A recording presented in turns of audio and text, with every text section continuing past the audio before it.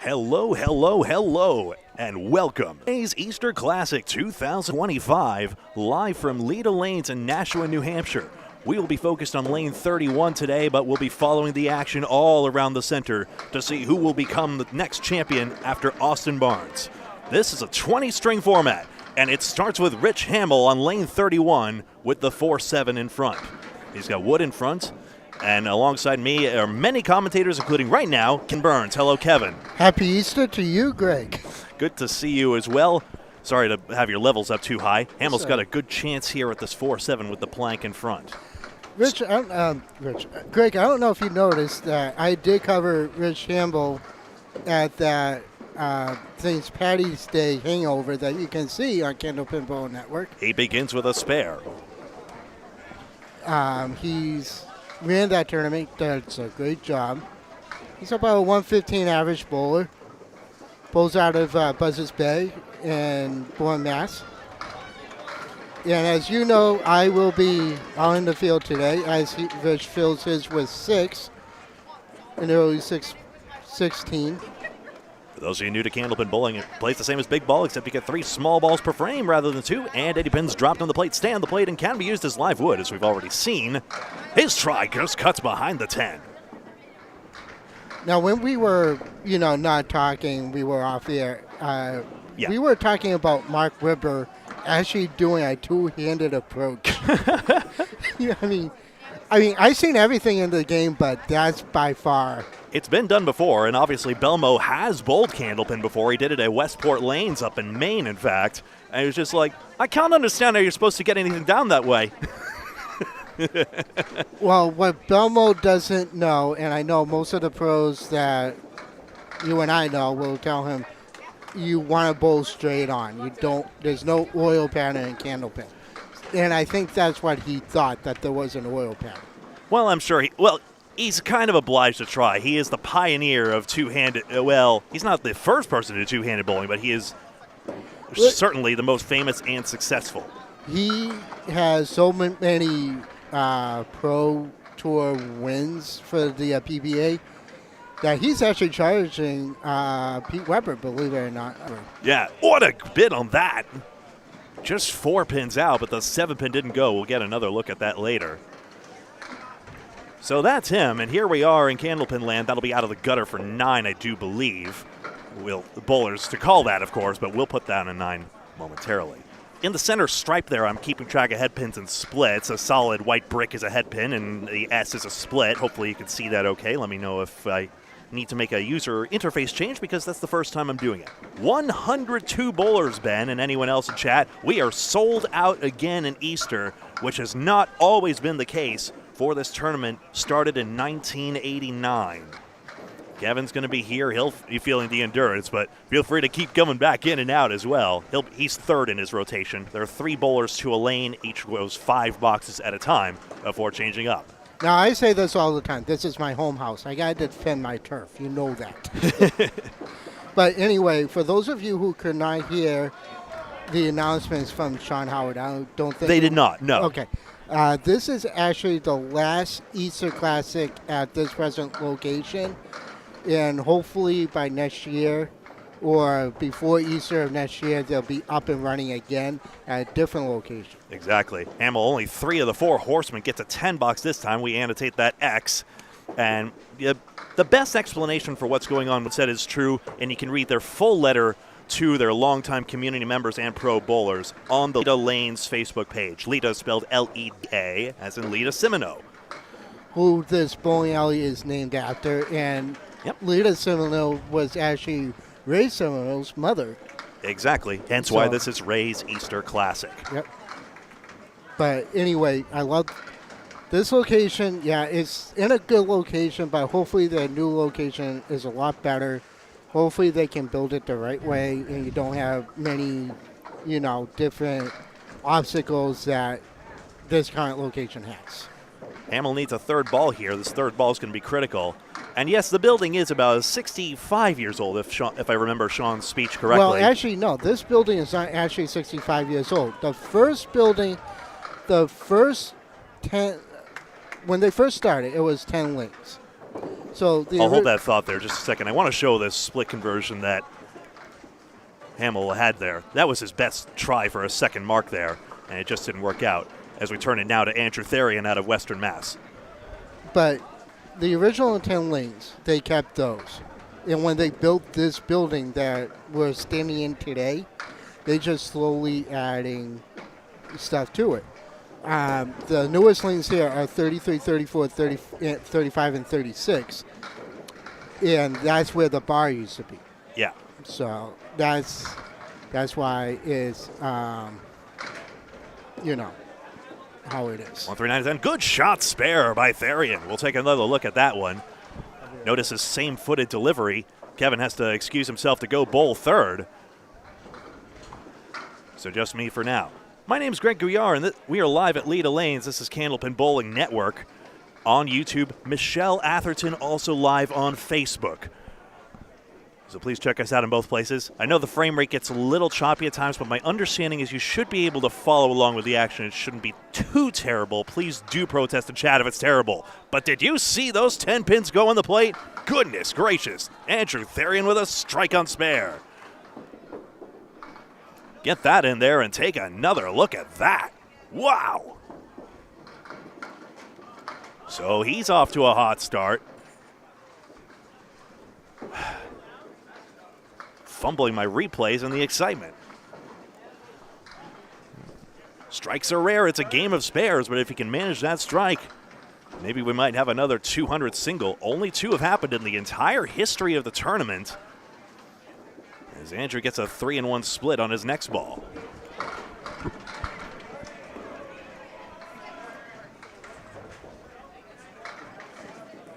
He got a 2-4, coming back for what a spare that is! And a strike sandwich in extraordinary fashion for Andrew Therian. Take another look at this one. He comes on the 2-4-7, and then notice the sweep back. What comes off the wall on that one, Greg? Gorgeous. Note the head pins there. You see the split spare, that S in the middle there. Hopefully that's visible enough. On mobile, it may be trickier. Let me know. But it's good to see you all in chat as well. I do have it up. We're just acclimating to the immediate craziness of the event. Big shot and another 9 drop. 59 through 3 for Therian. Has a plink right in front of the 4-pin. Shout out to Becky if you're watching as well. Your man's doing quite good for himself. His try with a plank, of course it goes. 4 marks in 4 to start his Easter Classic. Perfect through 4. So, Greg, as I was saying before I had to go. Of course. Take care of something. When they get their new place, hopefully they can just do it as one shot where you don't have double-sided like it is now. That will be the best option. Yeah. In my opinion. Well, it might matter about lane maintenance and consistency there. Therian again on his head pin. Tough split this time. It's the 2-4-10. No wood. Yeah. He got a good that was shot a head pin as well, of course. He got a good shot at it with the way. But he's missed it altogether this time, and will go markless for once. Any man would be happy with a 120 or even 110 average. Therian's got about 83. Whoops. Some pins get away there. We want to keep an eye on that. Consider in a 20-string tournament, every 1 pin more translates to 20 pins, and that's basically 3 spares worth. In this last year, 51 pins was the margin of victory for Austin Barnes over Jeff Surrett, you see. But you never know. It has been 1 pin before. Someone asked, as Cameron Green steps up, also out of Western Mass. We've seen him on the Pro Series as well. And you never know which pin will be the winner, and in that extreme case, Craig Holbrook over Joe Ashland in 1990 was the closest margin of victory. We have yet to have a tie, which I believe stands as is if it persists. Get a better look at this. And now here's Green. We saw him last at the Pro Series here during the doubles knockout.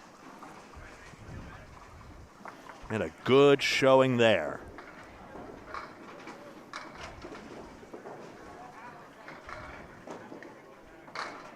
Happy Easter to one and all as well. Cam Green overcooks this one to start out. 1, 3, 8, 9, and 10 in this 20-string competition. Highest total pinfall, that's it. That's Bob Lee proving the point that there's no oil on the lanes. He's checking deadwood out there on lane 34. Green needs an out, but has a plank in the middle of that cluster to work out. I have a lot of statistics here as well that I look forward to sharing throughout on the broadcast as well. Third ball is a good one, a nice out for 10.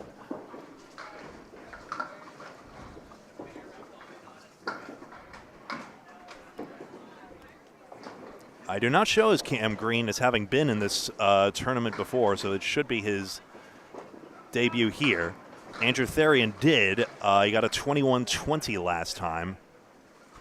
I do believe Rich Hamill will check on him as well. I believe this is not his first, but we'll see. Five pin split here, 3 and 2. 2, 4, 7 on the left and 3, 6 on the right. Cam's try, right down the middle. No, I'm mistaken. Rich Hamill also in his first Easter Classic as well. So with a sellout crowd here, a lot of new faces, and this is what's so nice. We haven't had a sellout nearly every year of this tournament since 1989. It's only happened the past 2 times or so. So a lot of new faces as well. But when Leda Lanes put the form up to sign up, that got snapped up, and I believe they sold out within an hour or two. The demand to take part in this 20-string major tournament is up there, which begs that same question of what will happen when eventually this building is no more. But the spirit of the community it's created, as well as this major tournament that Ray Simoneau hatched an idea for to get some Easter traffic in the house, that surely must persist. And I think at bare minimum, this very popular 20-string format will be taken up by someone at some point. Green works out the split well on the third ball for a 9. Tough start to begin, but still plenty of time in this 20-string format. Austin Barnes' 26.72 was the highest winning score since Chris Bovair about a decade before. Bovair has won this tournament twice. Nobody has won it more than Jeff Surratt, 5. Now the 1-7. Almost at the 1-7-10. I've been informed by Angel Morales I have to call the 1-7-10 the high-low Jacques for the beautiful white husky Jacques. It's like petting a cloud, honestly. He is the most adorable Candlepin mascot there is. Wood swivels behind the headpin, no-go for Green.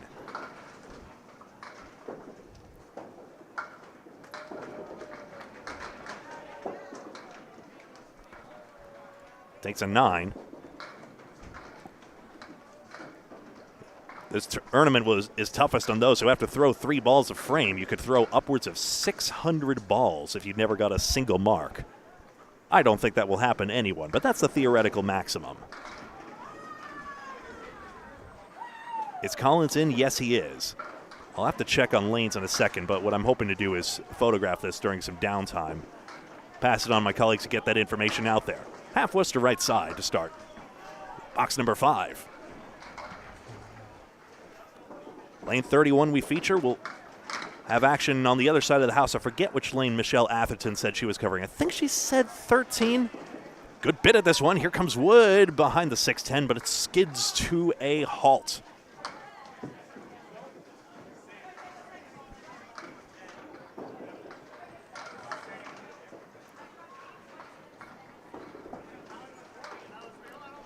And lost the handle at the line. It'll be an 8-box and a 41.5.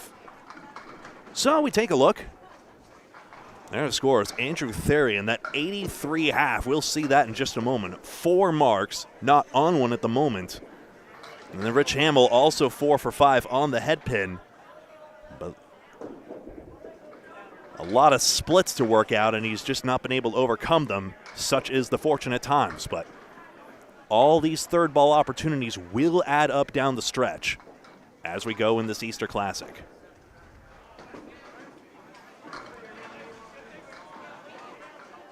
Hamill again, box 6. To the right, We call this one the six-pack here on this network, Candlepin Bowling Network. I think Paul Grant came up with this one first, and he'll be around later, spending some time with his family first, but then we'll be here for the exciting conclusion. Good bid at that one, 5 out of 6.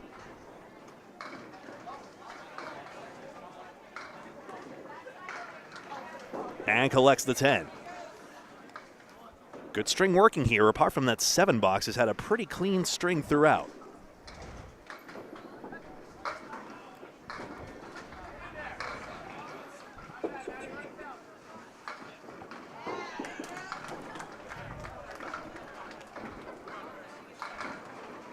Craig Powers, Paul Duvall, and Alex Chu coming up next. There's no 9-pin back there. That's why Hamill had to hit the button again. Leda lanes in Nashua, New Hampshire. We're live on lane 31. Over 33 and 34 are the classic TV lanes, formerly of Candlepin Stars and Strikes on Channel 50. And most recently, Candlepin Corner's all-new Skins. Or just Skins, as they title it. The play for cash format that we saw at the Pro Series as well. Speaking of Therian and Green. We did that at Boutwell's Concord. Close on the 3-pinner, but just getting by the head pin is Hamill. We'll get score updates throughout, so that leaderboard on the top right you see will be populated with the results as we go. A 9 is fine there. And 70 through 7.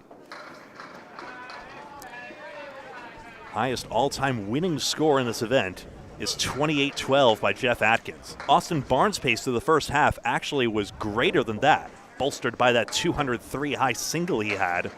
That's a huge hit. Wood disappears before it could clip the 8, but now another piece looking to bridge the terminals. And a red line hit should take this one for Hamill. Let's see. Yes, it does. His second mark. So technically goes down as a split, but we all know the reality of that wood, and that's a spare. 80 and a ball. Up. Looks like it was an 8 box at the half there. That's how it's officially noted, so we'll go with that.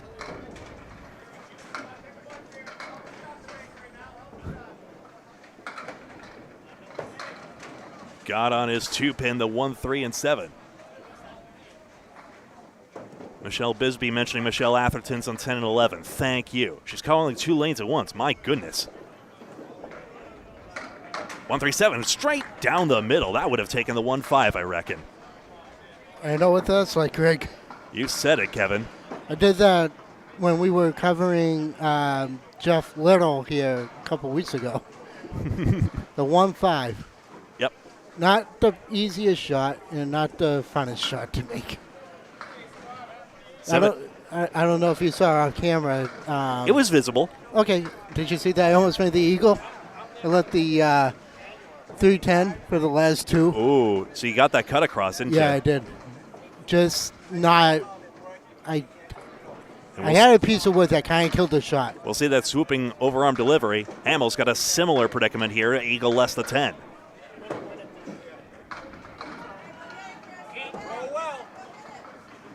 I don't think I should have practiced on Thursday, though, but I had to because How many strings did you do? Went on Thursday? Yeah. 5. All right. I went 388 for 5. A man named Scott out of North Carolina practiced a good 30-something over maybe the course of this past week. I don't know how he's going to handle 20 more, but looking forward to seeing how he does in this as well. Well, 8 bucks for Hamill, 105. Well, my past partner in this tournament, the great Steve Miller, Rest his soul, yep. Used to come here the week before, and he did nothing but practice. He would practice 10 strings a day. And there was a couple of times where he and I would practice, and we went nuts. We went to Riverwalk, we went to Wamisit, and he pays him my league out at Riverwalk, thanks to Mark Ritchie for letting him do that. But it was, oh my God. I said to him, how can you do that much bowling? You love bowling, and I guess. Not get tired. And I asked him, how sore are you right now? He said he was sore. Darian working on a great 83 half. Blew out the middle rows and has the 1.7910. High-low plus the 9. That might go. Well, with the way Inch's ball works, and I said it before, he does have that nice ball that does go from left to right, but he's more straighter because he starts off on his left and he ends up sliding on his right, which I said to you when we first covered him last year at Agawam. Right. I've never seen anyone have that kind of approach. That was that Candlepins for Cancer special, not one of our usual step ladders, but no, there you go.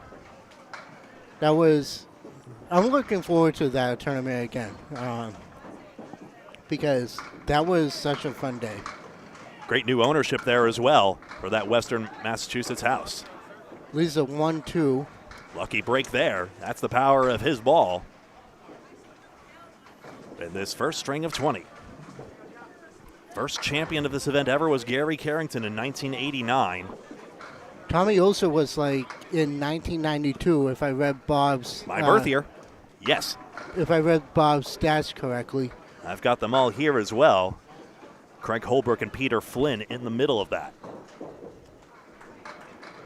You know, if Craig Holbrook could bowl right now, I'm pretty sure he'd be doing this. Battling injury. Yeah. No, he's coming off of rotator cuff surgery. But he told me when I last saw him when we were in Webster, Timberlanes, down in Abington for the Pro Series, he told me Darian spills this 5. He's going to be back probably in July. I don't know if he'll be back in time for the Mixed Worlds, but he should be back right around there, so to speak. And no, just to the left of the 10 pin. Yep, only covering lane 31 today. I should crop that camera better, in fairness. You should crop the camera better because you also have lane 30 as well. Exactly. Yeah, you also have lane 30. A little bit rough around the edges. Honestly, it was a pretty good start. Launch to the broadcast, all told. Darian dumps another 9 box on his string, and it's 108 through 8. As Barry tries to get a direct line to Drake May, he says, Mr. Hotshot, all right. I don't think Tom Brady would ever need that moral support, but there you go. That 10-pin's going. Look at that wood action. My goodness. That wood came out of the gutter after the 10-pin fell. Going to have to see how that happened. Yeah, we have to. I want to do a quick analysis on it before I have to go back. Cluster 5. Oh, yes, tree topper on the 8. Now, yes, I am more curious. Yeah, it came right off the wall. The 10-pin, not that piece of wood right out of the gutter. It came off the wall, and it just nestled perfectly. 118 and a ball. Darian living right. And it looks like Bob Lee threw a 97 his first string. Still time for more. Oh, yeah. I don't care how I do. Even Austin Barnes went sub 100 at times. 7 on this fill for Darian. Yeah, with his 26.72 last year. That's impressive. But he also had that near house record, too. He missed the house record for a high string by like 10 pins. And I think I said that to him when we interviewed him with Paul Grant last year. That was a good effort at that 2-1 split for Andrew Darian. 134, a sensational start. I mean, when you have a perfect half like he did, I mean, there's not much you can do.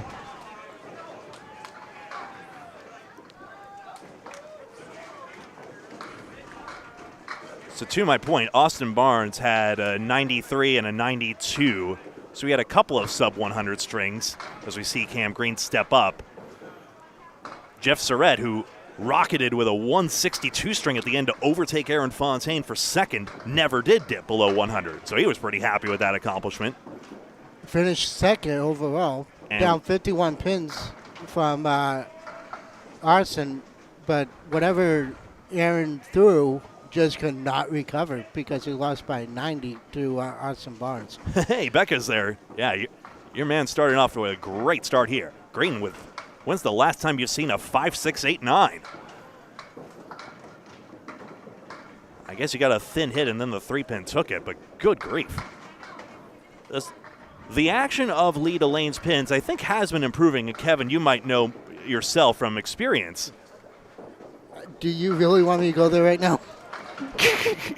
Can we wait until after I finish my back half? Because I got. You're still collecting samples and analysis. Okay. Yeah, exactly. So while Kevin does some more science, Green working on a 49 through 6. Box number 7. Sorry for that weird breathing noise. Good grief. 10-pin gets nudged a little off spot.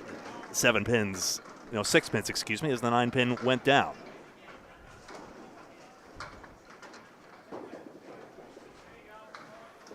The point I would make is that these pins actually came in during Easter 2022.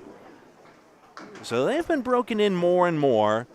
Plus, I think Leda Lanes has made an even more concerted effort to clean the pin plates, and that's allowing for some more action like that we almost saw just then. Green works out of this frame nicely for a 9-box.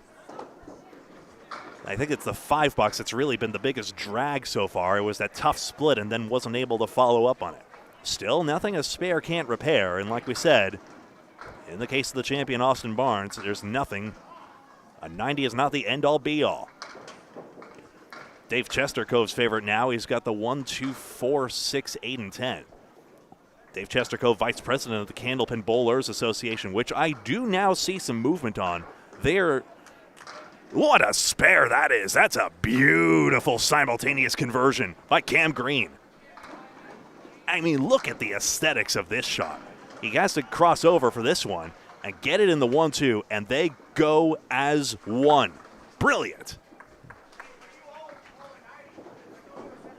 So he does fill his first spare, hammers this one, and suddenly he's got a good string and something to build on for the remaining 19 strings. If you want to watch some bowling on Easter Sunday, we are here, and it's a pleasure to have you spending some of your time with us.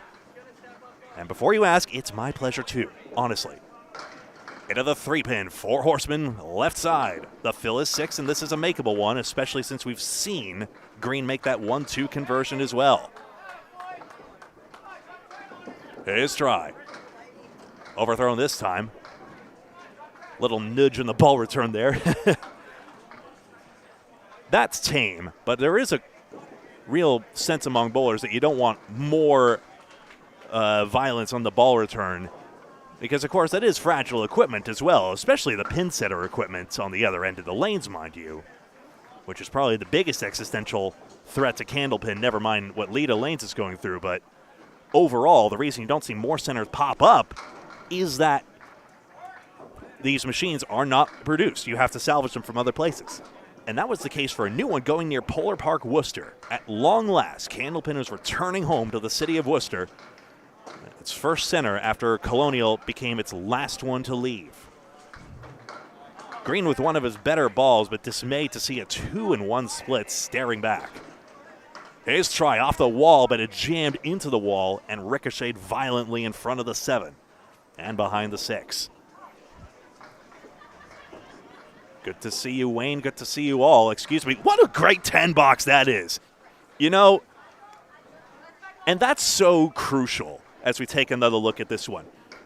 This is a 20-string tournament. Every single pin you can knock down matters so much. It does not matter how difficult the string was before, and it was, to be fair.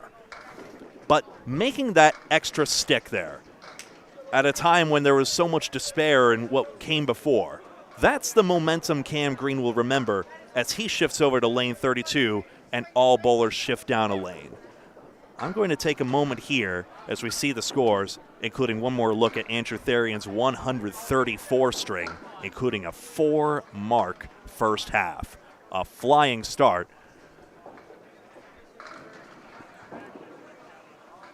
Last year trying to see the high first string. I mean, Jeff Surratt started with a 160. Austin Barnes started with a 146. J.B. Gauthier had a 144. So that was last year. We'll see what shakes out this year, and we'll be able to see the updates. I'm actually seated pretty well this time, folks. So as they post the scores over there, and I'm inviting folks as well to pop on whenever. We'll be able to share these updates with you as well. I'm going to do a little cheeky thing here and actually fix up the boards here. Whoop, not what I wanted to do. I wanted you to do this. And that way we can focus a little more on the lane that we actually want to focus on. I know I could do studio mode, but what the heck. Sorry, Jason Gauthier Sr., I've got some cheeky ways to do this, but I don't have the time. I got to make this product good for the folks right now. All right. And there we go. We'll take an audio timeout unless I get an... Yeah, we'll take an audio timeout right now. Fix that pen cam as well. And we'll be right back with string number 2 of 20 in just a moment.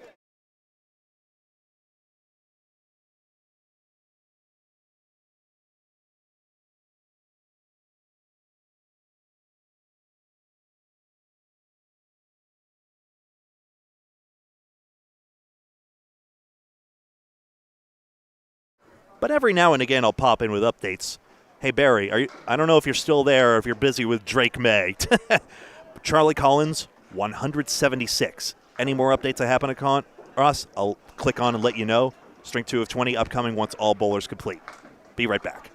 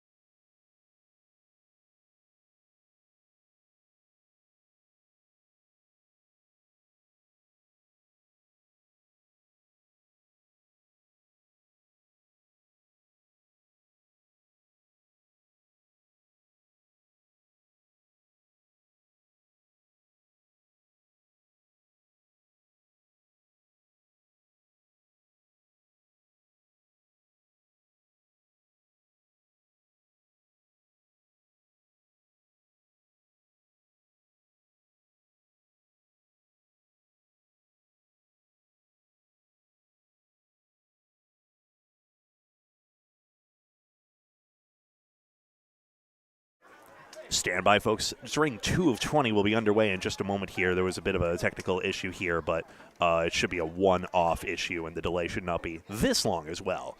But string 2 of 20 will feature 3 more bowlers. That's Craig Powers, Paul Duval, and Alex Chu. Craig Powers, I know, out of the amateur Candlepin Bowlers Tour. I confess I'm not as familiar with Duval and Chu, but great to see everyone here. And, of course, we'll be following along. We've got a lot of reports of some hot strings around the place here. You saw Andrew Therian's 134. I've been informed that Tim Hazert was in the 150s. I now have Chris Bovair 156 per Michelle Atherton. Fontaine 170. Didn't tell my group properly. Yeah, Aaron Fontaine bowled in the 170s, not quite as high as Charlie Collins' 176. Aaron Fontaine 170. 170. There we go. So, pins flying all over the place. Chris Bovair 156. And Chris Bovair 150. Yeah, Chris Bovair 156. Duncan McDougall helping out as well, as he has on many a broadcast for Candlepin Bowling Network and Atlantic Candlepin Singles Tour. Computer's getting set here, and we'll be... You guys should be good to go. Just go ahead and press OK to play. I'll shut off that practice, and you guys are good. String 2 of 20, and now the announcement has come through that the computers should be up and running. Random teams are drawn up on the right-hand side of the scoreboard. It just gives us a little bit while we try to work through getting everybody situated. Thank you. Interesting. Kevin's alongside. Kevin, are you a part of that random doubles pool by any chance, or did you not take part? I don't take part in that. I don't do any of the side pools. I know, yeah. I would know better as well if I cared to. This tournament, quite simply, is first come, first serve, although a lot of the pro bowlers know just how to get in here, and we're looking, which we've seen already, had a lot of high scores. But now underway, Craig Powers, yep, computer is popping up right now, and now we see Craig Powers on the overhead Cubica scoreboard. Although you folks see the nice little pin cam, which I'm glad cooperated today because that would be a long 20 strings without it. But here we go now.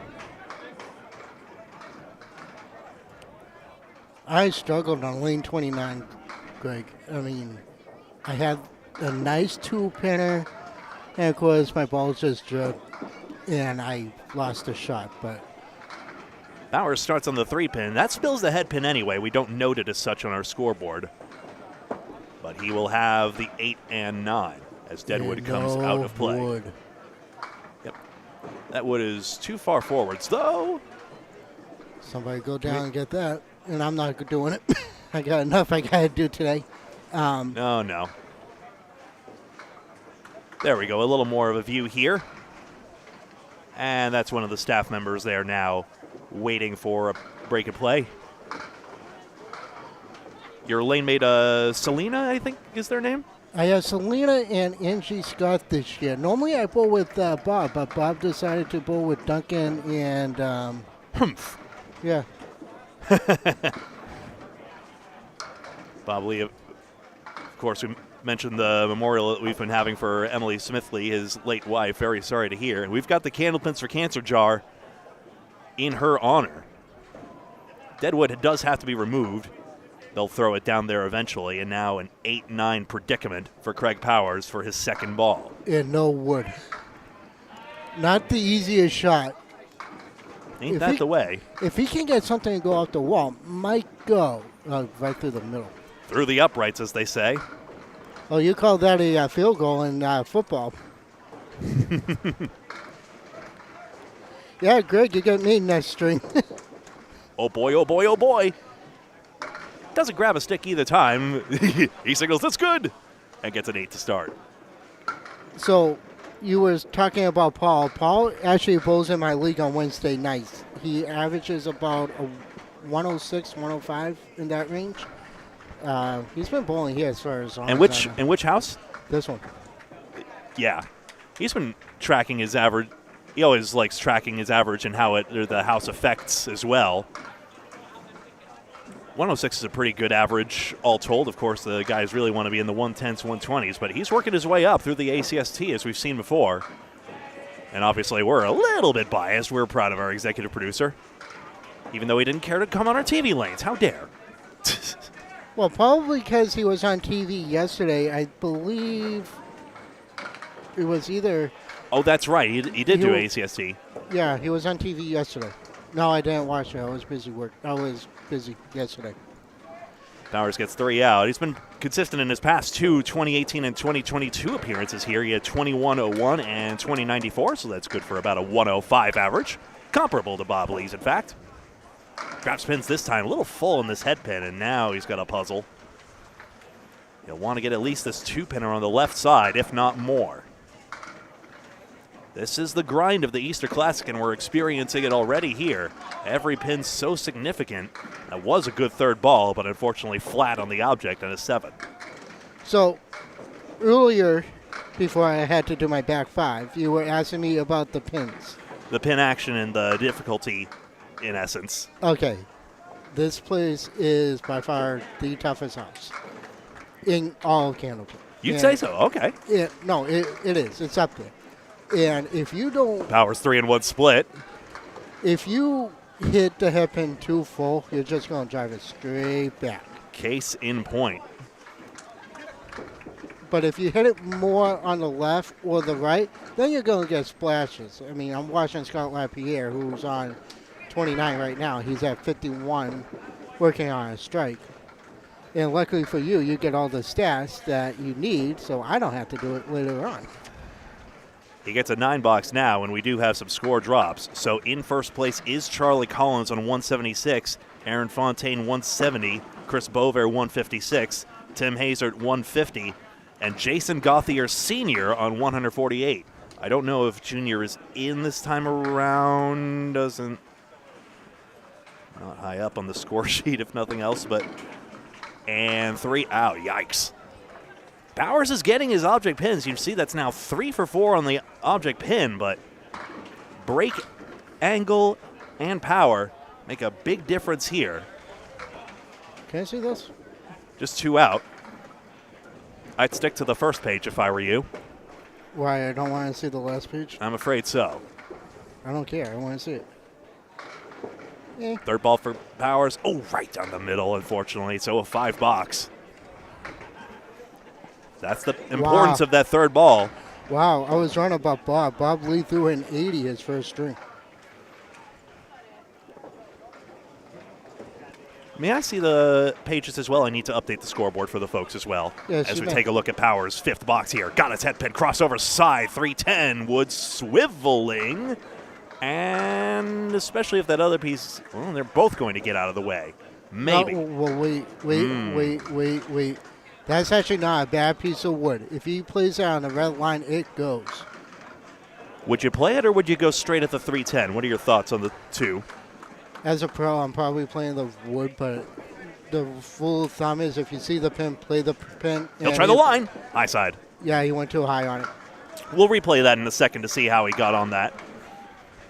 That was a very interesting shot there because I think in that case it just spun out, unfortunately. On the outside, we'll never know.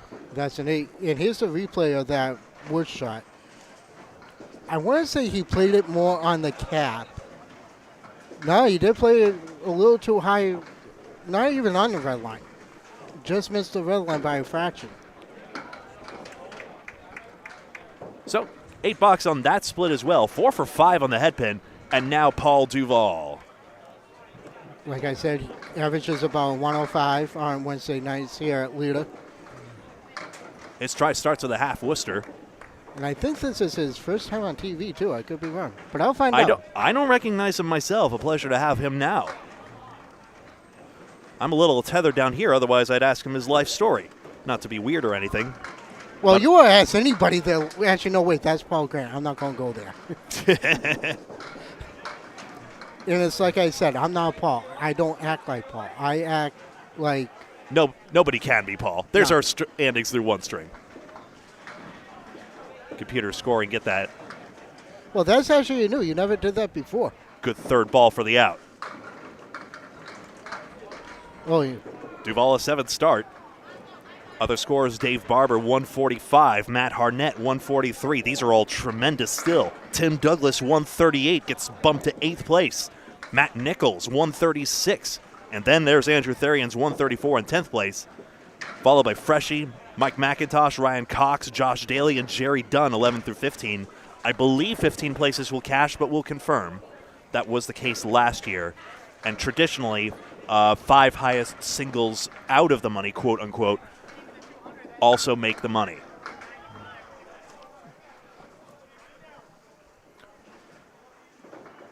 We'll go over more of the history and the stats when we get a chance.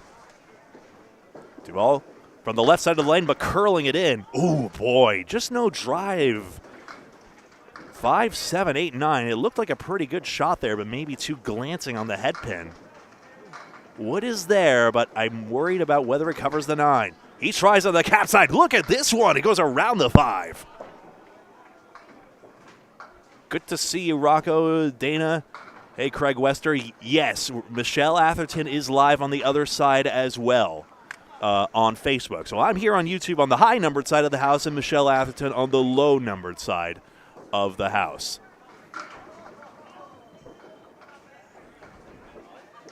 Jared and Rufus, and apologies to everyone I've missed.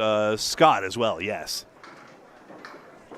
So a nice 10 for Duval to build on. Just the 3 pins left standing. He got his head pin. Yes, tangles Wood up in the 4-7. Where's this one going? Now a plank in front of the 6-10, which disappears. And now he's got a 2-pinner and won't even have the chance to play the Wood on this one. He'll just have to go direct. His try. Just into the 10-pin.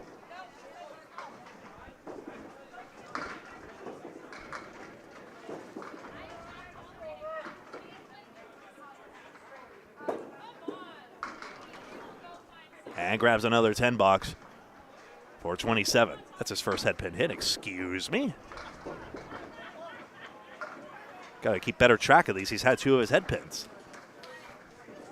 He's wearing a t-shirt for the Delane Band, a Dutch symphonic metal band. Nice. I've never heard of them myself. I'm not sure if anyone's more of a metalhead than me. That's some pretty driving rock tunes to start today. I'm wondering who put that on. My money's on Matt Susi, but I'm not 100% certain. 9 drop here, and the plank grabs a piece. So red line right should take this one. And yes, that covers. So Duval finding the range, has his last 3 head pins, now has this spare. Dana, you like lane 1, huh? Kegler's Den is nice. There were some concerns about the leveling, if I recall correctly, but being near the food is always a good bet, especially the stuff here. And there will be a halftime lunch for us here. Sorry if it don't mean to make anyone jealous or anything, but obviously we could use the fuel. Tough split here, but Paul's still working through this well. 3, 4, 6, 7, 10. His try. He could curl us in with his ball, but the Wood only planks there and then disappears, and he'll go out back. Now he'll probably go the prudent route, and yes, you see he goes intentionally left, only grabs the 1 stick, so that should be an 8 box and a 50 half.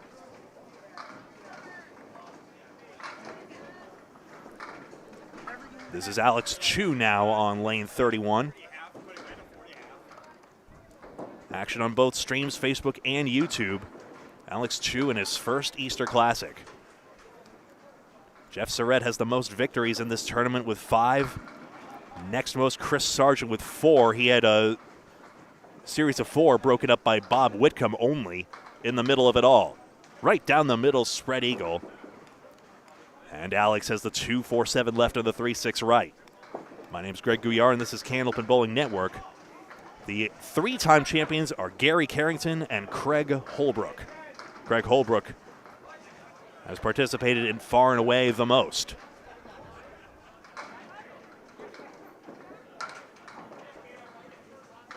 The 3rd ball. Into the 2-4. Across it comes. That'll take the 6. Sure, we've seen these high scores, but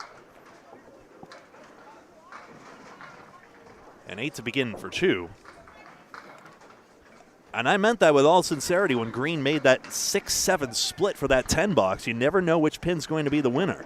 The margin has been 1 pin before, and even though it was 51 last year, I think Barnes' 200 really put him way ahead of the pack there. You just never know.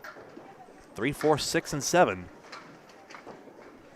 These pins can score.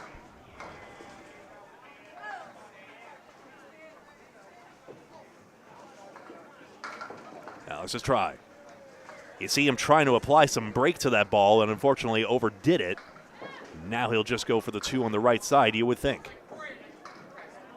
Place the plank and only goes into the 6 pin, and that's a 7 box.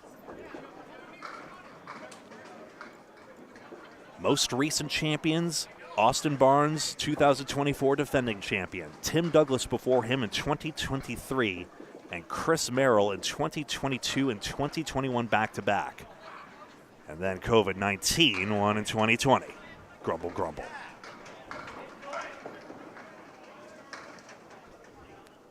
Three out on this first ball. So I've got all the statistics here, and they are lovingly kept. I don't know when Dottie Lawrook got the idea to compile index cards for this tournament and when it was established that the Easter Classic would be such a major tournament. You'll have to press this button here. Joined alongside by Duncan McDougall now as we see Chu on the 6, 7, 10. You've been reporting a lot of high scores out there. How you've been experiencing the love from the lanes yourself? I didn't deserve the love. I've had 4 marks so far. I haven't hit the head pin on any of the fills. But we're working on an okay half right now regardless. Charlie Collins on a 70 half right now, so he's staying hot. You folks see the 70 half, huh? Yep, it's the biggest I've seen so far, just taking a lap around. Not every bowler's finished their first half, as you can clearly see here with Alex Chu about to finish his. Yeah, a couple starting on box 6 here. Chu takes out 3 on the first one. Good discipline facing the lane as he backs up for his next ball, but unfortunately I can't see the logo on it. He may also have an Amateur Candlepin Bowlers Tour shirt. I'm not 100% certain. I think you're correct. It's either that or it's an ACST shirt. Good bit on this one. A 3 tips, 5 is wiggling, and the 7 is solid. I have to say, you're definitely noticing these pins don't want to fall readily today. There are a lot of wobbling pins that would topple in other houses. And aren't with the exception of some bunch who seem to be rolling duck pin today. Well, they're throwing beach balls out there. It is what it is. Yeah, this game's not very easy, and so when people make it look easy, it's just incredible to watch. And then I get enticed to throw with a lot of power, and then that tends to deal with that tends to be a tough result if you can't control that power, because then you just end up with a worse score. That's how it usually goes. Absolutely. Alex Chow on his 5th box right here. He's at 32 through 4, and going to be off the head pin, leaving a Caleri to the left. I noticed you don't have your, last year I remember you had that setup where you had all the leaves macroed in. You don't have that this year? You just kind of I decided to simplify the setup. I wasn't as 100% certain. This bit on the Caleri goes for the spare. Alex Chu will sit on a mark. That was pretty. That's exactly how you play that shot right there. Absolutely spectacular. But we do have the replay machine. There is wood, so that's would bridge the 2 and the 9. But you got to be accurate. And actually, the wood did kick it. Yep. Just at the last moment there. Yep. Full scoreboard you see here, Paul Duval with that spare 5. Alex Chu filling a mark, and we'll have a comparable score in just a moment. Yep. Hopefully he drops 8, gets to 50, and sets himself up for a big half. I'll mention ACBT in just a moment, not to be confused with ACST. 3 and 10 split as Powers still, speaking of no love, has his 5th split of this string in 6 boxes. Amateur Candlepin Bowlers Tour, a handicapped tour going around several houses, including Acton Bowlerdrome this year, much to my personal delight. Nice shot spare. Wood was set up beautifully on that one for that baby split conversion. Gotta be accurate, but still, and he'll have a mark of his own. Most of the guys, well, I thought 3 or 4 marks. Hey, 120 is pretty good, but it's a marathon, not a sprint. Maybe the pin plates will break down as well. Obviously, Leda Lanes does a great job of treating them, but they don't keep reapplying the treatment. Nobody does. Yeah, it's going to tighten up in about, I would say, 4 or 5 games. You're really going to start to notice the pinfall being a little tighter, but the good bowlers won't notice. All the best guys will just keep powering through. Which is about right. Yep. Powers getting set to fill this spare fill. And his try. Got his head pin full. 7, 8, 10. Interesting wood. That'll teach you for hitting the head pin. My goodness. I don't hate it, actually. If he can catch this wood on the way to the 7-pin, he'll give himself the shot to shoot it over. But with it being that vertical, it's going to be really tough. 6 splits to Duncan McDougall's point. Craig Powers, let's see where he goes at this one. Going. He's trying it. Oh, my goodness. He nicked the 8-pin. He's getting a rise out of that one. That was hit. Oh, good grief. Oh, my goodness. We almost just saw the Nixon converted on lane 32. The what? The Nixon, or the banana split, as Paul Grant calls it. Oh, I get it, because you got 2 fingers either side. That's exactly. I understand. Yeah. Bowers nicks a pin on the 3rd ball. Important. He gets an 8-box. Well, the pins are being a bit of a crook right now, but Craig Powers, you see, accurate on that first ball. It's an interesting dichotomy right now. The pins are sharp, so they're not falling readily, but the decks are definitely done, so things are moving. Oh, speaking of Nixons, how about one? You know what? Throw it, catch the wood on the way to the 6-pin. Give yourself a chance to kick it over into the 4-7. It's pretty if it goes. Has to hit the cap one way or the other. His try just on the 6-10. Oh. Hey, nothing wrong with that ball. If you get this bleave and you get a 10 out of it, it's good bowling. Tack another S on there. You see those red S's populating for splits. Seemed the clearest way to notate it. And now, a little flat on the wood, unfortunately, so he'll go for an 8-box. It's not the 5 in a row you want to see, huh? 6 in a row, actually. Wow. Yep. These ugly red dots popping up there. Not Cubica's user interface. You're fine, guys, but you know. Yeah. You don't get bonus money on Channel 5 if you get 6 splits in a row. Sorry to Yeah. say. Ooh, the 189 on lane 28. Here's a better shot. He thought he got a 6-7. The beatings will continue until morale improves. Another 7 in a row now. And this time Powers doesn't go full. He goes crossover, and that's what he gets. Front wood, but it's against the plate edge. Man, you hate to see it. Greg, I got to dip off. I'm about to bowl my next half. There's your mute button right there. Thank you sir. so much, sir. Best Come of luck back the rest of the anytime. way. Yes, sir. Plan on it. Front wood does not cooperate for Powers. Selena Fox, Angie Scott, and Kevin Burns coming up next on lane 31. With some heavy hitters to come as well. Powers takes a 9-box, still in split hell, of course. And I'm just looking through here, trying to see.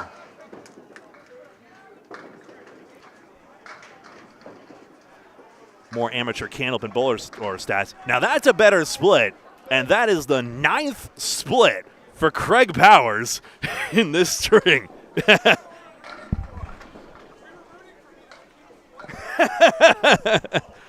Can you believe it, folks? 9 splits. What an incredible string in its own right. Does the red line take the 3, 9, 10? Let's see. He's got the cap spinning in front of it, and he's robbed. Oh, no. The scorpion tail kick took one piece of wood forward into the left gutter, and it does not go. Oh, my goodness. He'll take a 9-box and a very harsh 88 string for Craig Powers.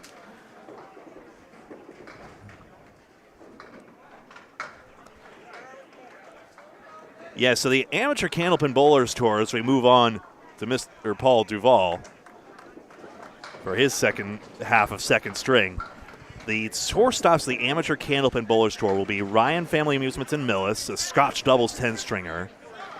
That's in June 2025, so it's a summer tournament in essence. Bayberry Bowladrome, 10-stringer out in Western Mass. Harvard Lanes, I was just there to cover an ACS team match. Beautiful refurbished, formerly 204 lanes for the so-called Ultimate Ladder. And then a new one, August 24th at Acton Bowladrome, new bowling center in terms of tournament scene, first time in a while, with the so-called Thorn in My Side bowling tournament. And I have no idea what that format entails, but I am intrigued. Can I take a stab at that one, Greg? Stab with a thorn? Sure, you can. I think it might be like the rose in between two thorns, where it's 2 men and a lady. What a bid on this one. Around the 4-pin, Duval denied. I think it might be like a lady and like the rose in between 2 thorns. As seen in the Chicha tournaments with Mike Machichi running it. for 1. So possibly this piece of wood is way forward of the deadwood line, so has to be removed. For those of you newer to the sport, there is a line in front of the pin plate, so there is space for the wood to exist in front of the plate edge. 2 feet. 2 feet in front of the head pin as measured. If any pin is 2 feet in front of where the head pin is supposed to be standing, it has to be removed. And a line is drawn there. So, Greg, you were asking me about the pins a while ago, and I never answered your question. Well, 9 splits for Craig Powers while you were away in his string. So, if you really want my analysis on the pins, yeah, they're still being broken in, but they're actually cooperating.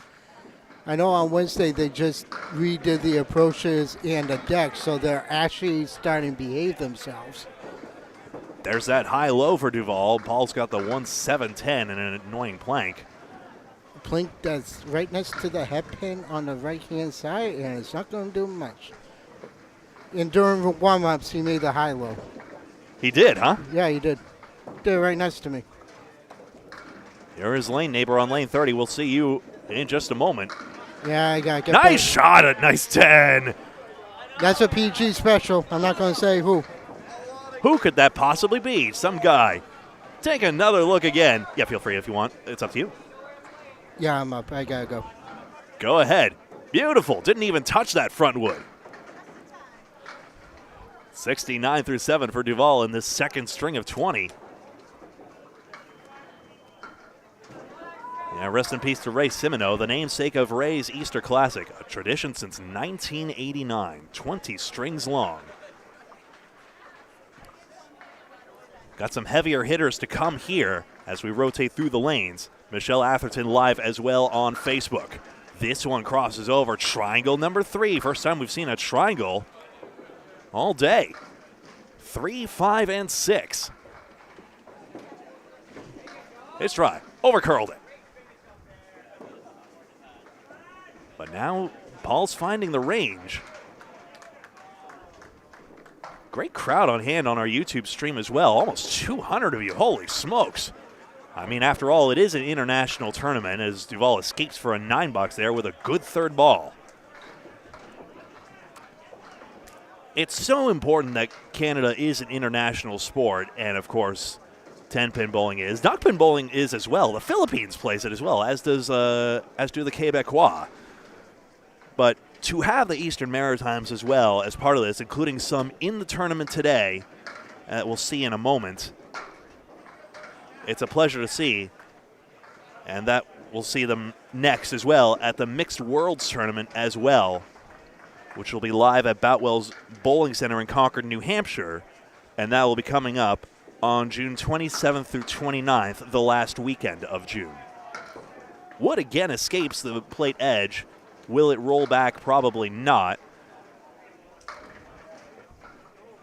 Duncan McDougall alongside. What's the latest? Just 111. Whatever, man. You got a 111? Yeah, that's fine. Not jump change. Eh. It's not that. You see the scores in the top right corner of the screen, but still. It was never going to be that. Maybe one game. If I get lucky. What do we got going on over here? Did this? Oh my God! The splits finished all the way out. He got nine splits. 9 splits for 10 on Craig Powers, and that was a riot. He had a ton of fun with that one. Good bid to fall around the 3. How can you not have fun with it? That's an all-time game. It's not the right way, but it's an all-time game. And then the one time he doesn't punch full, he goes crossover. Ain't that the way? There we go. Good 10. I tried to photograph Jacques as well. Angel, we did have a high-low Jacques just a moment ago. It was converted. Paul Duval made it. He gets this one for a 10-box. Throws an extra pin down there for good measure. That's an 11-box now. But yeah, Jacques a little camera shy, and I wish I could show him, but maybe there's another photo. I think I got another one from a year past. But he's a birthday boy. He is 4 years old today. 4 years old. 4 years old. The official Candlepin mascot. And although not today, on other times, he's had a red little leash around his middle, and he looks like a pin. Adorable. Tough 6-7-10 split for Paul Duval as he finishes out this string. Maybe I'm just unlucky for these guys. All I've seen is splits. Or maybe we're on this lane, but yeah, maybe. We'll have some tougher customers coming up as well. It'll be interesting to see how that fares as well. You're going to see a nice... Send it, Kevin. Oh. Wow. You're going to see a nice trifecta later. There's a lane going on. Charlie Collins obviously out of his mind, but bowling alongside Danny Harris and Josh Daly. Yep. That's going to be a lot of fun later on. This ball came out of the gutter for Duvall, so tops is 9 in this box, which he converts, and he has a 97 string. Not bad, not bad. Over to Alex Chu. So basically, we've got the Amateur Candlepin Bowlers Tour representation here. And I should mention also that Candlepin Corner, I believe, I'm not certain, but I would imagine Chris Waterman would be back on the call for that as well. Our friends at Candlepin Corner, who broadcast that as well as the all-new skins, and they have Facebook and YouTube presence. Yep, I'm sure the Candlepin ladies on TikTok will also be there. Kate Finn and Carrie Frazier. Great TikTok presence here. Oh, fantastic. They do a really good job of marketing the game for bowlers and non-bowlers alike. Cameron Green just threw an absolute missile on 32. I saw that as well. Those pins got Chew on a spare fill. Mixing. The fill is 8. That is a split. However, if this wood sticks around, which it is, I love that red line, Greg. How about you? As long, it's not going to trip on the back one, is it? If it does, it should still carry over. Let's He's see. Gonna put a good ball Sends on it. It's fair. Yeah. Back-to-back Alex Chu. That's excellent. The red, by the way. I don't know if that's bad. We'll try and stay out of the red line on that one. Maybe I'll bump this down, I guess, just generally. Yeah, you got wood first and then into the 2-pin. And if we're blowing your eardrums off, folks, please advise. I hate please advise in emails, but so anytime I say it, it's a bit ironic, but do let us know how it's going. How about setting yourself up 3 in a row? He goes cross court, a little heavy, gets a 3-1 split out of it. There we go. Splits continue. Now you're a little quiet. Go figure. That's the way it goes. We'll figure it out. It's still early in the day. All right, 2 marks. 66 through 6, nothing to sniff at. Let's see if he can pin out here. Not with that ball. I fall into this tendency regularly of really wanting to hook the ball. It's just like, oh man, I gotta curl this 3 into the 4, but you gotta hit that 3-pin as well. My problem right now in bowling is turning my wrist over and trying to stop doing that and just trusting my form to be able to get the ball across into the head pin. So he gets the 8 box here, so doesn't get to grab that extra pin with that plank, but still, 8 box is good, to be clear. Oh yeah. It's just the pinning detail will be nice. Well, how about Kevin Burns with a hammer on lane 30? Yeah, you got there.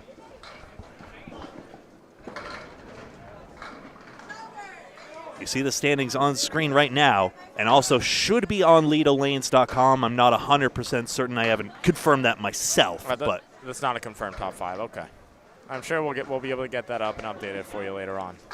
Half Wester Chu. Cameron Green almost just made the 3 and 2 on his hammer. That's buddy. Oh, I can eat the mic a little more for sure. Yeah, don't slobber on it, but it's all good. No promises. Into the curtain, third ball coming up. It's going to need to be a big one. And it's going to be off the head pin, a safety shot, but he's going to get 8 out of it, which is really handy. Grabbing 6 pins on that third ball is significant. Want to get 9s or 10s ideally, but that third ball, very important. So again, want 2 of those follow-up balls to really make sure you're not losing too many pins there. The lack of a 10 box is holding this 2-mark string back. But still something to build on here. And now this. That was a little light, but it didn't feel that light. That's a mean leave. Although if he hits that pin, that 3-pin, or the 2-pin, if he hits that on the left side, he gives himself a good opportunity here.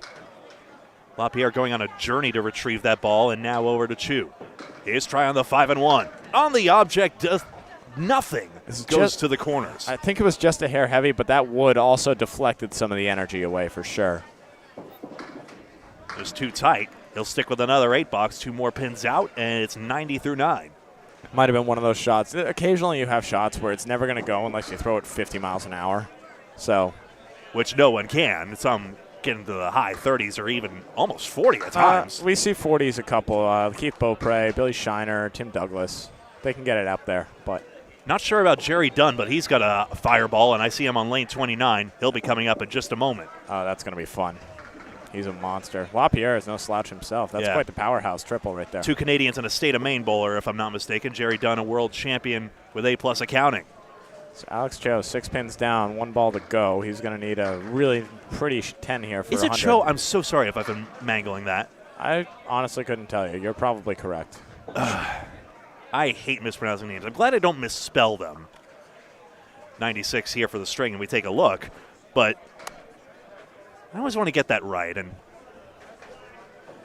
yeah, that's how it is. I should be more prescient of that for sure. So I'll note these scores here as well for you folks as well. 88, 97, 96. Yeah, Dan, the guy in the blue is Kevin Burns. He has an unorthodox delivery, but he makes it work for himself. Yeah, Kevin Burns, you've heard from him already, and there you go.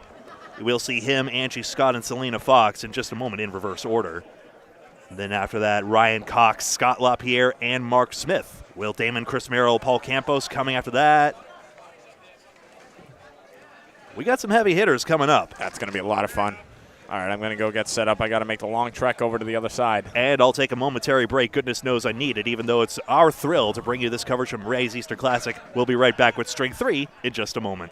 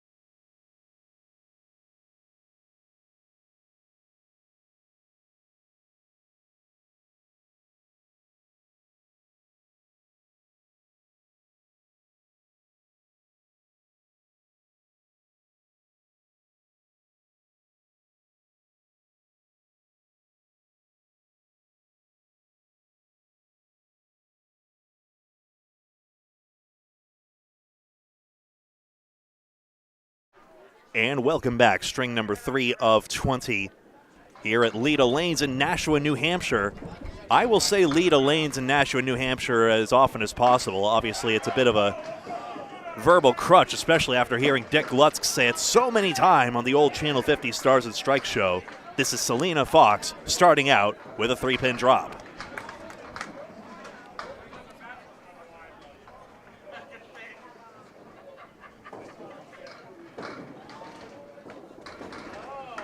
Now the four horsemen working left to right. Kevin Burns alongside. How's it going out there? It's going. See that strike I had? Yeah, I saw that. That was a late fall on that one pin, didn't it? Like, the computer caught it, I think, but still. It crossed in like I thought it was going to cross in, but it was a late drop. Well, thank goodness for that. Selena escapes for a 9-box. It's a good out on that third ball, getting 3 of the 4.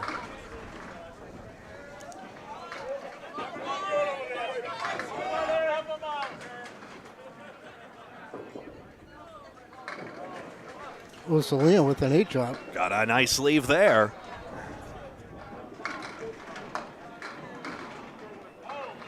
She.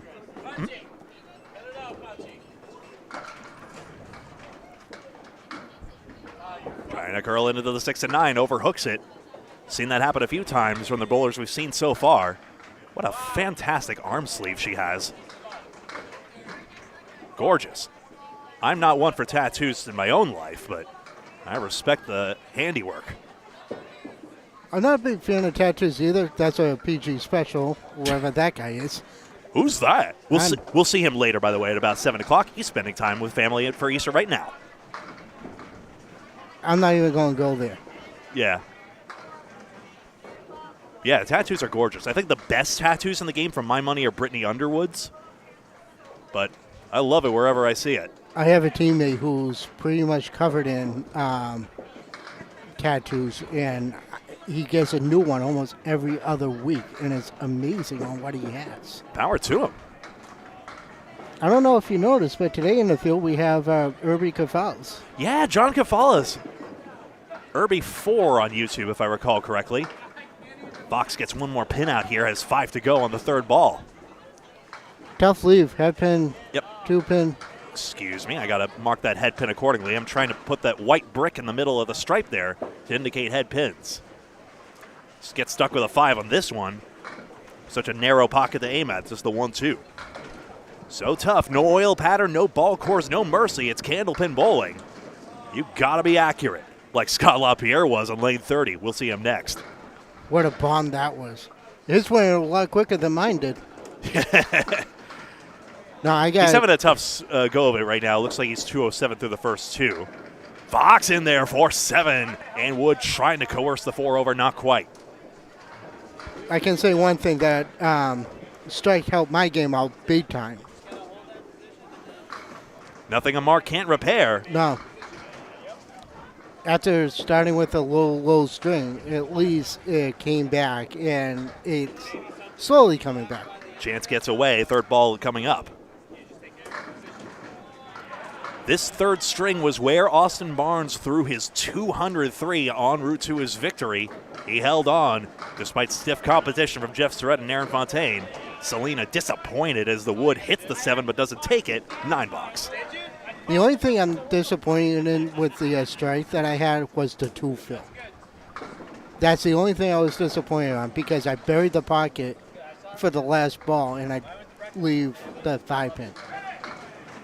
But you know, I'll take that any day of the week. Take the breaks wherever you can get them. Oh, especially today. Fox plunks into the corner pin there. You don't want to be off today. You got to be on your game, like LaPierre is right now. The margin of victory was 51. Yeah, LaPierre had a double strike, in fact. How about that? Selena again working left to right. Fox has 8 pins remaining. Going to see another same-footed bowler in just a moment, having seen Andrew Therian earlier, Ryan Cox. Thank you so much to Lexi Howard-Booley, I say here. Good out. That turns it into a 7-box and a 40 half. Okay, so there's a lead change. Aaron Fontaine is now in first place with the 298. Charlie Collins, 296. Tim Hazer, 281. Daly jumped up with a 144, so he's at 274. Cephalel's in fifth with a 269. And Bovier dropped down to 12th with a 98 string at 254. So you have a 4-way tie for for 10th place right now with Jeff Walsh, Joey Lister, Chris Bovitt, and Austin Barnes. There are the standings through 2 strings that it is now. Angie gets the 6 pin on the 3rd ball and takes an 8 box to begin. Saw her also out of, type properly, Gregory. Saw her also out of the Agawam Bowl Candlepins for Cancer Special. She just recently faced off against Al Blanchard on the down in Buzzards Bay too. So for the Atlantic Candlepin Singles Tour. A rapidly expanding league all the way classes A through F on the Atlantic Candlepin Singles Tour Facebook page and on Candlepin Bowling Network as well when we get the chance. I was multitasking. How far down did you read? I went up to Freshie. I just did the through top 5th 5. place, which is the standings you now see on screen as well, folks. Tough 5 for Angie. Looking to dial back in. 6th place, Mike McIntosh. 7th, Nick Leach. 8th, Matt Harnett. 9th place, Dean of the Palace, Sullivan. 10th place, Jeff Walsh, who Paul Gregg calls the bulldozer and recently married. Joey Lister, also a newlywed, 11th place. Chris Bovitt in 12th. Barnes, the defending champion, now making a statement, go through a 145 and is in 13th. Jeff LaPierre in 14th, not Scott LaPierre, who we'll see soon. And Jimbo Ayotte, who was in 5th last year, in 15th currently. Set that over there if we could please, just put it top down. Bundle of 5. Starlight. Yep, Starlight 5, named for the former East Boston Alley. Central Park Lanes, of course, the current East Boston Bowling Center, where Friday Night Pro League teams, including Champions Central 3, bowl out of. You still got 2 more boxes. It's up to you. Okay. She got her head pin. Give credit where it's due. And now over to box number 4. Way Mixes off. out 2 on the first one. Angie tried out for the Ladies Cancer Candlepins for Cancer show at Exeter last year, and I paced with, and I had to pace with her because nobody else wanted to do it. That must have been the most recent one where Amanda Carroll beat Glennis McKinley, I assume? No, that was last year. That wasn't Gotcha. at East Boston. It was at Exeter. 3rd ball coming on up. And of course, you know how much I love bowling at Exeter. It's fickle, but we cover the Pro Series as Angie gets her head pin. It's a good 3rd ball, but it only delivers a 6 box. And the final score, 241 for said Aaron Fontaine to 271 to 264. I beg your pardon. I don't know what Are numbers. you talking about the... Pro Series final. Oh, yeah. 271 to 264. Oh, what a Two ball by strings. Angie. That 9 drop, her best chance at the string, 5 pin. She has a guide. The piece of wood is right where the head pin and the 2 pin would be. Just saw Cox get foiled by a 5 pin to her left. Her try into the red line, ball deflects. It was more of a guide. She should have just went for the 9. And okay, I'm up. Doesn't get it that side. See you later. And from behind the scenes to on the lanes goes Kevin. We'll take one more look at how that 5 pin didn't go. So it's most bowlers will know this, of course, but if you hit the ball on the red line and the ball weighing less than the pins, that's how that results. So a second head pin hit for Scott. And now over to my colleague, Kevin Burns.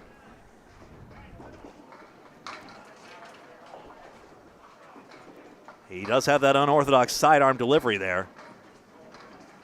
And he starts with 5 pins out on the first ball. Kevin, of course, taking the news about Leda Lanes tougher than most, of course. He's already had to go through this after losing Masons in Leominster, Mass. His former home house and employer as well. He has the 6 pins on the right side.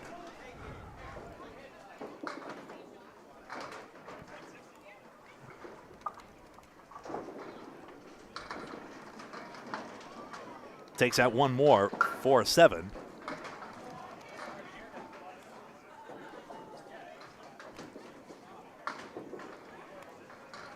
looking for, there we go.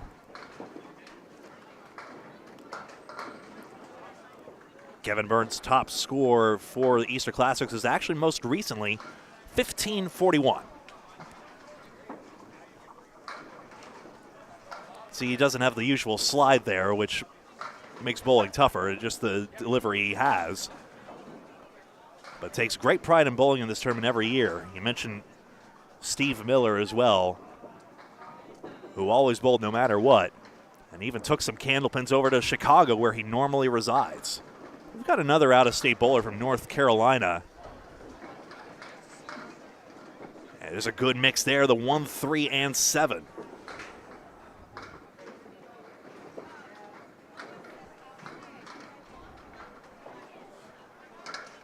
I'm trying to look up something here. Excuse my silence. In there, 1, 3, but it bounces in front of the 10 and no go.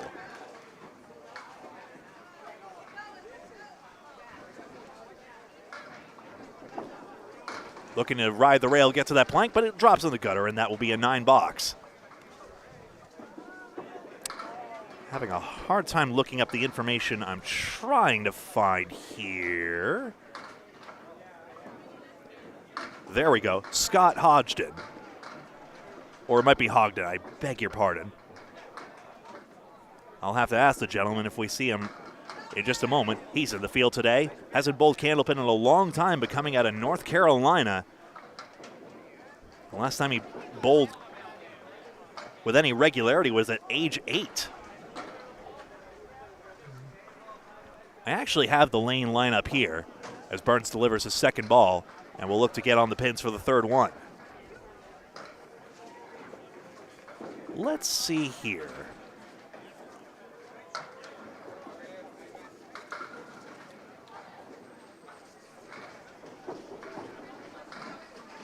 Third ball, that'll grab a couple of pins. I said a couple of pins, goodness gracious. You never write 0 anyway, you write dash, either for the first box or, if heaven forbid, no score occurs.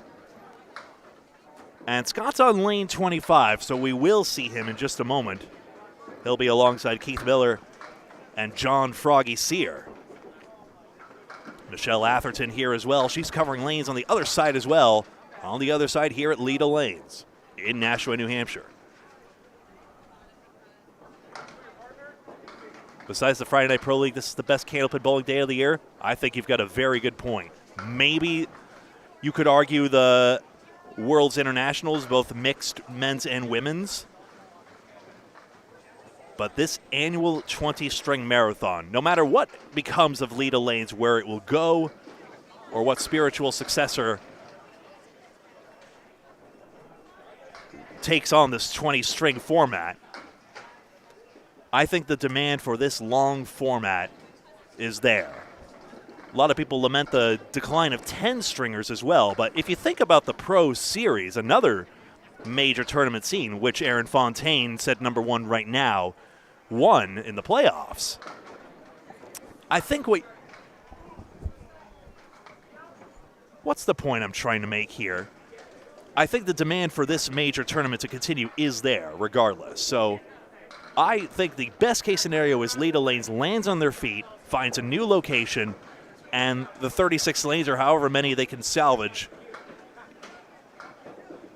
This is all based on what Sean Howard was saying earlier. I really hope that that's the case, and maybe they could stay near the Nashua area. Maybe Leda Lanes will still be in Nashua. So there's a lot of uncertainty right now. They best explain it on their page.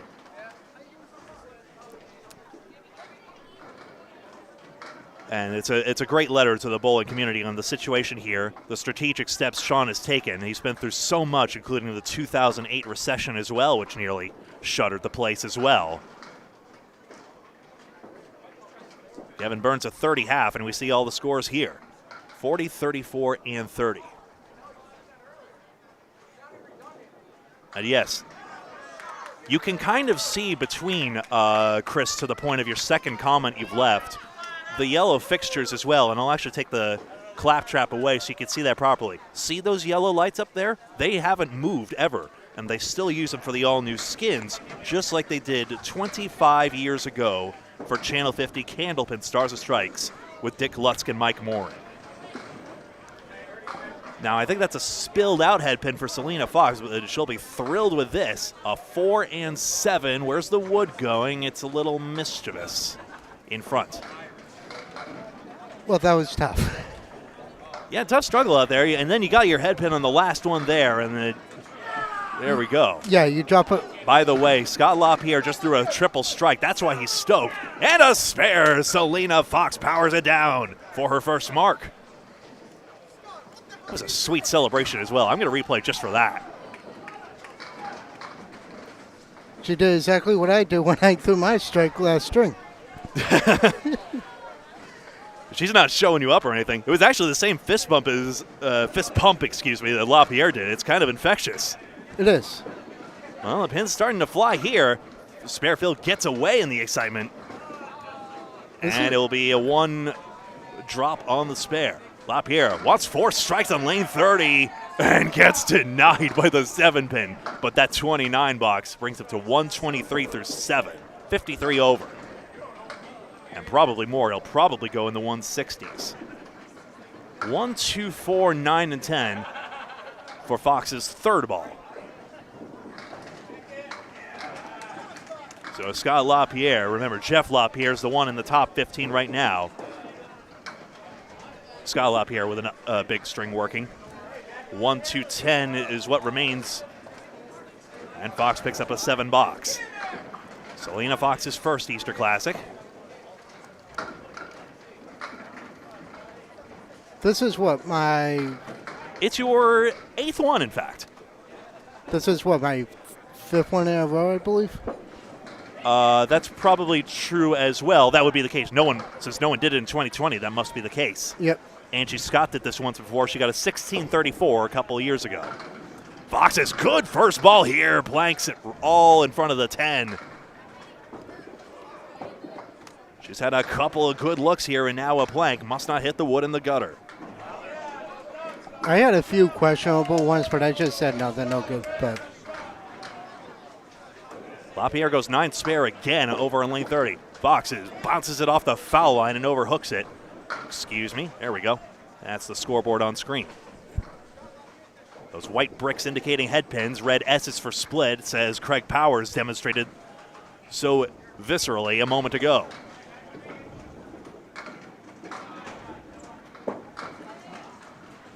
that's a foul. Should be, yeah. Bowler's call to make, but it seemed pretty clear that it hit that out of the gutter. I'm still a little pinched in on this pin cam. I'm not sure why. Let's, Sometimes this mischievous thing has the tendency to take off on me, but this time I think that should be good. And get all 10 and a good look at the deadwood. We're not here to, we never second guess a bowler's call. I mean, you folks can see it, you probably can, but there is no provision in ICBA, International Candlepin Bowling Association rules, to use instant replay on a shot. And nor are there plans anytime soon. After all, we're just an independent streaming channel as well. Yeah, I have it. I should be taking more photos of the mirrors and dropping in the group chat. I keep forgetting to. I'll do that for you whenever I see you. Yeah, thanks. Just coordinating some things with my colleague Duncan McDougall a moment ago here. Al Johnson, good to see you in chat as ever. Thank you and Candlepins for Cancer, as always, for all the great equipment that makes our live shows, as well as these broadcasts here of major tournaments, work so well. Fox luckless on the head pin, needs an out here. Look at that spear shot by Scott LaPierre. I just hit the replay button in time, I think. This is lane 30 we're going to focus on. He made a 2-in-1 conversion. We're going to have another look at lane 30 here. Wow, what a shot. That's Played the 2-pinner. That's a sweet slice. Up over 160. Yep, he's at 169 in a ball, in fact. 4 fills, so that will put him at. He got spoiled. 173, Scott LaPierre in his third string. That might put him up in the standings, but who knows? Fox is a makeable one for her 10th box outpost with the 4 horsemen. The power of a triple strike, as Paul Grant would say. I said it first. What? I said it first. Grumble, grumble. Trying to curl it in there and a high-low Jacques. By the way, I'm dying to know, did you notice the banana split I dropped? Oh, I did. You didn't say it to Casey, I hope, right? Oh, well, now you've said Casey's name. Grrr. Trying to convert it. Oh! It's gone already today, not this time. Where are my lane lineups? Speaking of grr, I've dropped the roster? Oh, heck. Is it over here? I don't know. I mean, I'm not... 9 bucks for Selena Fox, 83 for the string. Sorry, folks, just losing paperwork here. Oh, is that? No, No, these are roster. standings. All right. Enough of our rambling aside. Our viewers couldn't care less. Now over to Angie Scott with the 4 horsemen left side. Well, when you get a quick break, you can take a look for him. Yeah, puzzling. Anyway. It's almost a couple of half steps before that delivery into the 2-pin, no go. Did you put him underneath your notebook? Because you do have a... I do, but I didn't. The mystery of the missing paperwork. The worst Sherlock Holmes ever. Good third ball prudently on the left side for Angie, and Scott has 43 through 6. Do we need to call Scooby-Doo Mystery Inc. for that? Zoinks, let's not do that. Angie also was one of our guest bowlers when we did a special event at Bowlerama. I can't remember which Candlepins for Cancer event it was. Well, I know Angie participated in the bowl with the pros and the legends kind of On thing. the outside of the head pin. Kind of deal. That's right. Because I did that too, remember? That's right. It was a special charity event. Hello again, Willie Merrill. Good to see you. Angie Scott takes an 8. Willie joined me for a lot of the coverage last year and was on battery retrieval duty, if I recall correctly. I don't have the speed radar gun this time, though. Oh, Bob didn't bring it this year? Oh, he might have. I don't know. Because I know how Bob is. Bob I wants have not to- asked. And please don't. Well, I'm not going to interrupt him while he's bowling. But you will interrupt him during lunch. Yeah. Oh, sure. Scott on the head pin. That's a similar hit to you in the box 5, and it's a 4-6-7 similar leave. What do you call that? You call that a brownie sundae? Why? Oh, because some of it melted? I don't Yeah. know. Not quite into the 4-pin. One more to go. Oh, it's the reverse lemon drop. Larry Wentworth, good to see you as well.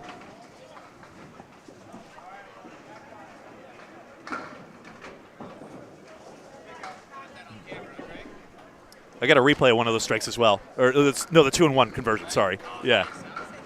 I was talking to Scott LaPierre just a moment ago. He was just making sure. You got that on camera, right? Great bowler for the Academy 3 team on the Friday Night Pro League. Angie is a little off. 7 pins to go on this one. This is a typical Leda shot anyway, if you missed a head pin. Or trying it. Looks good for the pocket, though. Got on it. Gets rid of 5 of the pins. Important. Every pin matters in this competition. 20 strings. We're in the 3rd of 20.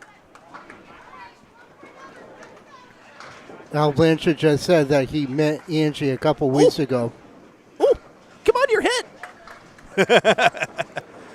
I'm reading one of your comments. Angie, Alex just said that she met Angie a couple weeks ago. I actually saw some of that match when I was at work, but I was stopped, Yeah. of course. But she is nice. I mean, I'm happy that I'm bowling with her this year because I promised her a couple years ago that I would.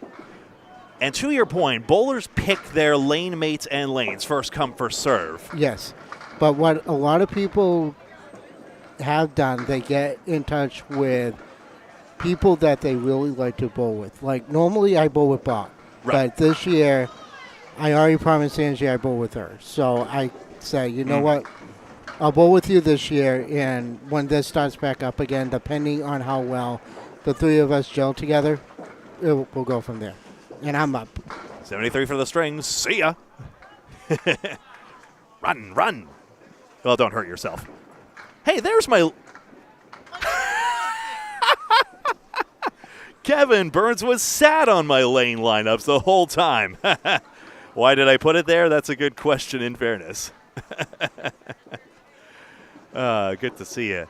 Yeah, Willie, you're welcome on the broadcast as well. I'm looking to get a lot of people on here as well, so I'm not sure I'll be able to have you for the contiguous back half, but I think my favorite moment with you was when we were co-calling that spectacular Aaron Fontaine spread eagle conversion. And Burns gets the 4 pins on the first one. It actually gets the diamond right on the first one. Interesting. And then Fontaine goes to high-five Freshie, Nick Zuffalato, that is, and it kind of injures him in the excitement as well. And that was one of the most hysterical moments of that as well. It was like such an epic moment followed by immediate comedy as well.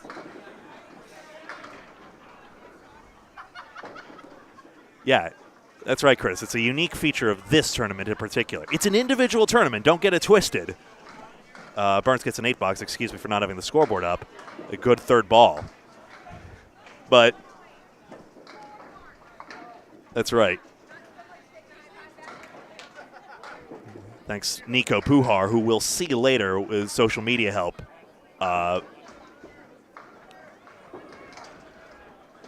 He posted that clip as well, and including had it be the splash video for this stream as well.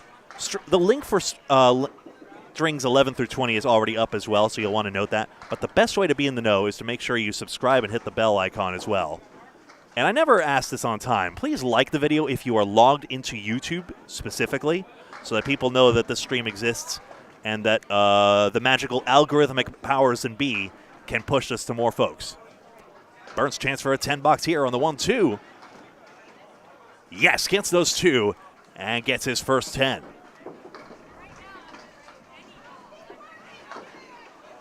So yeah, very unique feature here. And as this major tournament gathers more attention, and now they have the very good problem to have of selling out, some start to wonder, well, should you have a 20-stringer that's just for pros, or I don't know how you would do that, either by average or invitational, or have a roll-off beforehand as well, but that would be tougher for Canadian bowlers to get to. Average is probably the best metric we have to determine a bowler's skill, but it's difficult because it's also house-dependent as well. You could have a so-called composite average as well, any league where you're bowling out of multiple centers as well. So I suppose both ACST and Friday Night Pro League would qualify as well. But there's been no quantifiable way to do that so far. And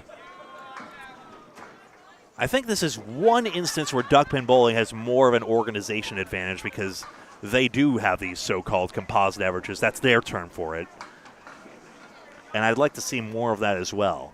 And especially as we get the Candlepin Bowlers Association, who I know are champing at the bit, I think is the phrase, not chomping at the bit, to get on target, get their communications back.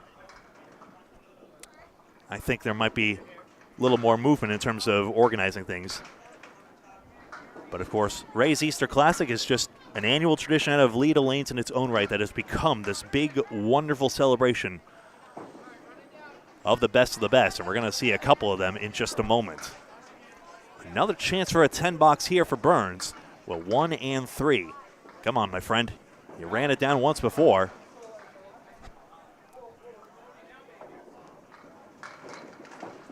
That's Jerry Dunn you see to his left. We'll see him. And that 3-pin was hit and will get over, yes. So another 10.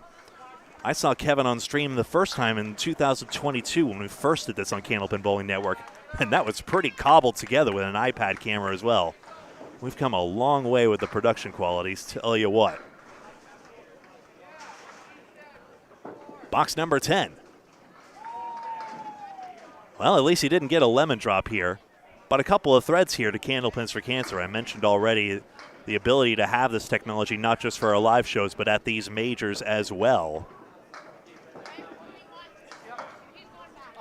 And apart from some buffering issues I know we're having here at Leda specifically, I think it's watchable anyway, so you never miss out on anything. Good bid on this head pin, but the 2-9 stays put. Greg Gouillart here. This is Candlepin Bowling Network, founded by Bob Lee in the throes of COVID-19, taking a lot of the TV shows off the air. Pleasure to share this with you now. 9 box for Kevin Burns, 74 for the string, and you see the results right here. So we've seen Scott LaPierre with a 173 string, which should bring him up to 3. Does that say 390 or so? I actually had a bit of an issue, and I don't know if I'm mistaken here, but I'm having personal issues with the live score link that we've dropped in chat. It absolutely worked last time. It was not wrong what Nico did, but for some reason it's not quite working here. So let me know if anyone else is having some issues with that, and we'll maybe have to take that down if that's not quite behaving itself. I tried doing it the other day, and I even had a hard time getting into it. Oh, you know what? I think the site itself is somehow... It might be down. Who knows? But Yeah, I think... Yeah, I can't actually get on it myself. I don't think you could... I wonder That's if we... very interesting. And sorry for the waffling, folks. I'm just trying to get this information in for you folks, but... Oh, no. Wait. Let's see if we can find this for you folks. Now, what I want to know is, you know that last shot that I was just shooting at, and I just missed the head pin and I hit the cap? Mm-hmm. I didn't miss that by much, and I know I did it. That's how it is. 74 here. And we'll take an audio timeout here. String 4 beginning in just a moment. Jerry Dunn's on his last box. So another bowler's down to about 3 boxes or so. We'll be back in just a moment.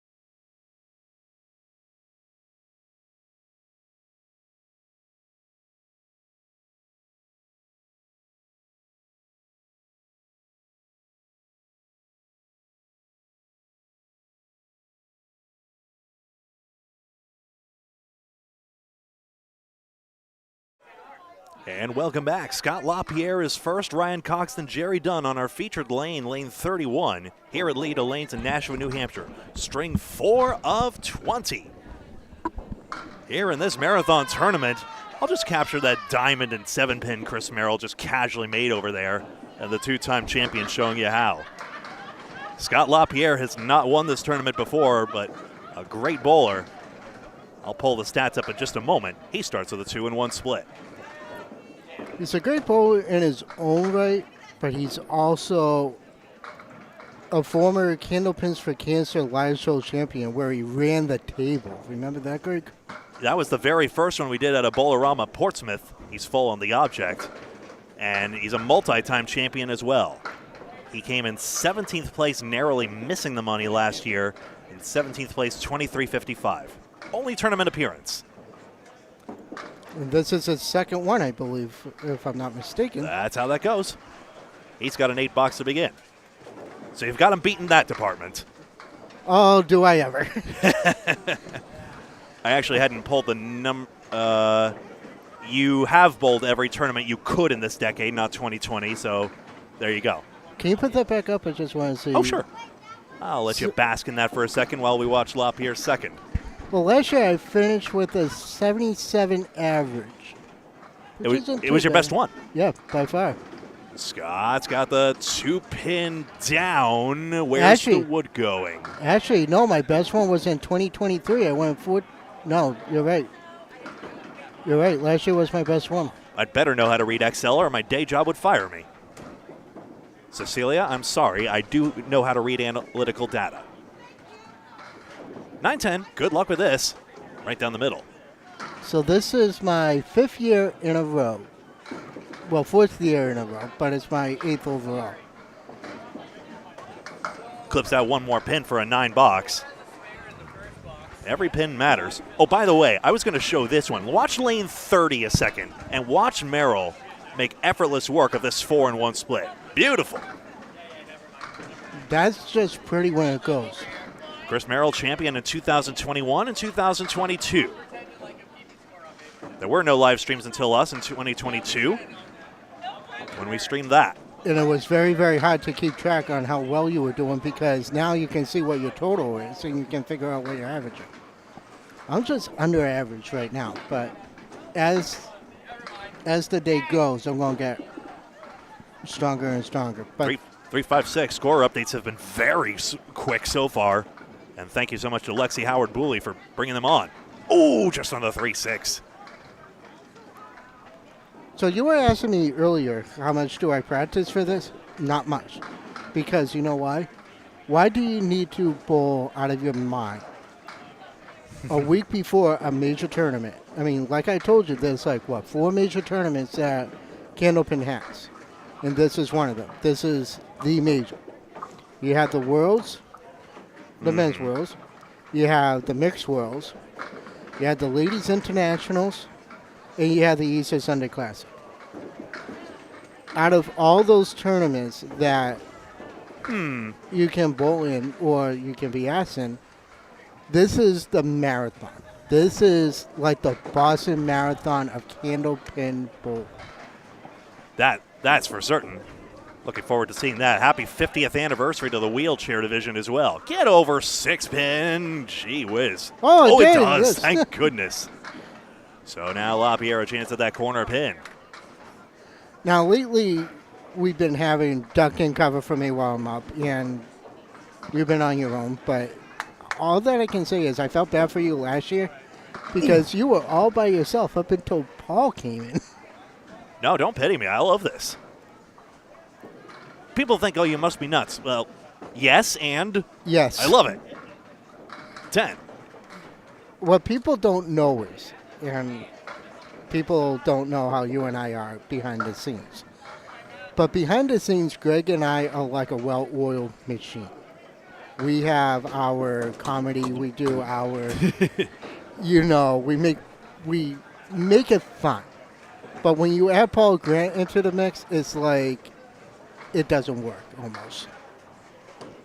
Casey, you missed me dropping a banana split if you care. It's tough with three-man boots at times as LaPierre spills this head pin out. Where's the wood going, I wonder? Nowhere. Might be Nowhere. deadwood. That's out. That is out. I can tell from here. Yeah. So. But I've gotten good. I think the one broadcast that was the toughest one is I need a much better approach to covering the skins format of the Pro Series. That was a madhouse because there was no expectation that bowlers go ball for ball, and yet when you have 4 at once, it's a madhouse trying to spot all the scores. So I need another approach to that one, even though there was some good bowling and it was fun to see. Or how about Kevin running a mile a minute while trying to do the play-by-play while you're trying to keep up? I think that was actually the first time I actually took on the play-by-play all by myself up until Paul came in to help out. Kind of had to. It was just, oh, geez, oh, man, I got to take photos of the scoreboard. 3-6-10. Yes, it's gone. LaPierre does get a mark on that. And he's 46 in a ball. Off that 173, a tougher string this time, but he was 5 for 5 on the head pin is the thing. You see those white bricks stacking up in the center stripe, including a couple of splits. And now over to Ryan Cox. And I'm almost up. You're the third person on your lane, as we've seen. Yep. I assume there was no provision for turn order changing. I think. No. Why would you break the? No, because I'm so used to anchoring anyway, so I would just rather anchor because Makes sense. There are times where I should not anchor, and I can actually say a couple weeks ago I shouldn't have anchored because I was going back and forth between helping you out cover that singles tour match, and I was trying to bowl at the same time, so it was really, really, really tough. Makes sense. But today, it kind of makes sense because, one, I'm not too far away. But when I go on to the other side, that's where it's going to be like, what do you do? Cox fighting for every pin on that one. Good follow-up for a 9-box. Again, turning those 8s into 9s. We've seen a few bowlers not get any purchase on both of their follow-up balls. So getting that extra pin there for Ryan Cox is important. He appears to be he's a 334 through the first 3 strings, so a 110 average. Pretty good going, but we've seen even hotter bowling in terms of who will be the best of the best. Even though Ryan Cox, I do believe, has made a men's worlds team. I'm trying to remind myself which one. Oh, Nico's online. He's back from his church service. Well, good to see you, Nico. I'm glad. Hopefully it was a pleasant one. 1 and 10 for the third ball. Usually with a tough 2-box. Cox is an 8-box, 17 through 2. Sorry, still looking for that. Maybe it'll be easier if I look on, On your regular computer? Yeah. Oh, usually with a 9-drop. At least a 5-pin. But this one, she has it in a better shot at it, but no, she went wide. 3 pins out of the first ball on for Ryan Cox in lane 31. Same arm and leg. It's the 1, 2, and 9.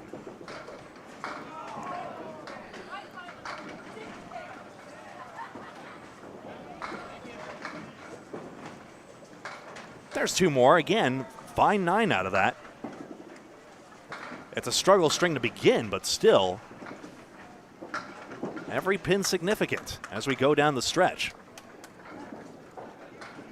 Obviously, we're not down the stretch just yet. Yeah, Team Able, of course, captained by Mike Brown, alongside Glenn Murphy, Garrett Martin, Lucas Nickerson, Sean Bernard, Chris Cooper, Paul Yaden, and Darren Martin. That's on the Men's Worlds Championship, which should again be at Fairlanes in Moncton, New Brunswick, if form holds. Alternate countries, of course. And Fairlanes in Moncton is the only one capable of holding a big tournament. Good shot, spare. And let's see that again. Yes, please. Buries the 1-3 puck. No, he just went on the outside of the head pin and it just went. All right, I got to go. Bye-bye. Thank you, Lexi. We got some standings dropped here. Aaron Fontaine is in front ahead of Charlie Collins by now 25 pins. Aaron Fontaine dumped to 146 and is now at 444 through the 3 strings. Ryan Sparefill is 6, the 4 horseman left side. Struggling to find his head pin, but that was a key mark there to get back on track.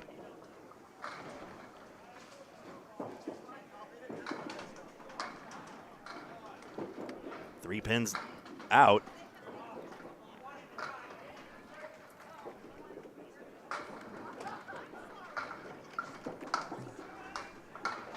And a 9 box gives him a 51.5. So again, if he can find that first ball, I think Ryan Cox could have even better than that 51.5, but it is something he can build on. Getting those 9s is important. As we go to member of A plus accounting. Recent men's world's ICC team champion, Jerry Dunn.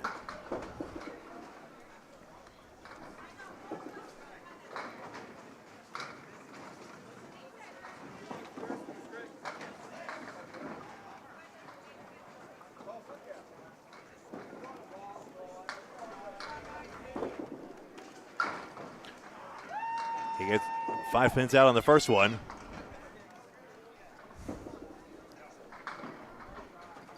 Just typing in the standings here. Dunn coming back on it on the 6 pin he spares. Beautiful 5-pin pickup. 1 box, 1 mark, and another look.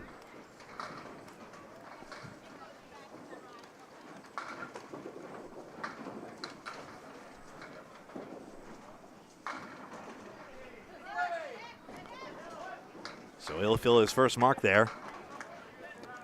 American notation you see here.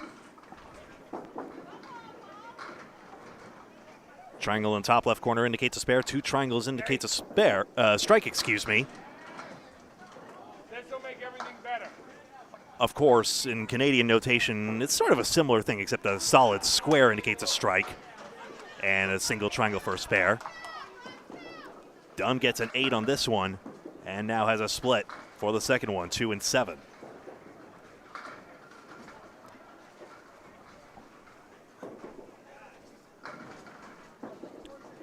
And now I can share the standings. You see it here through now 3 strings. Through 2, that would be impressive. Aaron Fontaine now 25 pins in front. Dunn holds and delivers, trying to go on the outside of the 2-7. He did not. Aaron Fontaine threw a 146 in that last string. Now is averaging 148 through the first 3 strings and has absolutely no signs of a Pro Series championship hangover. There it is, third time lucky. Dunn gets a 10 box. 28 through 2 is nothing to sneeze at all. In fact, that would get the 140, which would be a similar average if he kept going at that rate. Brother Charles, Charlie Collins, threw a 123, 419. That's a 139 average, which is also mutant, but is good for second place at the moment. Josh Daly has rocketed into third place. He's had a lot of top finishes, including 4th place last year, 3rd before. Actually, a lot of top finishes. Tim Hazard out of Western Mass representing well, 409. I mentioned bowlers we saw at Agawam alongside with Angel Morales in that doubles event. Hazard was good all day. Crossovers leave Kings. Jerry Dunn's got triangle number 5, the 5-8-9. His try. On it full. Too bad. Hello, Chris. Good to see you. Hello, Casey.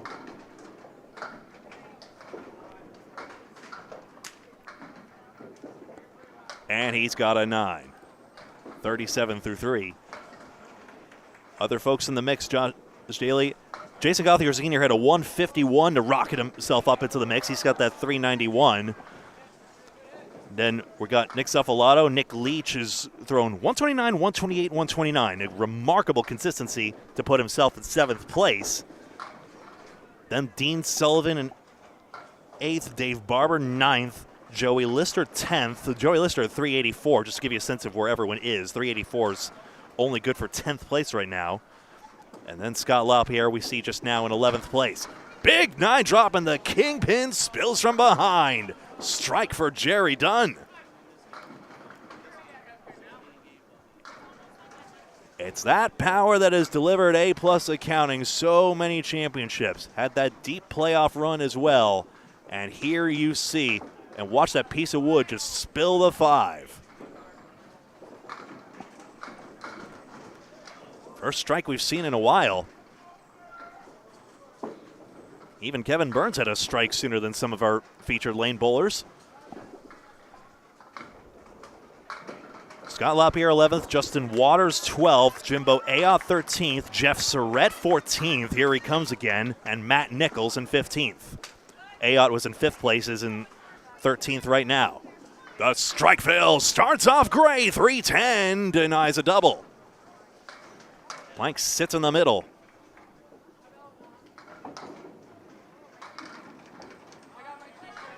Casey, you're right. The weather has been wicked windy for some reason. Like, are we still doing April showers? Or are we doing in like a lion, out like a lamb? No matter. Spare on strike for Jerry Dunn. 67 plus at the half.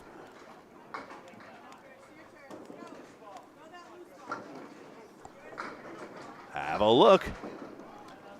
67 plus. LaPierre's on 46 plus.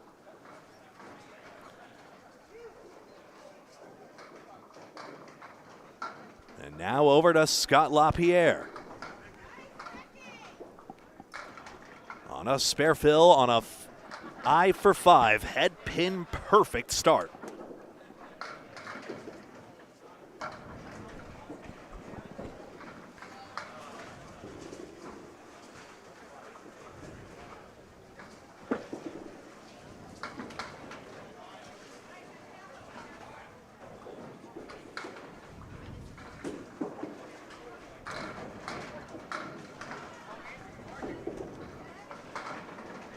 Box 6, here he comes. On a spare, on the head pin, split. 3 and 2 split. Yep. Put the S there, silly. No, there, silly. Looks like it's the 3. 2, 4, 6, 7, 10. Yep.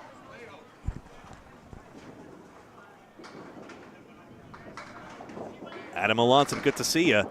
Split doesn't work out. I'll be curious to see where that wood went. Probably into the back. Jerry is your pick for highest place Canadian? Maybe so. To my knowledge, I believe Chris Hollett is the only Canadian to have won. A 9 for LaPierre, 60 through 6. I'm surprised Calvin Locke isn't here this year. Is he not? Yeah, he had a recent second place finish to that man you see on your screen, Chris Merrill. He's been a high finisher before. Second in the world singles here. Same week as men's Worlds ICC. And the 1-2. Good break for LaPierre. Only in Millis. Can I see the standings real quick? You may. I don't want to know where I am because that's a given. Give it to you top page first. Calvin went to WrestleMania. That's a pretty good reason. Ooh, just on the 2-pin. That's pretty good. Thanks for not boycotting the country entirely. Appreciate it. And a 10. So LaPierre only his first head pin miss. Wearing that Candlepins for Cancer shirt. Has appeared on many a show. Hey, I'm wearing mine too, if you notice. I did notice, yes. I should have called that out as well. Well, at least my average is going up. That's all I care about. It is. You had your best performance last year. That's the spirit of it all. No, I'm saying for today, my average is going up. I started off with a 65 string. Threw a 76, and last string I threw that 74. Only up from there. 1, 2, 4, and 10 for LaPierre. Has a plank in front of the 10 to help. He overcurled it. Wow. Flew the 2-4 into the 9 spot anyway. I don't see Austin Bronze on here, but... So not having his 173 form from earlier, but still a chance to tack on a couple of marks. No time like the present. You've got 400 boxes to get through. No, 200 boxes. Silly. 20 times 10. Gregory. Are you feeling okay? I'm feeling fine. Oh, by the way, so did you ever find your paperwork? That's better. 5-8. You were sat on it. We established that. Good. Yeah, but I want to do it on the air, too. We got there. It's over here if you're curious. Yeah. 9 drop for LaPierre. 7 pin with a plank.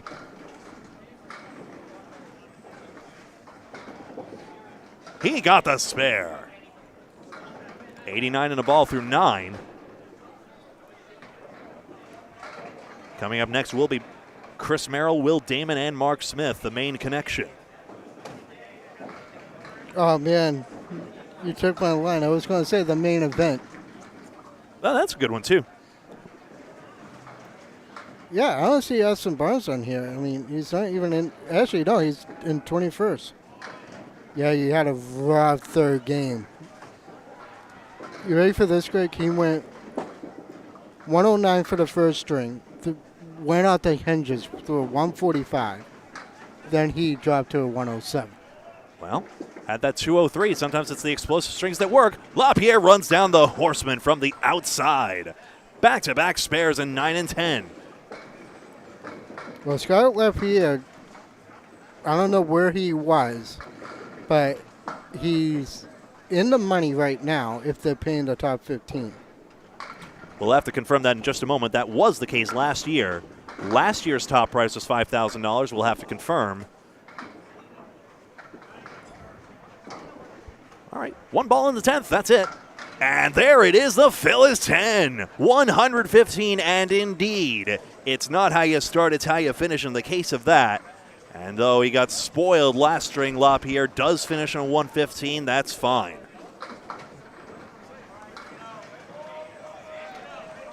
Over to Ryan Cox. That was a headpin-less half. Individual competition, but bowlers pick their starting lanes and lane mates first come, first serve.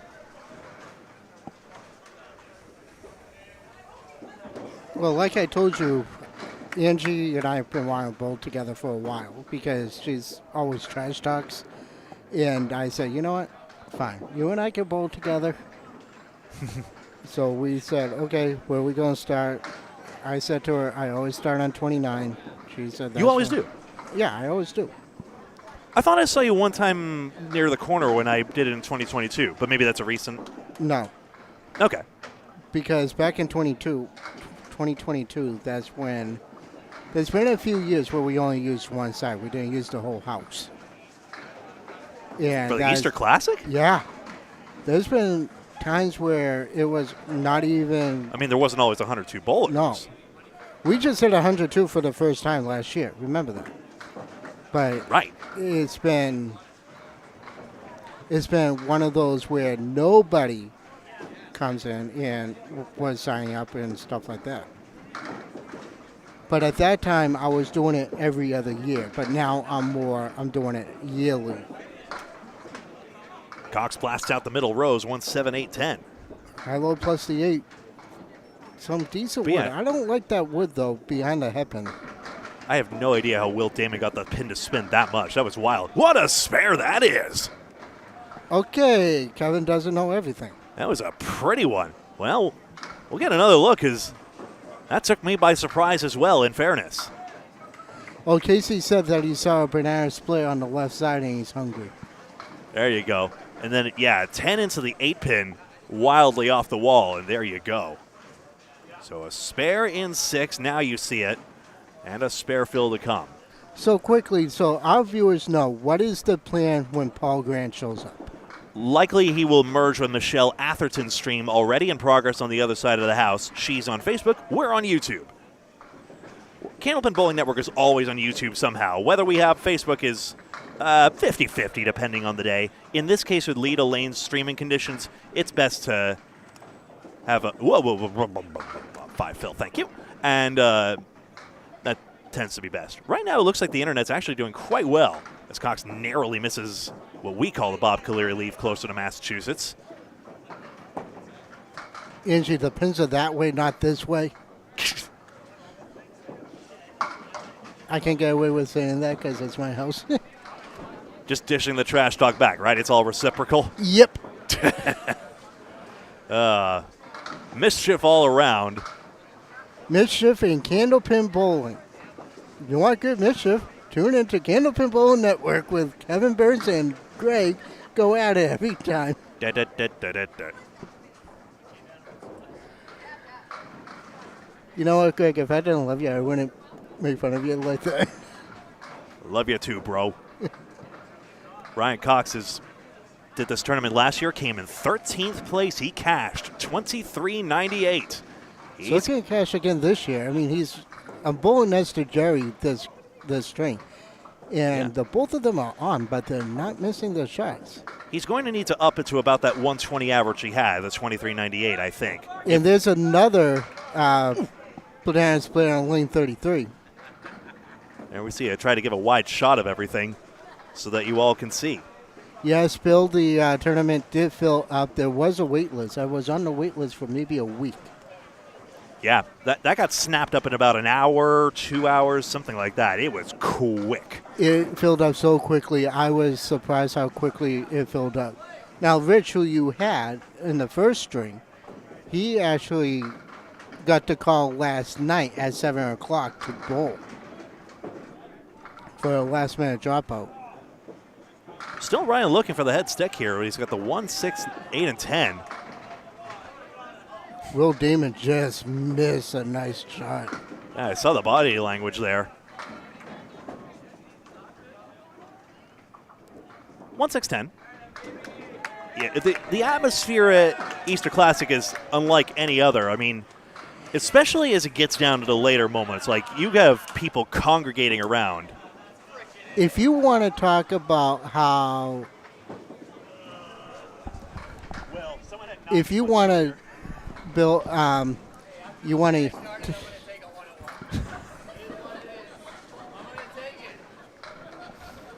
Bill, my odds of winning this year. That's head pin. That's a 9-drop. My odds of winning this year are probably slim to none. You still got 16 strings left. Yeah, I'm not going to throw a 390 that I need. All right, I'll be back. Keep fighting for it. Ryan Cox gets that spare. Speaking of, that's his third mark. Didn't have a single 10 box there, but nothing a spare can't repair.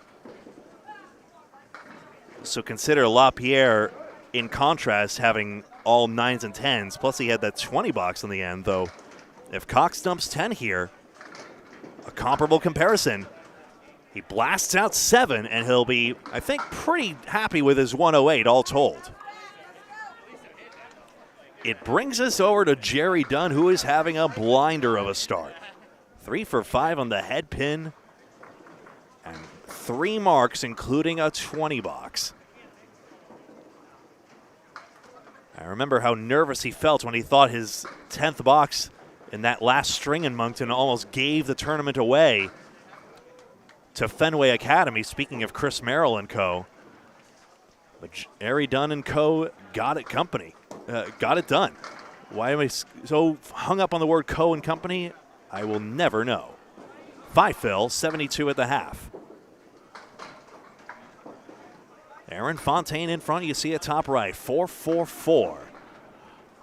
Charlie Collins, 419, having a career best so far in this tournament. He started with 176, Fontaine with 170. 5 pins, that's all. Dunn's buried it in there, my goodness.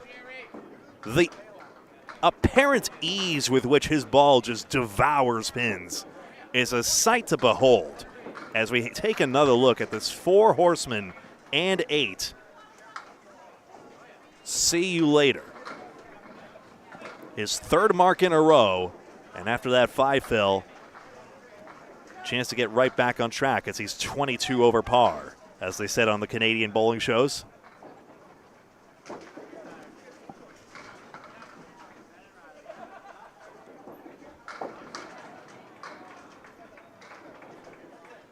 One, 4, 7, and 8.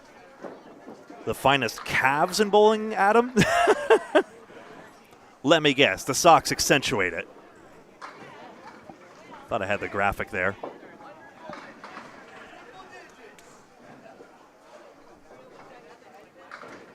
The string indicator is a bit in the way. There we go.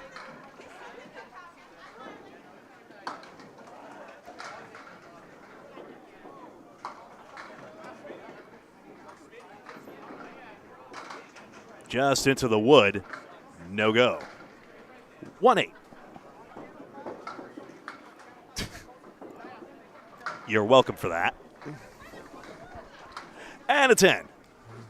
Only one pin left standing in this entire game, 98 through 7.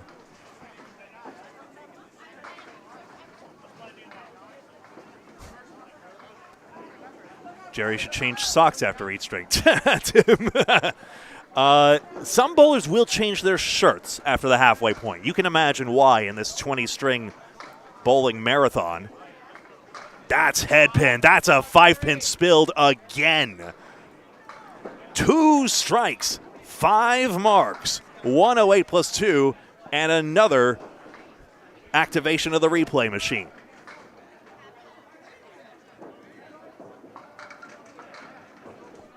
And again, it just comes out of nowhere from behind. How high will this one go?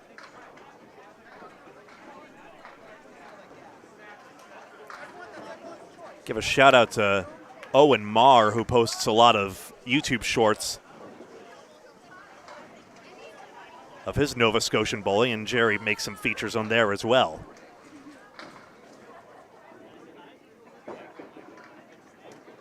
For the life of me, I cannot remember the bowling center. I have a guess, but I'm terrified of being wrong. Right down the middle. Tried to put even more power on that. It just didn't work out. I think Jacques the dog just got a little overstimulated there. Bork, bork. Maybe he's just excited to see me. Who knows? 3 pins out. That's well worked out on that strike. 8 fill, 116.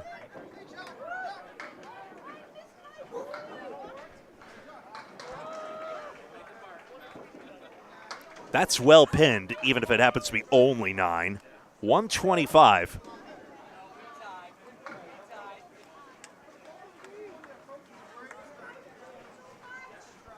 That's how that head pin indicator should look.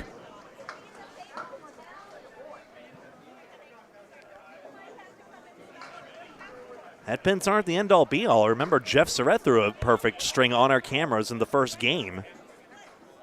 He didn't have every single head pin. In 2022, we had Chris Merrill featured first, as it happened. He won the tournament. And meanwhile, in 2024, Michelle Atherton has covered Austin Barnes first.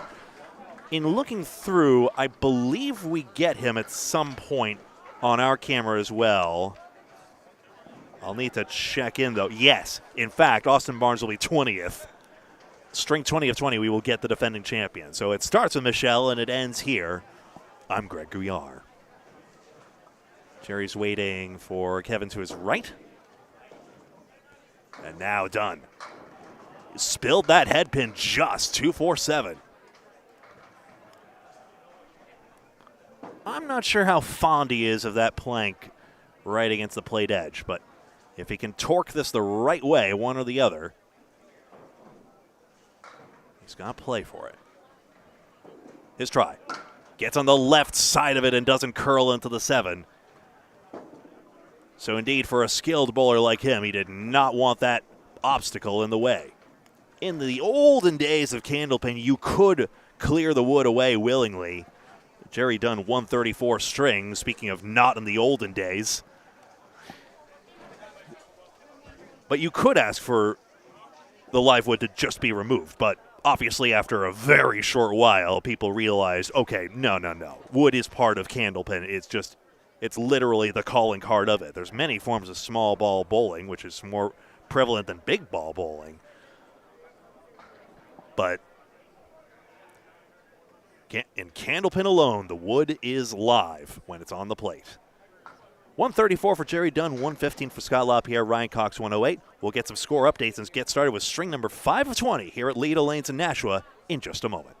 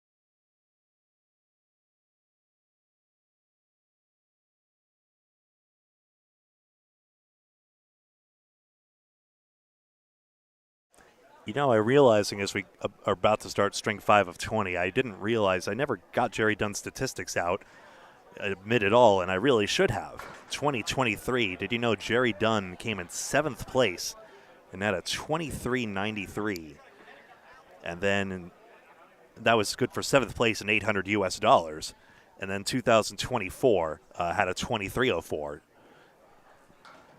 and here he is again, just on our featured coverage. String 5 of 20 in just a moment. Be right back.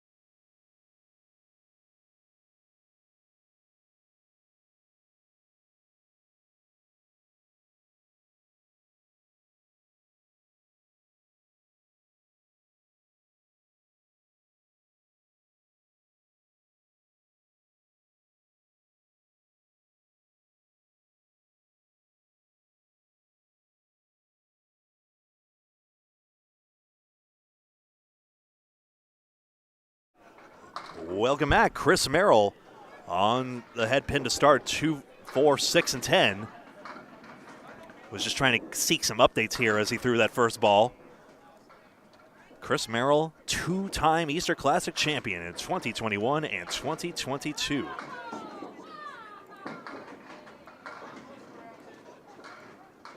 Oh. Do I not have my... That's better. That's a great split spare to start off. There we go.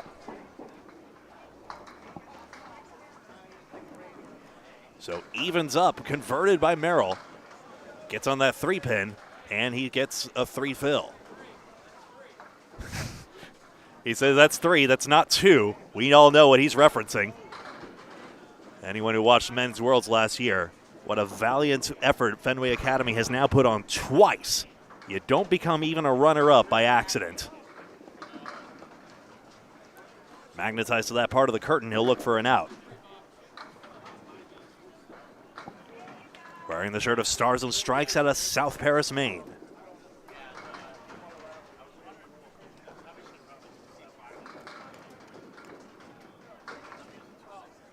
Gets stuck with that 3 box.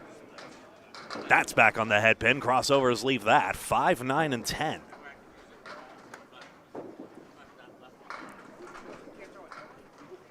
As would. Just tries to cut the 5-pin instead. Didn't think that would do him any good.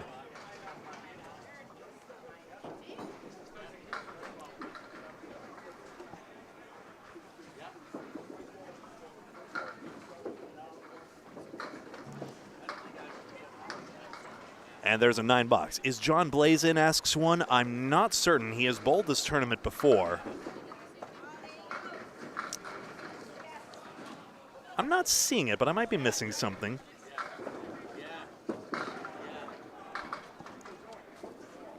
A Candles and Ducks bowler, of course. Rumor has it there might be a move in his future, but of course that's not the end and all be all. Mike McGinty moved to New York, but he's here today bowling in the Easter Classic. On his head pin, Merrill collects this for another great spare. It's so pretty the break he has on his ball, and watch the deft touch it takes to get the 6 pins to go. Utilizing the sidewall, and yes, it was 2 pieces, 1 off each wall to collect that spare. And now his head pin delivers 7 more. And after that rocky 3 fill, 3 box, he's right back on schedule with a 42 through 4.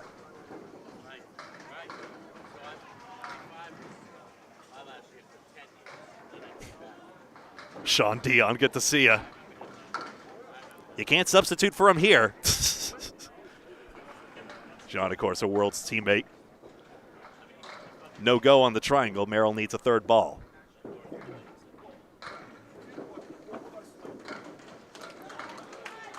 And there's the 9, 51 at the half.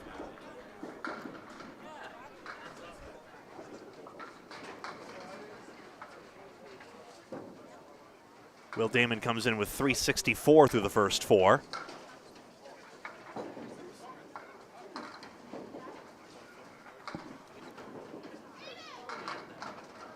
Mark Smith looks to be having a better go of it, 455. It looks like the live scoring is actually, we advertised live scoring in the link, but it looks as though the Cubica system hasn't quite worked out here in that regard. We have a score drop, and we have confirmation of what Will said in chat. Aaron Fontaine did throw 140 in the 4th string and now leads 140. Tim Hazard throws 157 and is now 18 pins back on 566 through 4. Then comes Daly, Collins, and Leach, all within striking or sparing distance.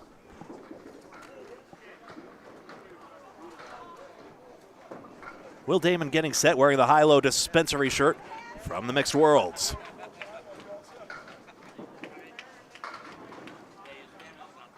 In the men's ICC, bowls for Team Stars and Strikes. Speaking of said South Paris Main Bowling Center, he takes out 4 on the first one.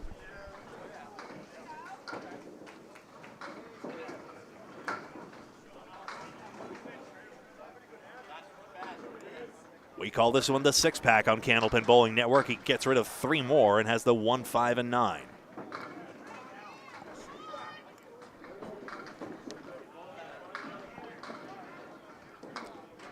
Just flutters the head pin away. That's a harsh outcome. He'll take 8.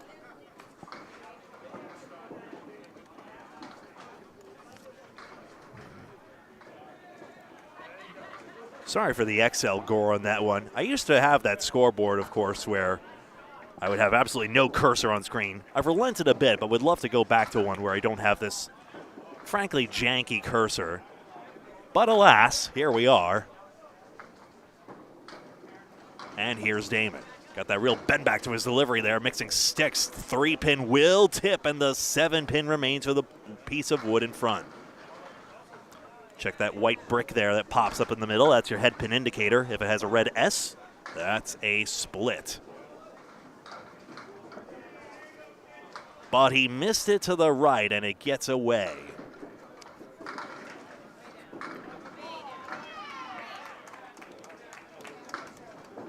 There it is. A 10 box he won't be happy with, but still plenty of time. Just fact checking myself before I put the scoreboard back on. And there you have it. Through 4. Through 4 strings. Thanks again to the Howards. Tournament since 1989. Ray Simoneau, now Sean Howard and Lexi Howard, doing a fantastic job running it. What I'll be most curious to ask, and maybe I'll get a chance to ask Dottie Lawrook, who's chronicled these stats so thoroughly for you folks to enjoy as well, modern day on our stream, is when she first got the idea to chronicle the stats. I mean, how can you know after the first tournament that it would be so good? And that shots like that, the 1, 3, 6, and 9 being converted. How did you know that just because it's 20 strings that it's not, just a gimmick and that people actually want to bowl this long and that it would turn into this major marathon of pro bowling? But whatever the reason, she has a very carefully cataloged array of index cards, which is how she does it as well. At some point, I've mentioned John Zappi, previous champion of this event, who has binders full of the original printouts, including from the old Pro Score system that used to be here. The Pro Score being the one that really automatically tracked the pinfall. There were no buttons really to press. 7 drop here on the spare for Damon.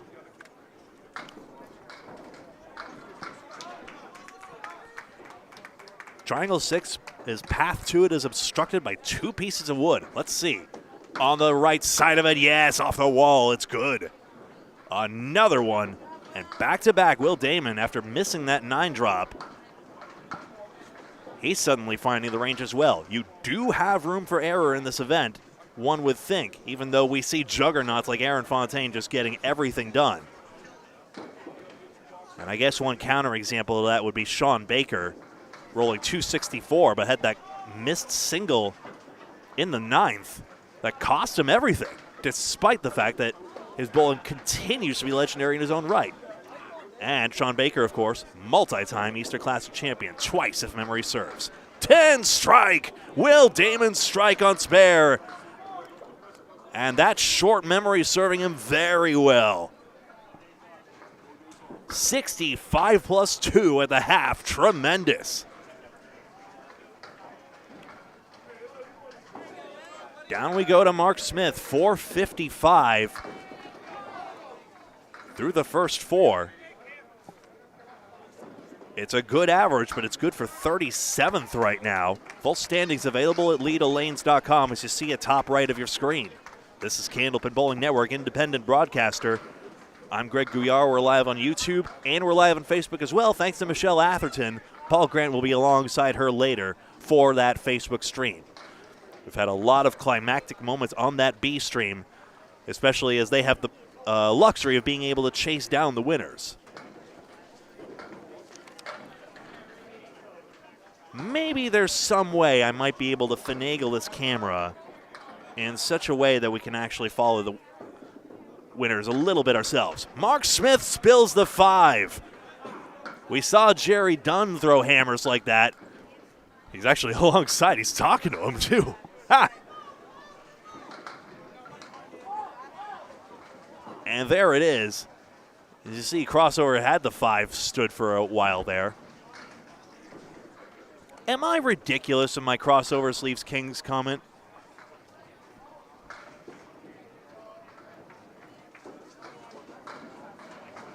Obviously, it's not an absolute rule, but it just seems as though it happens.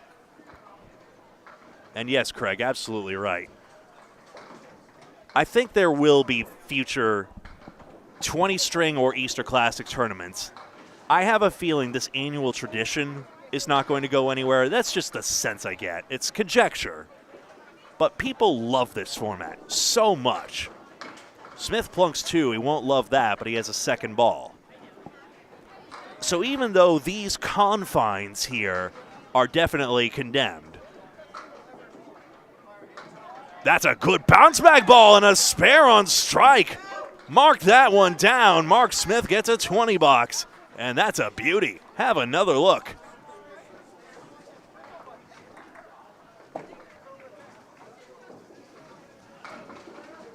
Yeah!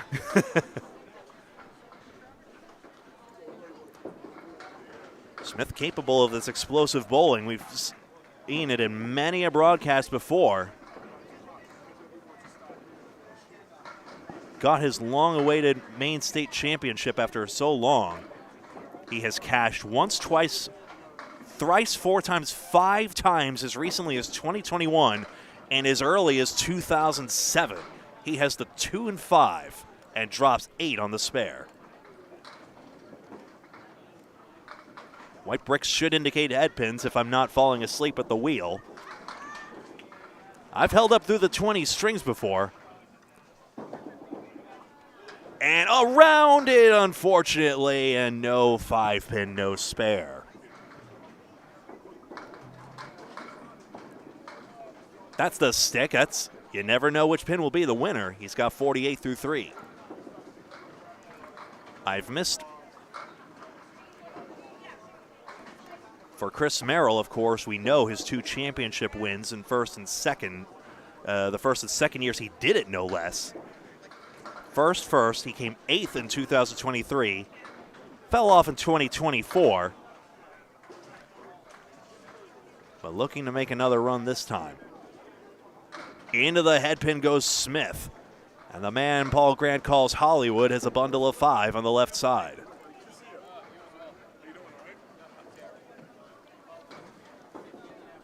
Also wearing that Stars and Strikes South Paris, Maine shirt.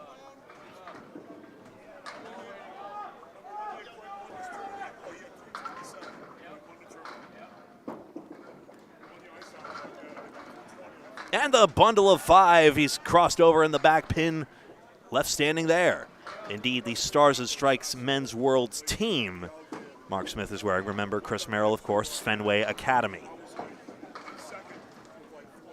Settles for 9 this time, 57 through 4. Misses the last pin there.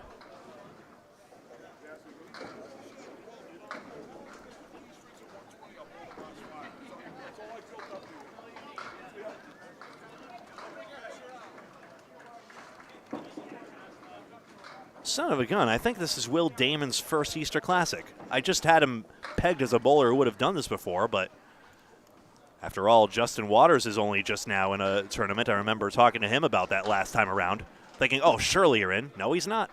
But now he is. 2-4-5. Mark Smith 4 for 5 on the head pin through this string. Great to see you here. Fantastic crowd on our YouTube Live. And available on Facebook as well with Michelle Atherton. Just wide. Michelle, of course, has called many a Maine State championship alongside Paul. There it is, just 2 more pins. So, again, Mark Smith going across the face a few times, but that's a nitpick compared to that 66 half. Though then again, Will Damon on a strike, remember. When you've got folks like Aaron Fontaine still going north of a 140 average. North of a 140 average is absolutely absurd, which is what Austin Barnes had. At the half, he was outpacing Jeff Atkins' pace. And Jeff Atkins has the highest winning score of this tournament of 28-12, keeping that 140 average throughout. Obviously, that stands as the men's house record. Merrill, a 3-1 split. Chris on the red line, got the 8-pin to tip eventually. And he'll have to settle for 9 or 10.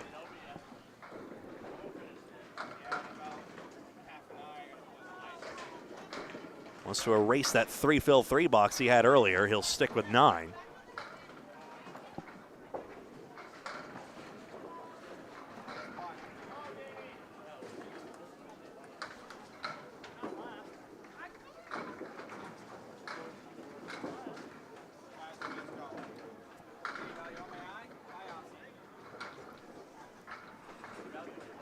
Chris Merrill, the new Maine State elimination winner, defeated Cole Fry.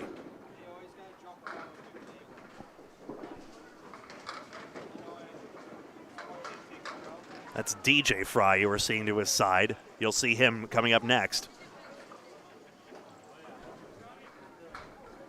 4 horsemen in the 8-pin. That wood's not as helpful this time. It's not, as opposed to the time we saw it go before. It wasn't really in between where you would want it between the 3 and the 8. But he's on this one and rang around a 6. It's hit, but does not go.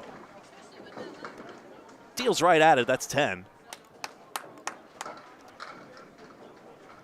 Does CBN happen to track the percentage of strikes that occur on the crossover side? We don't have that statistic. I assume Bob Lee would love to dive into that data at some point. I can't imagine it's as high. And I guess I can say Brooklyn, after all, WON Sports out of Brooklyn. The syndicated TV man, Jonathan Rios. Looking forward to getting back in the saddle with more Candlepins for Cancer broadcasts. Rate the chances of this 4 horsemen in 9 and 10. An able hand in Chris Merrill. He's got it all, and it does go. Yes. So the wood does bridge the gap. And one more look at it. Just the plank was taking it, so going on the outside of the 4 horsemen was enough to take it. Now here's Phil on his 3rd mark. He's exactly on par right now. Got his head pin, and the fill is high. Where's the 8 pin going? Where's the wood going, for that matter? It's 9 on the load.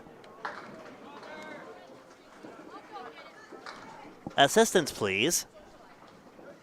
It's not going to roll back, I don't think. If it did, that would cause an interesting situation. It's moving. It's moving, actually. Wait a second. Watch this wood, folks. Here it comes. It's coming off the plate edge. Where's it going to go? Is it going to hit the 8? Yes, it does. A strike. It has fallen, and the slowest 20 box fathomable has occurred.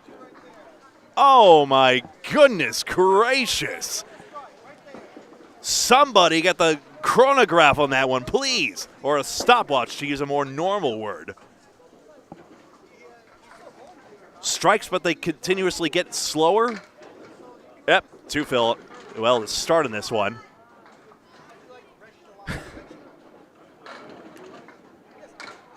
That was wild.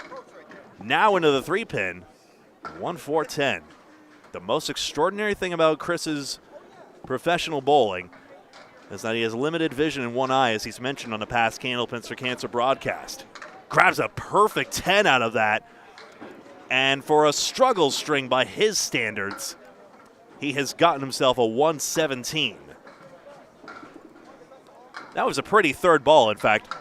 Let's see that one more time, the 1-4-10.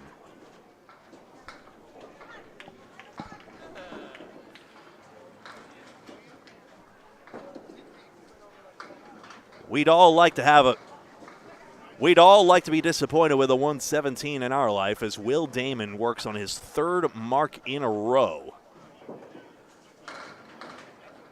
James, it's our pleasure as well, giving you this impossible bird's eye view of the lanes as well. Damon on a strike. On his head pin! It's a double strike for Will Damon. Oh, baby, let's have another look at that one.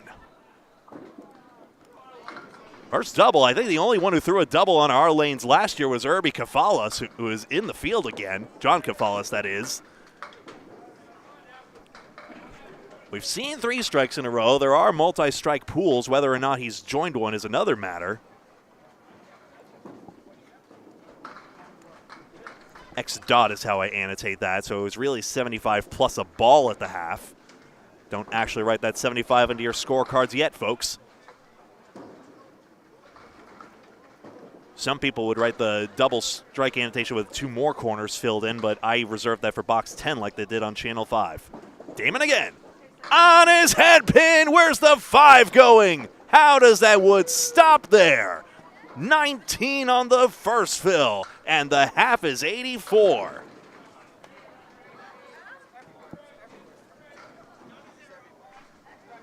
On the 5 pin, stay within yourself. It's a spare on strike.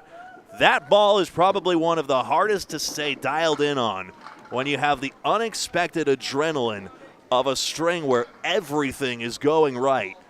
And Damon continues to impress in his debut Easter Classic.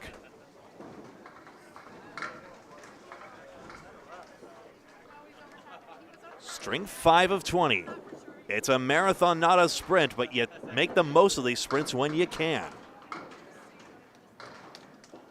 Is it just me, or is there more arm movement to this one? He's getting continuously amped up by this. Launches it into the 2 pin this time, but got a corner hit. 119 through 7 is 49 ahead of pace. Needs one more mark for a 150 string now.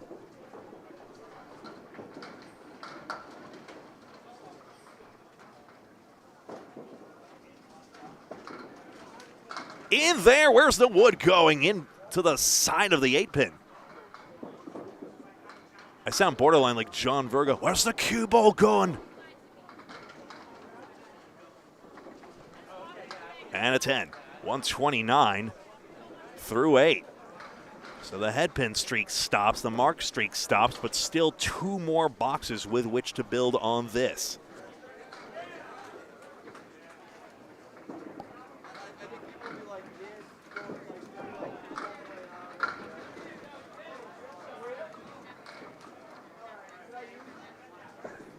Damon, head pin splashing into the 7-pin as well.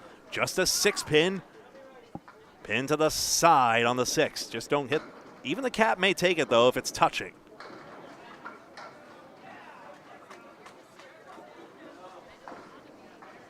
And it goes on the other side of it. 139 plus through 9. And now that 150 does look as though it's in reach. Almost had a perfect string, but for the starting 8 box. But hey, Jenny Rowe missed the head pin 3 times on her first box, and look where that string ended up. 210 women's world record.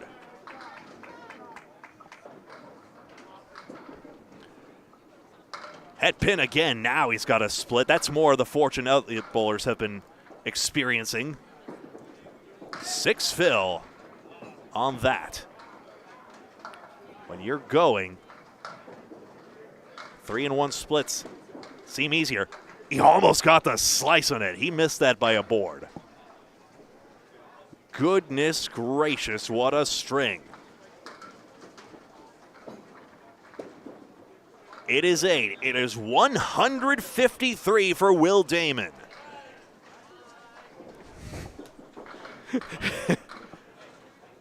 Hello to his folks out there, as he says. And Mark Smith, a 66 half.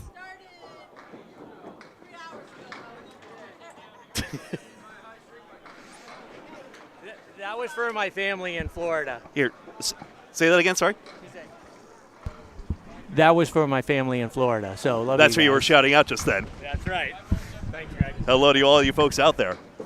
A lot of good bowling community, and you know, Florida could absolutely be an outpost of the Candlepin community, you know, if we could actually, you know, start manufacturing pin setters and start shipping lane beds down there.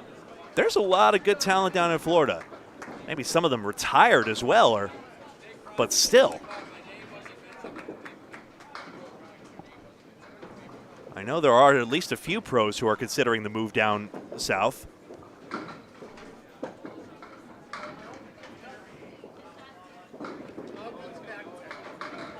Mark Smith has only left 2 pins standing in that first half. Here he comes out of Maine. He's got the 2-pin from behind, and he strikes. We got that wave on camera, and now this. Mock it. 76 plus 2.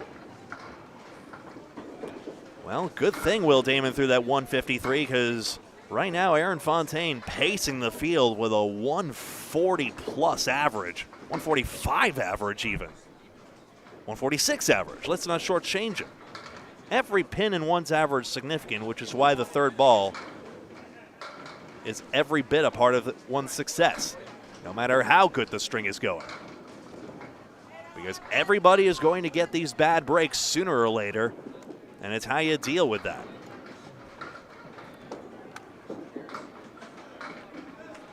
So, 1-3-10 doesn't look impossible.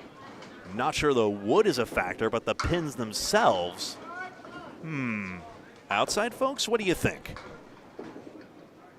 Clips the wood instead, and indeed, it does not cover the head pin. 9 on the strike, which may have been a safe shot.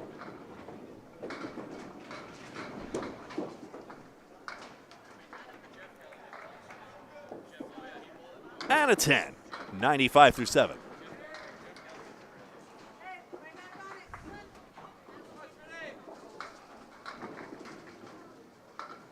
Larry, I'll tell you the honest truth, I don't get the appeal of Florida either.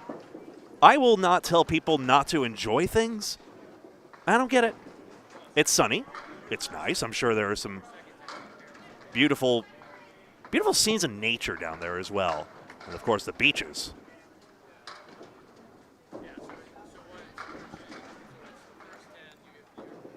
I don't know, but I guess Floridians aren't in a hurry to sell us on it after all. Who wants it overcrowded down there? 4 horsemen and a 7-pin.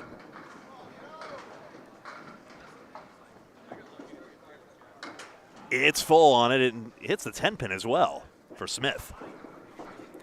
Still a good string working, and especially if he can grab these 2 sticks on the right side, he can keep going for 120s. Yes, he does. In fact, he's made all 3 for a 10 box. His wife Kim watching alongside as well. Have another look at this 10 box. We will absolutely fire up the replay machine on 10 boxes, especially in this 20-string format here at Leda Lanes in Nashua.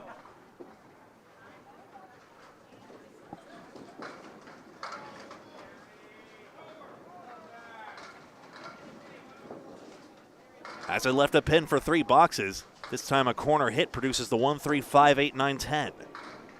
Candlepin Bowling Network, I'm Greg Gouillart, joined by a rotating cast of characters. Great to see you all here. Speaking of, Kevin Burns in motion on lane 33 as I speak.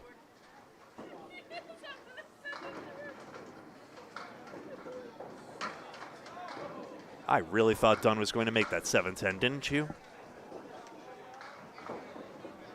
Hi, Willie. Good to see you. 1, 3, 10, just the outer layer. Now you get to the nectar in the middle, hopefully.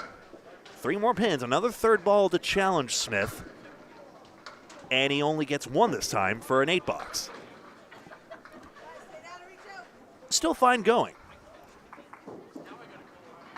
Who will be the next champion after Austin Barnes took it in 2024 with a highest score in a while, 26.72. Part of that is the pins getting broken in. But I swear the caliber of bowlers has gotten up there again. That's a good shot there. 9 and 7 go down. Is that plank going to sit there cap first? Oof. If anything, that narrows the 6-pin for Smith to aim at.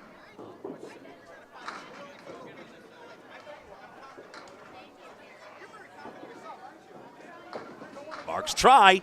Got the cap around it. Curses. Idaho, huh, Sally? Nice. Tanner in Texas. Yeah, Texas 9-pin. That intrigues me as Smith, it's a 9 box and a 122. No splits unless I missed something. Check out that Will Damon 153. Texas 9-pin intrigues me. For those of you who don't know, Texas 9-pin, getting all the diamond of 9 pins is the second best thing you can do. The best thing you can do is ring around the center red pin and get 12 instead of 9. And you can also have multiple people on your team bowl the shot, and it's a hand-set game of bowling as well to make sure the middle pin is center red. Very interesting format, and also an interesting history lesson on the former taxation or regulation 9-pin bowling, in that most states banned 9-pin bowling for being too gambling adjacent, whereas Texas got around it, or Texas merely taxed the practice, and thus 9-pin bowling survived, and although of course limited, still does. Scoop last time, he claims 129 for Aaron Fontaine, which is, this is how spoiled we are. 129 is down for Aaron. It's his second lowest string, if true. We'll check in on that, and string number 5 is in the books.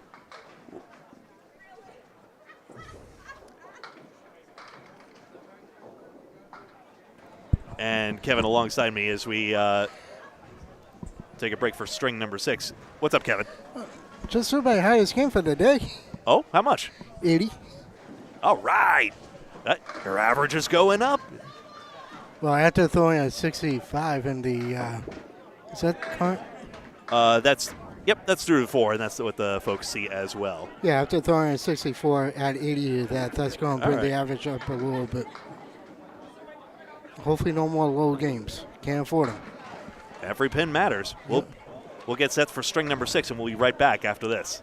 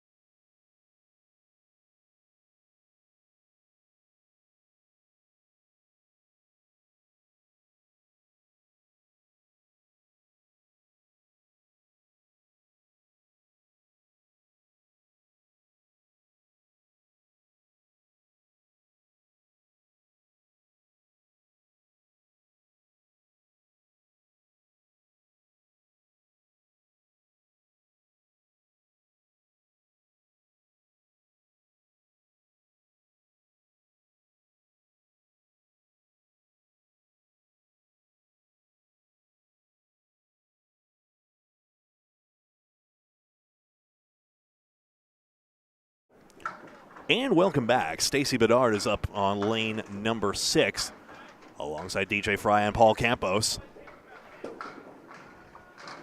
Gets on his 3-pin, a good mix to begin. Where's the 4 going? Behind the 1 and 2. Grant Gouillart here. This is Leda Lanes' Easter Classic, Ray's Easter Classic for Ray Simino. 20 strings, this being the 6th of 20. If you want to watch some bowling on an Easter Sunday, here you are. On the head pin full, ouch.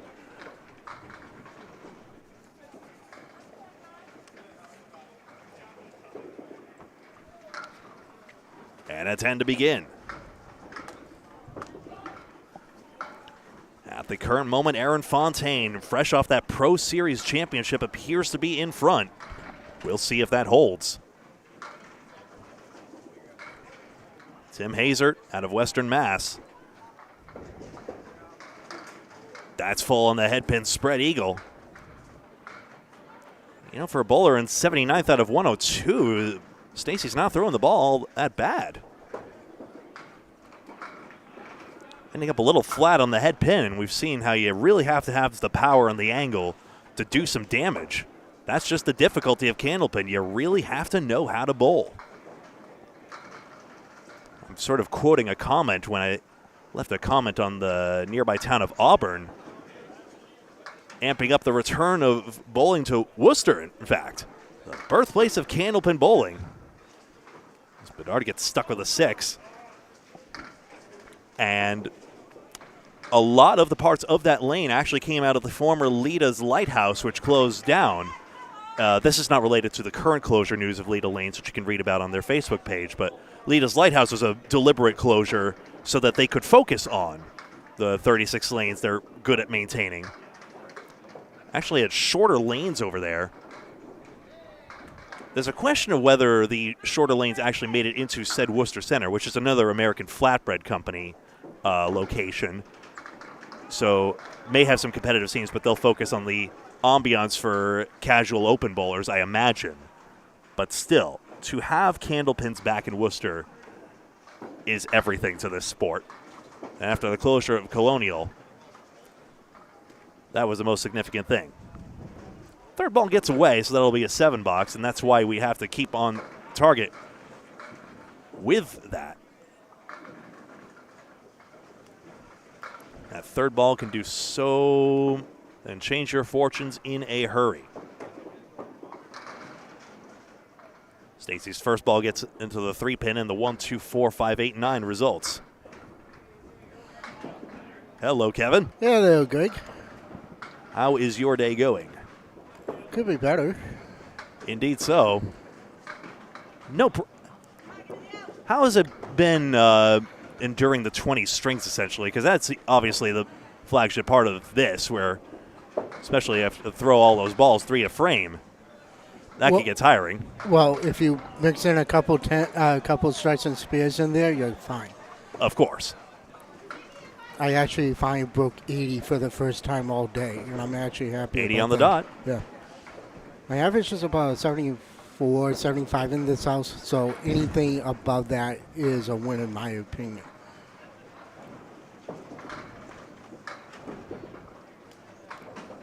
Fifth box now.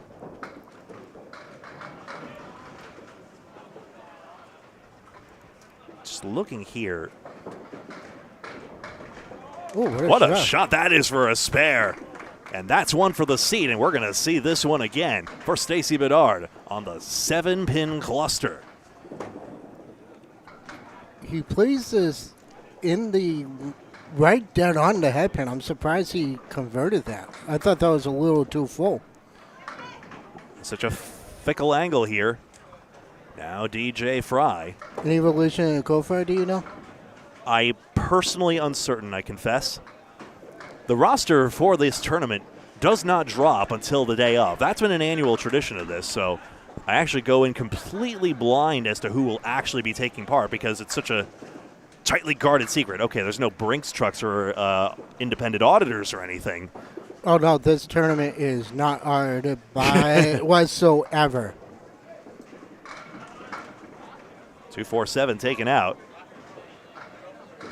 I can. I had to confess something. If I wasn't planning on doing any tournaments this year with my trip coming up that I mentioned to our viewers. Right. But when that letter that Sean was talking about before we started came out, The location closer news. yes, Nice third ball for 8. That's why I said, you know what, I gotta do it. There's no way around it. I gotta do it, and I'm kind of happy I'm doing it. But I kind of wish I did save the money. But you know what, I really don't care. But when it's the last one in this building, When it's the last one in this building overall, you gotta do it. and honest confession, folks, I wasn't sure I would do this one. And don't get it twisted, folks. This is an amazing tournament. We love being here. As triple wood stacks up around the 7-pin. I think that's in fair territory, that third piece. And this is gonna be a toughie. Curl around it. Now, that's definitely going to be out. That's So definitely out. waved off for a foul ball. That's 9. But I mean, to your point and to what we've been talking about all day, is that you have your family, I have mine, and I've been bowling Right. this for 5 straight years. So it's kind of like I haven't been around my family that much, and I haven't been around Terry Ann or the kids that much. So it's kind of like, Your fiance, yep. yeah, so it's kind of like, you know what? I just got to do it. It doesn't matter That's whether a good shot there, triangle 4. it doesn't matter whether I win or lose. It doesn't matter what place I'm in, as long as I can keep moving. Because that's the thing about this tournament. If you don't have the physical ability to participate in this, this is not a tournament for you by whatsoever. People find a way, of course. I mean, yeah, my first year doing it, I did pay for it. I was sore as heck for 3 straight days. And let me tell you, back then I was working in a kitchen, and it was like a struggle for me to even go up the stairs. I literally had to go up the stairs at the restaurant on my hands and knees. That's how sore I was. Is that not saying something? Help, I've fallen. Yeah, exactly. But to everybody's point, Not nearly everyone leaves in a wheelchair, mind you. no. Ooh, that's going to drop 9 for Fry. DJ's got the 5-pin. My favorite shot. I can make that shot all day long. And here are the current positions. Aaron Fontaine is at 714. Spare Fry. Tim Hazar in second place was at 704. Hazer, yep. Josh Daly moved up to third at 684. Stay third, yep. Freshie is at 648. Sean Baker is making a run at 640. Again? Yep. Here we go again. And tied for sixth place is Jeff Surratt, Nick Leach, and Charlie Collins with a 639. 3-way tie, huh? Yeah. That is wild. But the fact that we might have Fontaine versus Baker again at the end has me shook. It doesn't shock me at all. I mean, a lot of people are picking Fontaine to win. I only did the top 5. I got to go. Sounds I'll good. be back. See you later. 1-2-4 for DJ Fry. It's a good break on that. He's 43 through 4. His try. Outside. Oh, no. But the Scorpion tail kicked the 2-pin forward and does not get it.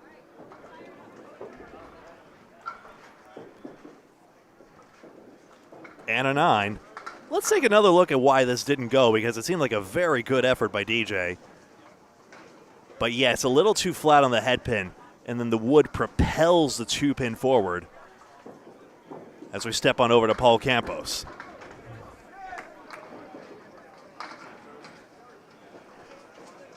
Campos 552 through 5.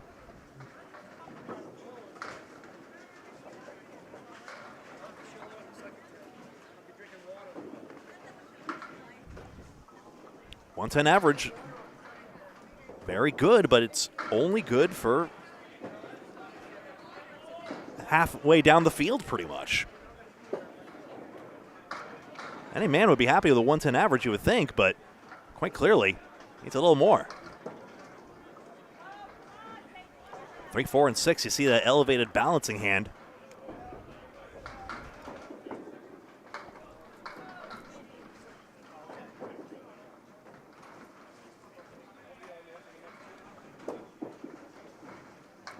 On the 3-pin, just full.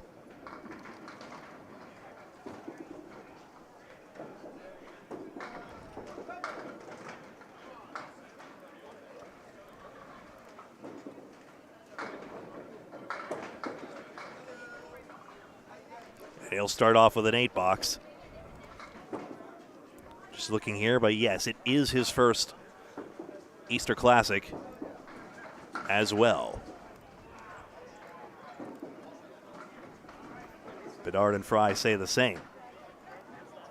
Trying to pull up some statistics here. Ergo the radio silence.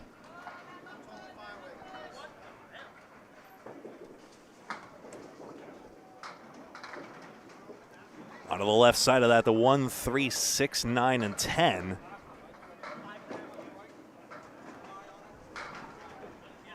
That's not causing too much of a frame crash, is it?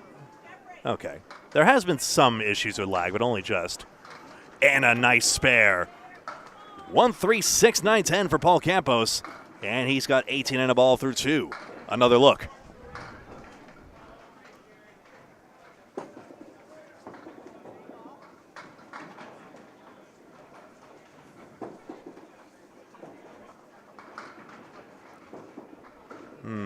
Not sure if I'll be able to access what I was trying to. Maybe I'll be able to do this another way.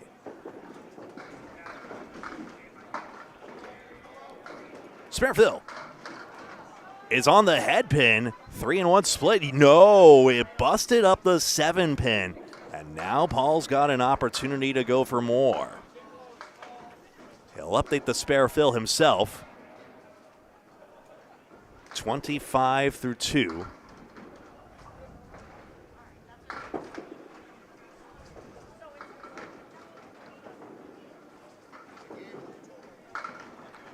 But he misses the 3-pinner.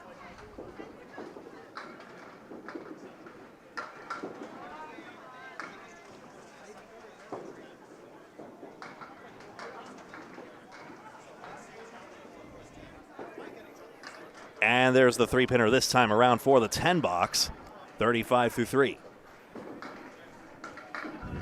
Let me update the scoreboard for you folks. Oh, I see the issue.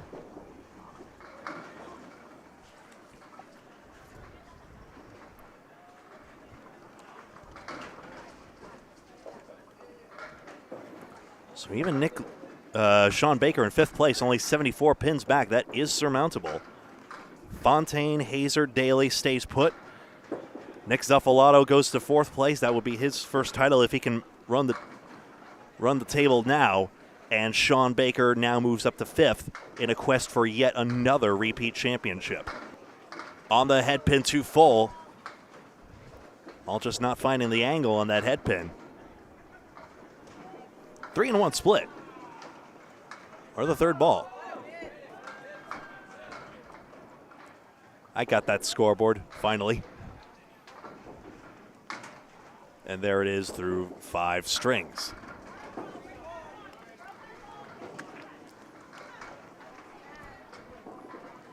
So Kevin Burns read out the tie for 6th as well. Jeff Surrett, Nick Leach, and Charles Collins are all in a log jam on 639, tied for 6th. Then comes Joey Lister, who has a knack for rising up on the leaderboard, and Dave Barber still hanging around top 10. Then comes Tim Douglas, former champion in 2023. Chris Bover, 2-time champion. Andrew Therian's had a few good strings we've seen. It's now up to a 618 through 5. Jason Gauthier Sr. still milling around, and now Justin Waters on 616. If top 15 pay as it did before, he is in a paying spot at present. We had a tie for 15th one time. They had to kind of split the envelope awkwardly. Campos try on the 379, doesn't convert.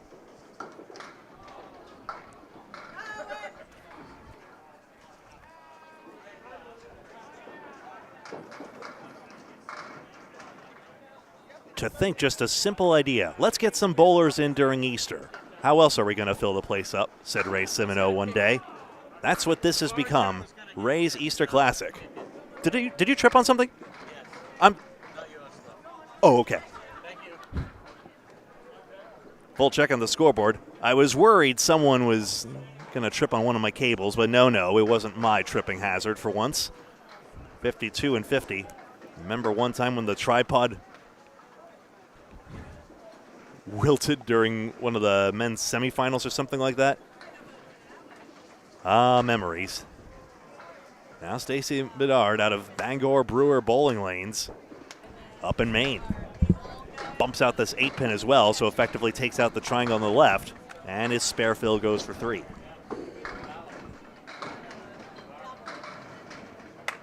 How about 46 half? I finally hit 400. Whoa! Yeah, nice spare. You really are improving quickly. I'm trying to. I remember Bob Lee said, well, there is a knack of this tournament to rapidly improve your form after so many repetitions.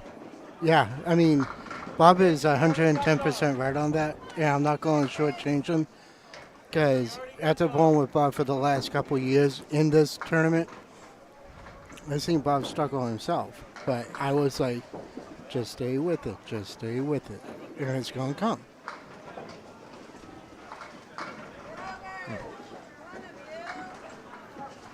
So going into the first half, I was at 359. I'm finally at 400, so I'm actually getting back to where I was. You guys got it? 4 horsemen for the third ball coming up.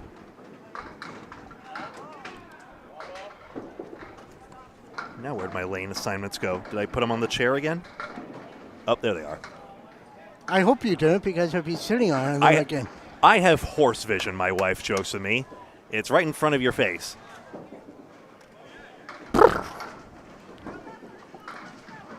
One more pin on the third ball gives a 7 box. So it's a little bit of column A, column B. Just lost the head pin after I mentioned that in box 2. Is all over it there. And now looking to get back on it. 20 strings, they don't get easier as you go, that much is for certain. But this one finds the head pin, tips the 10, and delivers a 2-4-6 split. All that I can say is if it doesn't get easier, but what's going to happen is the endurance that's going to take over. Once you get your endurance to where you want it to be, who knows what's going to happen. And, of course, some people speculate about the runner's high. I'd heard of the runner's high. Man, that 2-6 almost cut over. Stacy overcut it. 63 through 8. But I guess maybe adrenaline to some degree, if I'm understanding what you're saying correctly? Yes.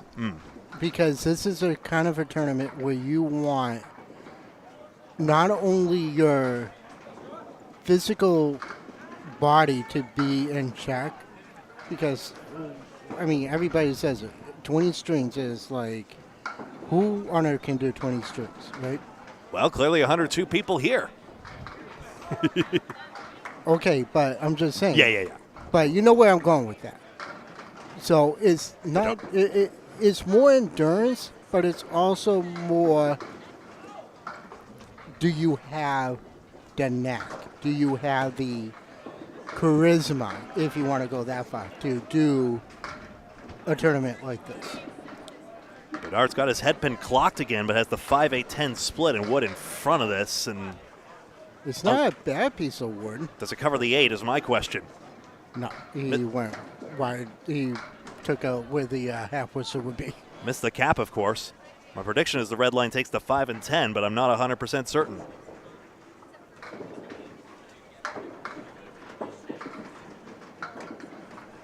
Got the 10 pin, and there you see that annoying piece of wood just take out the corner. Proud of you. Proud of you. You took your time and you made a shot.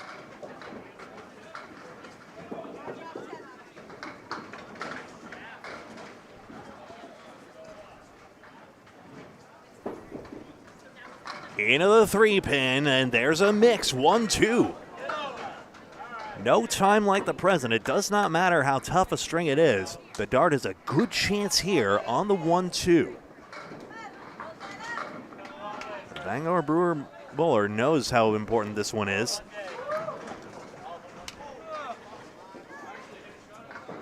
It's amazing how many but people dropped it. It's amazing how many people made the trip down here from Maine. It's good to see, and of course, obviously, some Canadian representation. We've seen Dunn and Cox already. So a struggle string, but still 13 more to go after this, excuse me. No, I was right the first time, 14. DJ Fry on a 52 half. Well, Bob Lee is averaging 104 right now. He's actually tied with Paul Duval. Bob Lee, our executive producer here at Candlepin Bowling Network.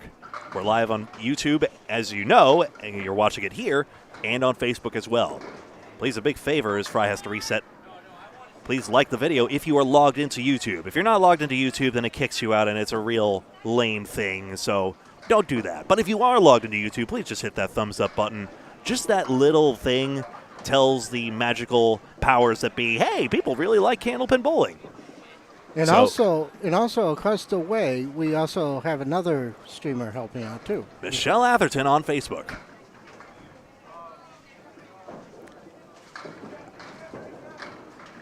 Around it goes around the 3 and 6. I feel like I think in terms of parenthetical statements and M dashes and semicolons, just so many thoughts strung together. Forgive me if I get too long-winded.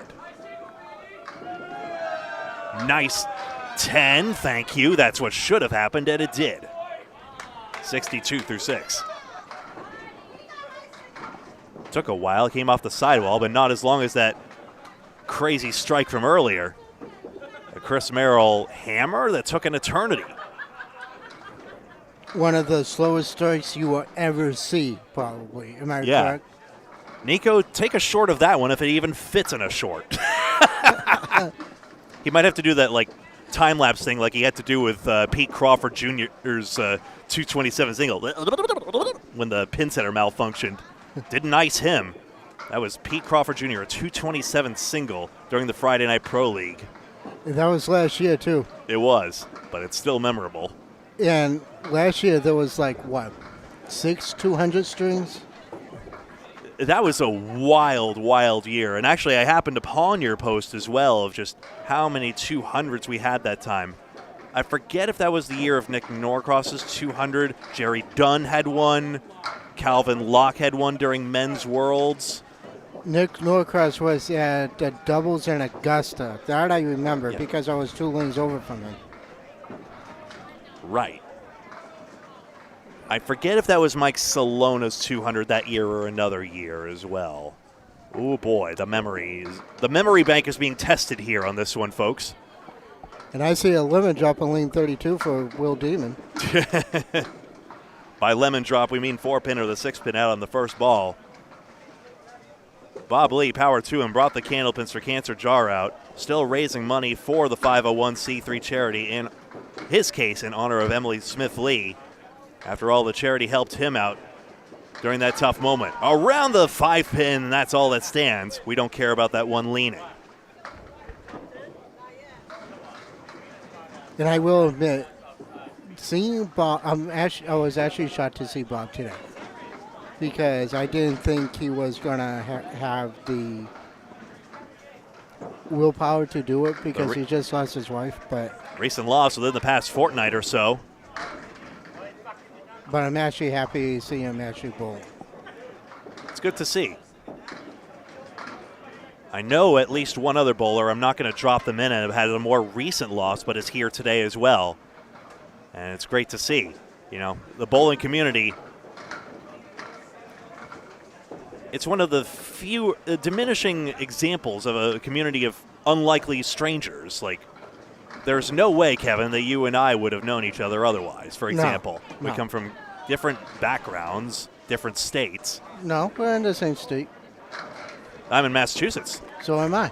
Oh, that's right. You're just bowling Leda lanes. That's right. I just bowl in New Hampshire. I've been part of the NHCBA since my career began. That's right, yeah. Makes sense, though, as the Leominster former bowler you are. Well, no, I was a former mechanic at Mason's, but that's one thing. That's right. 3 pins out. Yeah, but I did bowl out of Masons too. I mean, I did a league out of Masons for a year. I got my lick in. I got a few strings in before they shuttered. I'll ask this real quickly because I'm going to be up in a minute. Fry's bid on the. How did you fare at Masons? Did you find it tough, or did you find it? I found it tricky as well. I think they improved the sidewalls after I went. Made it higher scoring. There we go. Fry another 10 box back to back, and that's a 99 string. All right, I'll hold my thought. I gotta go. Bye-bye.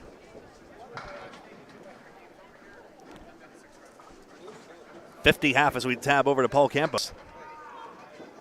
10 pins separates the leader, 714 to 704.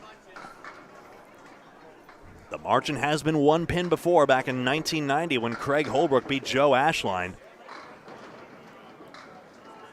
What an interesting career Joe Ashline had. I don't think it would be outrageous to nominate him for the Hall of Fame considering all his TV appearances and how memorable his name is. After all, is fame not the memorability of one bowler's bowling and their prestige in it? Even though Joe Ashline's career has been a career of almost, he almost beat Tom Olsta on that live show. He almost had more success than he actually did. Surely someone could make the case, you would think, as the next class, his paperwork starts coming together. Paul Campos drops 9 on this one, and he has the 5 pin.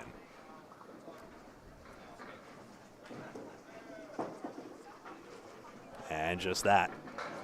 Still standing on the 3rd ball.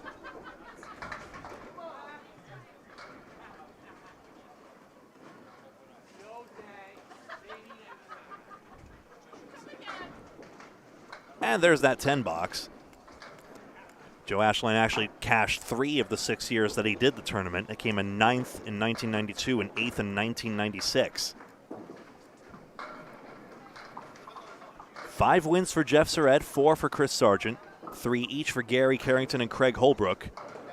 And then Bover, Baker, Atkins, and Merrill all on 2.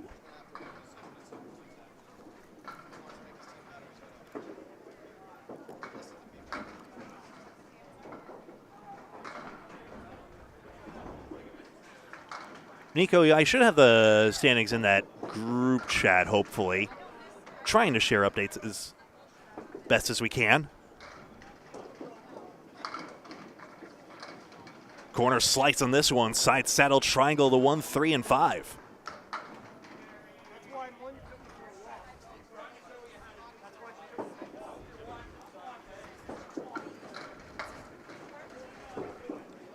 Coming up next will be Keith Miller, John Froggy Sear, and Scott Hodgdon.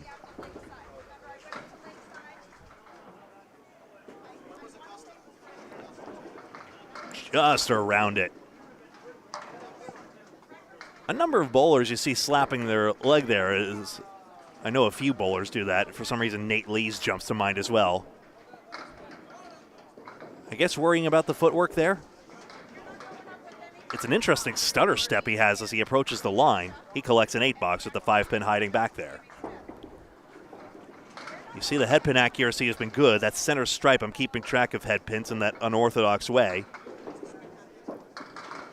Head pin notation is not standardized in Candlepin, so everyone has their own unique ways, especially in the ACST, the Atlantic Candlepin Single Store, whose shirt Campos is representing. He's got an 8 drop in the 5-7. But especially as Micah Imperato unofficially yet faithfully keeps track of these statistics and assembles them for all these bowlers, it becomes a question of, I'm getting distracted by Jacques Pets right now. That'll be out of the gutter. Whether head pin annotations will become more of a thing of the future. Splits are annotated up here, but that's a holdover of Cubica's 10-pin notation, where splits obviously are more well-defined there because there is no wood. If the pins are apart, they're apart. Also out of the gutter, so that'll stand for an 8 box using the results from the first ball. If you foul on the first ball on a full rack, then you can reset, a rule that I've benefited from many a time. If you then also foul on the second rack, it's a full second ball with a full rack, you can also reset, which is also a rule I have benefited from many a time. Campos 76 through 8.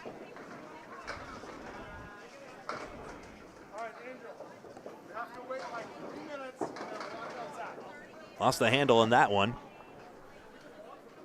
That's Scott Hodgson to his left, out of North Carolina, coming back to Candlepin for this event. Seems to be doing pretty well, coming back to his old form. 7-pin cluster is intact, but it does not go. Through 5 strings, Aaron Fontaine by 10 pins over Tim Hazard. Aaron Fontaine out of bogey lanes, of course. Tim Hazard, for the life of me, I cannot remember his home center, but representing parts even further west. Campos has a 7 box, and it's 83 through 9. Clearly, Jacques must be delivering some good luck for Tim to be doing that well. Grant Gouillart here. This is Candlepin Bowling Network. Aaron Fontaine, 124. All right, we'll see if any of the other suspects, Tim Hazard or Josh Daly, can run that down. Through 5 strings, those are the figures you see. And consider all the 130 averages that are not particularly close at the moment, despite how excellent that is. Dropping 9 is Campos, just the head pin.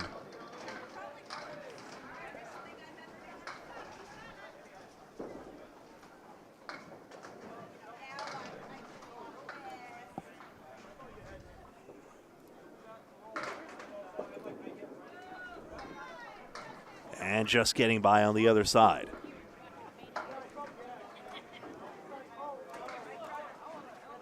Just looking around here for some statistics.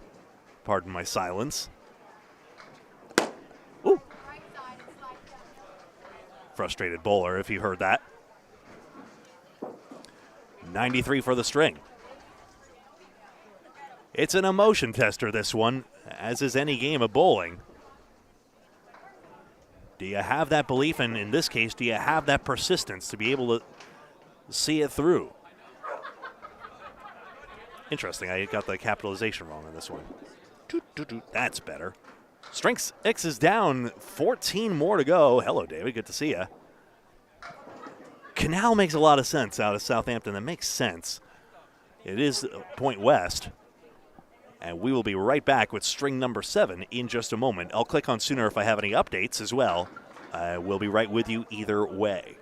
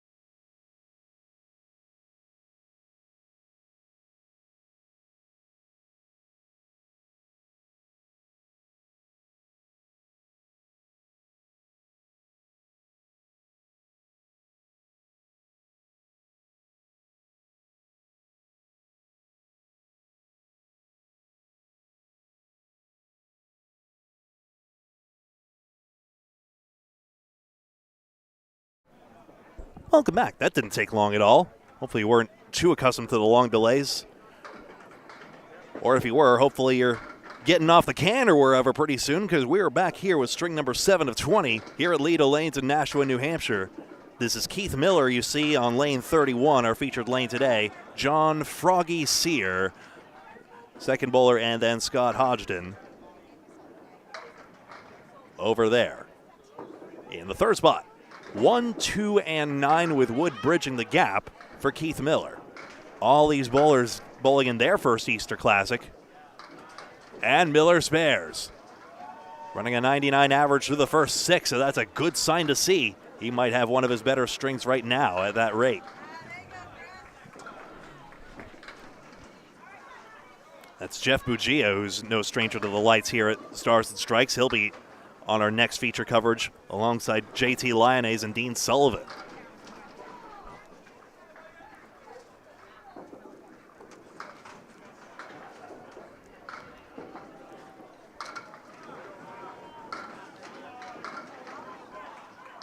Onto the 3-pin it comes, and a 5-fill.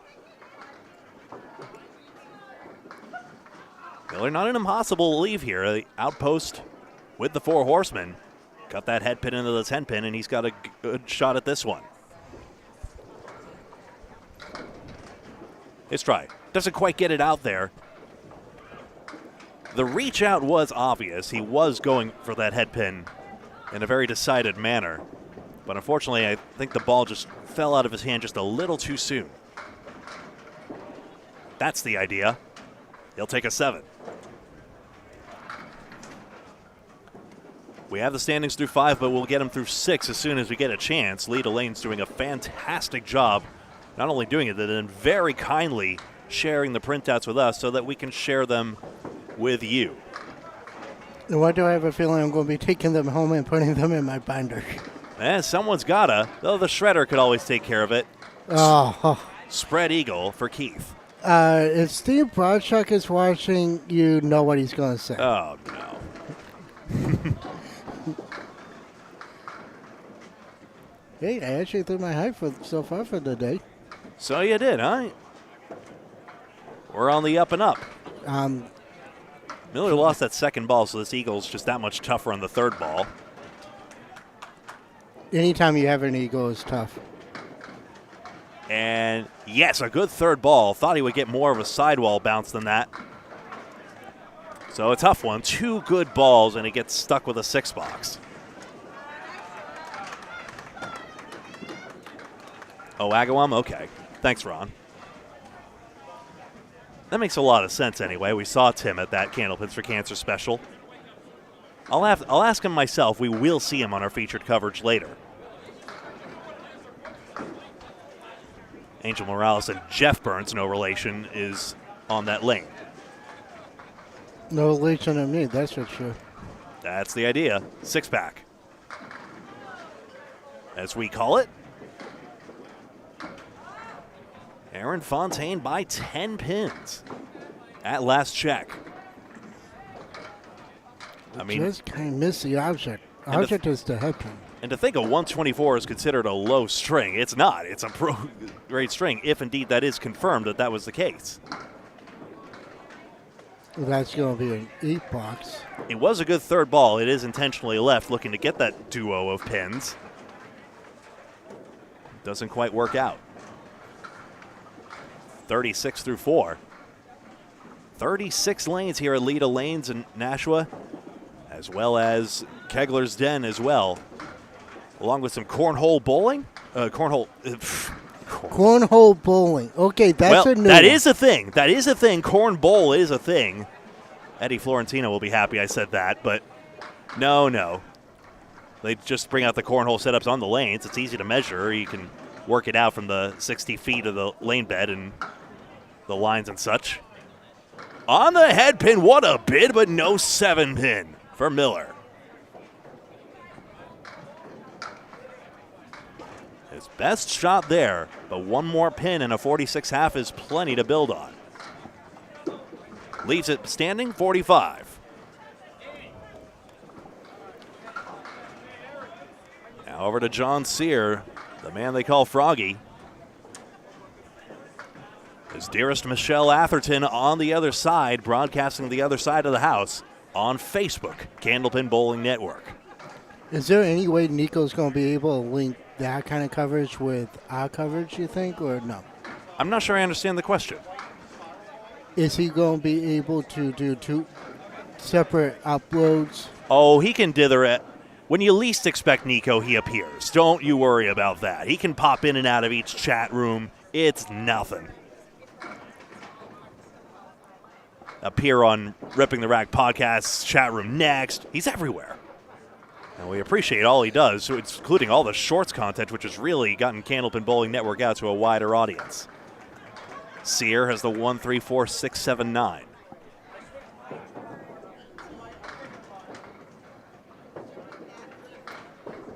Let's try on it. Pretty when it goes, but he's popped the head pin and makes this one tougher on ball 3.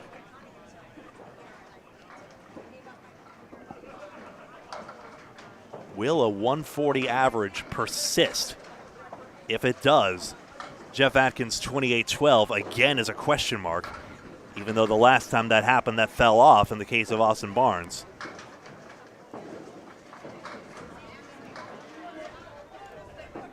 I have a feeling this is going to come between Sean Baker and Aaron Fontaine. Wouldn't it? It would be so poetic to have yet another rematch. It's been like... And look, Sean Baker's throwing a 132 average and losing to a 140. Which is... What is this world coming to? Sear, good first ball, kingpin. I mean, I really don't know how to, commentate on that one. I mean, seriously, I really don't, because You're gobsmacked, huh? I'm speechless because Spare. Because I know that Aaron is Tom's grandson, and Tom Olsta, yes. And I know that Baker has been in the game for as long as I can remember, but I can't fathom or grasp that you have somebody that's averaging $140 and somebody that's averaging $130, and the way it looks on paper, it's like it can be any one of those 5 that are in the top 5 right now. And it's tight as well. Aaron Fontaine was 23rd, 21st, 24th, 20th, and then 3rd place last year with a 129 average. 2582 was second for a lot of the way, but then Jeff Surratt kept hanging in there and then dumped 162 to take 2nd place, further solidifying. Nice strike, Sear. But Barnes actually needed that, if I remember correctly, Barnes needed that. Ooh, did I? You just missed it. Barnes needed that strike. I believe it was, in what bus was it last year? He needed a strike just to clinch it. Because he was ahead by, his margin of victory was 51 pins, if I recall correctly. Let me check in. Yes, 51 pins. 26.72 to Jeff Surratt's 26.21. 131 average, no good. 10 pin won't come set for Froggy. He'll have to reset again. And I'm up. I'll be back. Sounds good. Marco Loughlin, good to see you. Are you a 5-pin bowler yourself? I know you're a Candlepin, obviously, but good to see you again. On a strike is Sear, the 1, 2, and 10. Plank swivels in front of the 10. He'll start with 7. He bowled in the Maine division, state of Maine division in the ACST when that was a thing.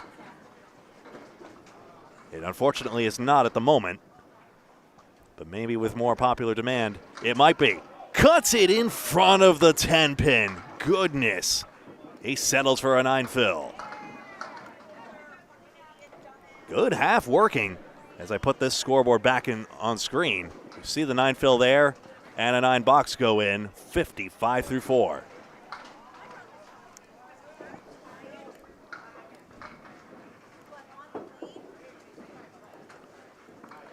Sean Baker, a two-time champion of the Easter Classic in years 2005 and 1999.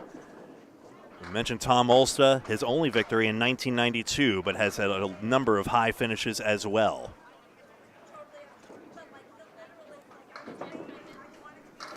Head pin, here they mix. 3-6 with wood in between. Just needs that 3-pin, you would think. Tom also competed in consecutive years ranging from 1989, the first year, through 2004. In 2004, he had a 26.07 spare for Sear. 3 mark half. 65 in them all.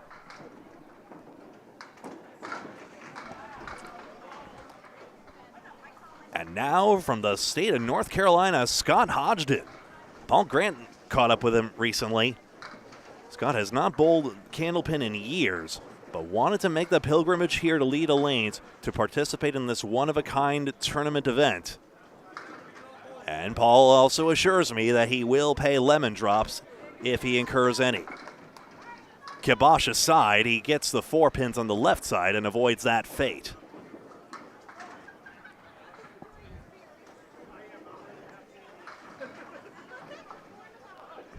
We call this one the 6-pack. Dropped on the line, 3 more out, the 1, 6, and 10. Olsta, by the way, came second 3 times and third place twice.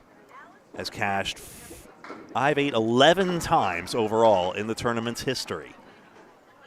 Good third ball to grab the head pin. Some have gone for the 2 pins in that case. What would you do against the 1, 6, 10? Do you content yourself with the 2 on the right side? Or do you go for the supposedly aggressive out and try to grab 3, thinking that even the 2 on the right side isn't a guarantee? But the old school way of thinking is absolutely clear. Take the 2 pins, give yourself the best chance of a 9 box. 9s are fine in this game. That 9-pin fell back there as well, so this will be 6 pins standing for Hodgdon to look at.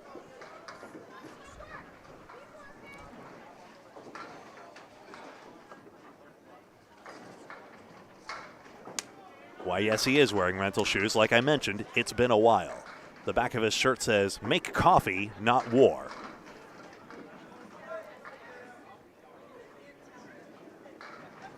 One does seem more potable than the other if you think about it.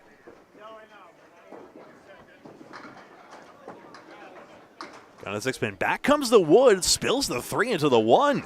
That leaves the 2 and 5.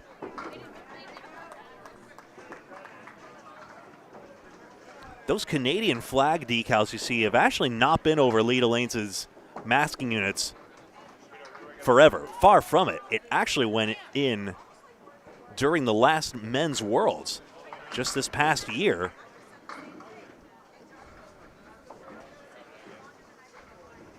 When Team Academy Lanes defeated Fenway Academy. And Chris Ryder defeated Calvin Locke in the singles. Tim Hazard is now in first place. Breaking news, Tim Hazard by 5 pins now holds first place through 6 strings. Aaron Fontaine did have 124. That'll show me for distrusting Will's intrepid reporting here. I'm going to start trusting you, Will. Don't let me down. You're doing a great job. 3, 4, and 6 for Hodgdon. Josh Daly still in third. He's been stuck in third basically during his whole Easter Classic career, really. A 792 through 6 is a 132 average. Hazard's average is now 140. Off the wall, maybe, but doesn't come around the right way.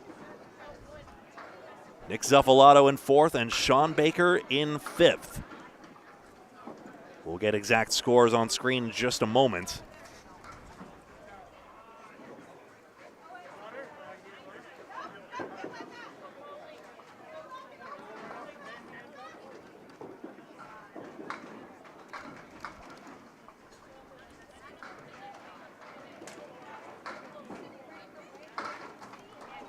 Third ball. Yes, Plank takes it out. That's 10. Just calculating scores on screen for you fine folks. Making sure I spell Hazard correctly. There's 2 AEs. You can think of it like Aesop twice. A-E-S-A-E-R-T. H-A-E-S-A-E-R-T. Otherwise, apart from the change of first and second, all rankings remain the same. I'll have more standings in just a moment. 4 pins out for Scott.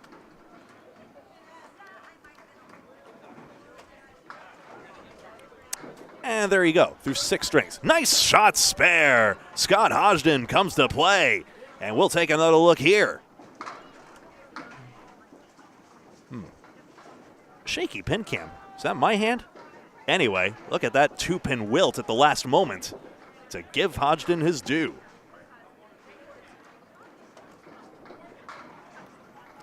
Five pins, that's it. Separating first and second. Tim Hazard is coming around to our coverage. He'll be here at string 12. That's a head pin hit, and that's an 8-fill with another plank in front. And now a chance for a 60 half if this goes. Has to be careful, though. It's wedged against the sidewall. Can Scott's ball power through? It is liable to deflect, and he's curled around the wood.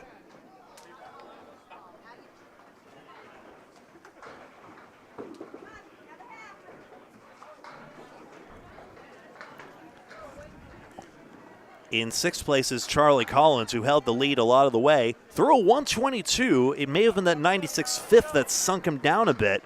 He's down to 761, just 1 pin off Baker. And there's that 10 for Scott Hodgdon. And he's got 55 at the half. All 3 scores you see here. John Sear on a spare as well, 65 and a ball, as Keith Miller steps back up on lane 31. Mentioned the Canadian flag decals are new. The American flag decals have been around for quite some time. Jeff Surrett, 7th place. Another top 3 finish. Another cash is just another feather in his cap. The most successful Easter Classic bowler. Nick Leach in 8th. Tim Douglas, previous champion, is in 9th. Chris Bovair, previous champion, 10th. Jerry Dunn, 11th. Trying to get another Canadian title after Chris Holletz. Kevin Davis, former champion, in 12th. Andrew Therian, 13th. Dave Barber, 14th. And Justin Waters, 15th. Full standings available at LedaLanes.com, spelled as you see it on your screen. Leda Lanes named after Leda Simino, Ray's mother. 1-3, not quite for Miller.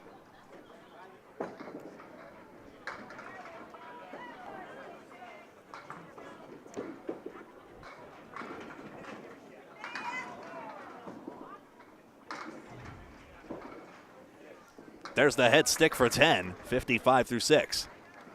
I'm looking through here to see who we will see in the future.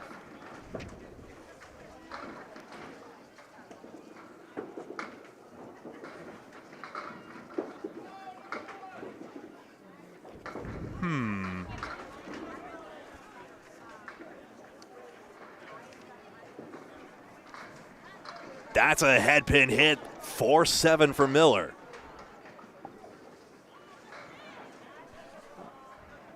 Sorry, I'm having a devil of a time trying to find Aaron Fontaine's name on the page and which lane he started on.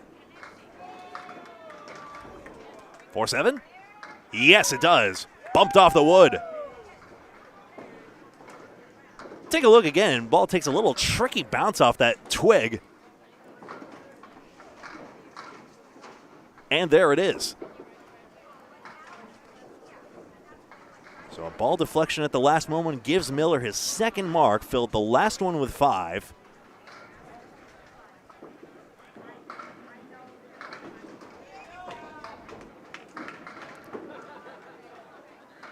Aaron Fontaine looks like he will be 5 lanes to our left. Okay, so on lane 26 at the end.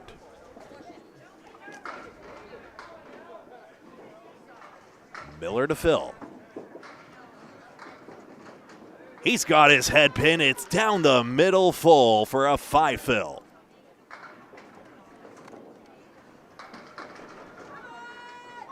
And dismay here, but now a second and third ball crucial to recovering the situation.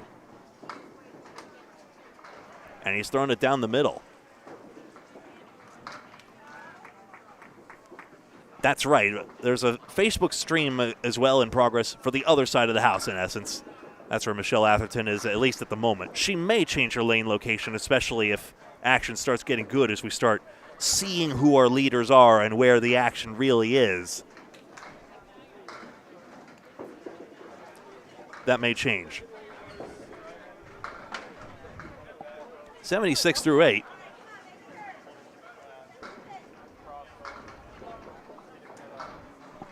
Yeah, it's through 6 strings. Doot, doot, doot.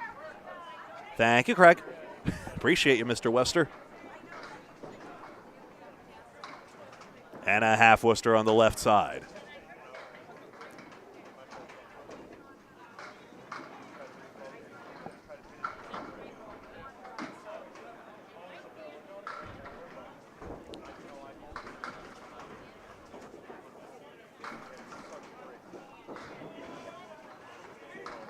Good bid on this one. That's a good follow-up here. 4 and 10. So the mark denied, but still a chance to go over 100 with a good continuation here. Really getting that 8 box alone still allows a spare to take it, even though this third ball gets away and delivers an 8 box. Spare 6, and he's there. Third spare 5, obviously he's not, but still all to play for. And of course, not to rule out a double strike, we have seen that happen on lane 31 thanks to Will Damon.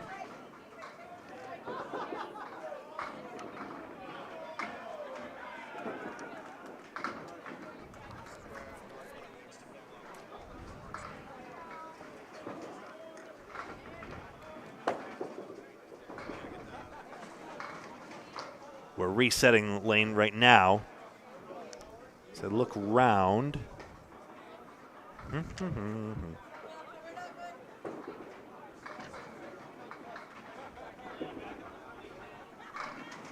This is a good mix here. 8 and 9 with a split. What's in front of the 8 pin here? Miller shouldn't play the red line. He should play one cap or the other, and he plows straight back, and that's why. Probably wasn't the idea either. He probably wanted to go one side or the other. Just didn't work out. Very, very rarely do I outright disagree with a bowler's decision. Even in cases where I was asking about that 1-6-10. He takes a 9 box and a 93. Now over to Froggy, who is having a great string. 65 and a ball.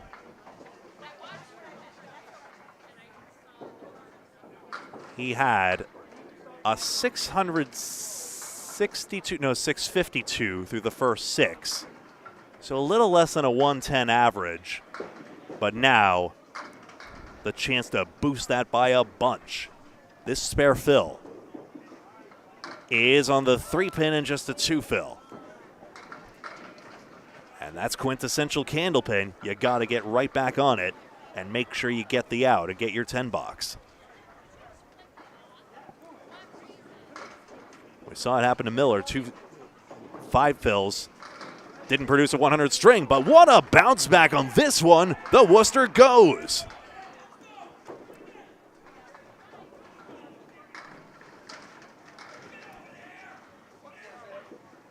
One more time, crossing into the 1-2 pocket, and eventually that 2-pin, 10-pin goes. 77 and a ball through 6.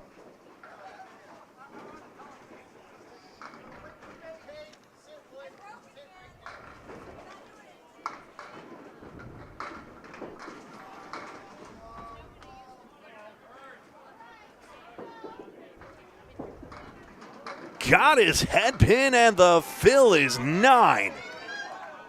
Froggy on 86 through 6.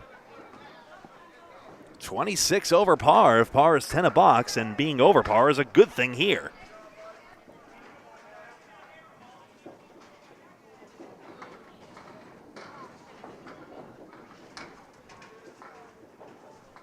And there's the spare.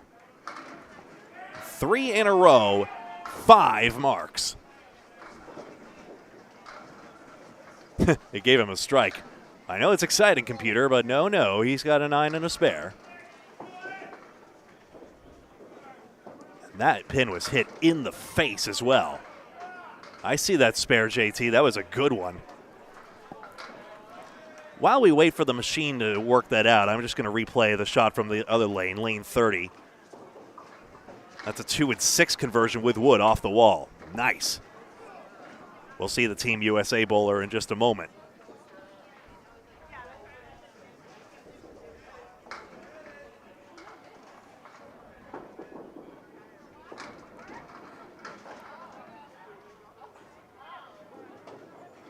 Now, it's not like the Briar Cup or whatever in curling. Team USA doesn't mean they are America's team per se, but it's a good moniker.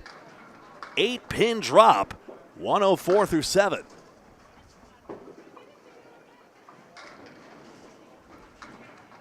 $34 over. Craig, I anticipate 15 cash, but I'm not certain. I'm just basing it off last year. I'll have to check at halftime for some of this stuff. 5-pin clipped.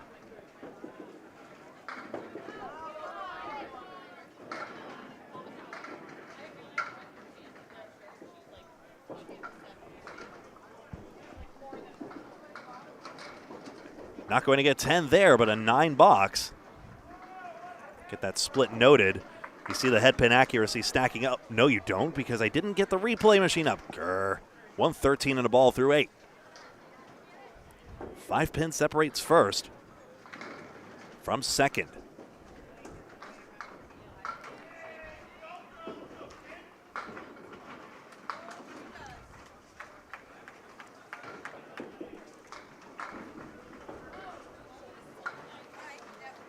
Josh Daly will pass through our coverage. He'll be in our 11th string, then Tim Hazard in our 12th, and then agonizingly they'll end up on the lower numbered corner out of the range of our cameras.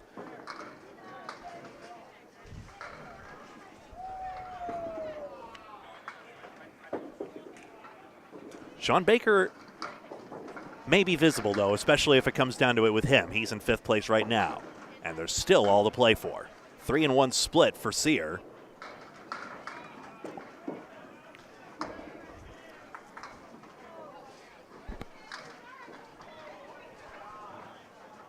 Michelle Atherton, aptly on the other side of the lanes. Broadcasting across the way on Facebook, Candlepin Bowling Network. We're on YouTube, Candlepin Bowling Network. If you ever wonder where to find us, we're usually on YouTube most of the time.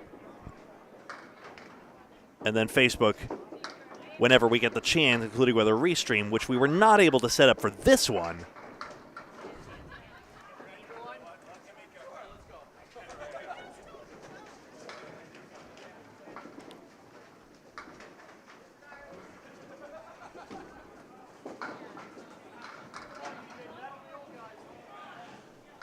Hi, Nathan. I'm Greg. Bob Lee's a little busy bowling right now. He's in the tournament right now.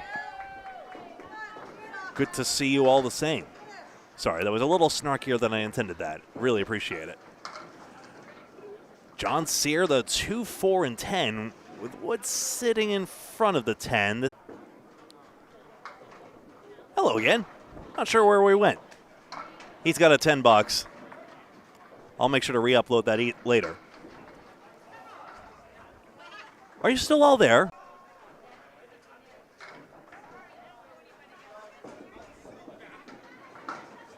If this keeps up, I'll have to figure. I'm glad we're live right now. I'll join you for the next one. And a good shot. A strike on spare. And another look at this 20 box for Scott Hodgdon. Blows out 10 candles just like that. 95 plus 2.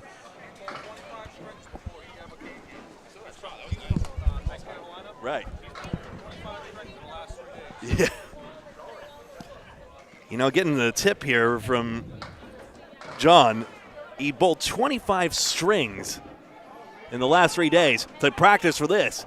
He takes out 8 more and has the 5 and 7 as Duncan McDougal joins. That's lunatic behavior. Bowling 25 before this. That's Jesus Christ. I mean, he's only bowled 7 here. We'll see how he feels after 20. His poor body.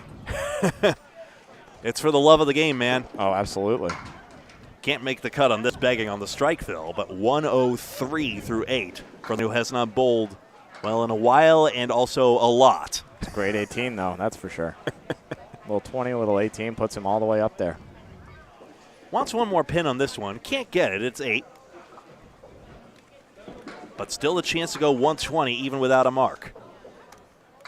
Yeah, he's got his eyes on 30 with the ball he's throwing right now. See if he can get one drop 8 or drop 9. How are things been over here, Greg? Things have been good. Have a few groups of bowlers struggling, of course, against these tricky pins. We've mentioned earlier the difficulty in knocking them all over. Have you noticed they're tightening up on you yet, or? Obviously, Froggy Sear hasn't noticed too much with a 138, but Woo! Buddy. Seems like scores are flying, and then there's also some leaders who've been flagging a bit. I mean, Aaron Fontaine throwing 121 is considered low. With his average? Yeah, I believe that. I bowled with him on bogey on Mondays, and yeah, he'd be pissed with that. Tim Hazer took advantage, it looks like. Leapfrogged him, but it's currently a 2-man race. Still too early to call that, though. 127. How about it? Oh. On the outside, we still might see how it works out there. But you know, I really like the outside shot with that cap right there. That would really muck things up if he goes pocket. I'm sure he's going to go for it right now. We'll see. Third ball. If he's real tight on the head pin, he's got a good shot. No, it goes out and wide. So, a couple more sticks there. So it could have been a 120 easily, but Scott Hodgson will be very happy with his 118. And a good showing here. He came all this way, and I'm glad he's got himself a good score. Where'd he come from?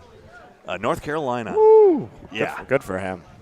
I mean, we've had a person from Texas bowl in one of our Candlepins for Cancer ladders as well. Did not make the show, unfortunately. He almost did, though, right? He had a big 5, if I remember correctly. Although, I mean, the live show and the step ladder are so far apart, I wonder how he would have, I mean, I guess if you win first place, I guess that pays for enough of the airfare, I suppose, but woo! It would have been challenging. It would have been a lot of fun to have that, though. Like we said, for the love of the game. 7 strings down, 13 to go. You having fun yet? Because we got so much more to come. Oh, we're having a blast. I think it's ibuprofen time for me.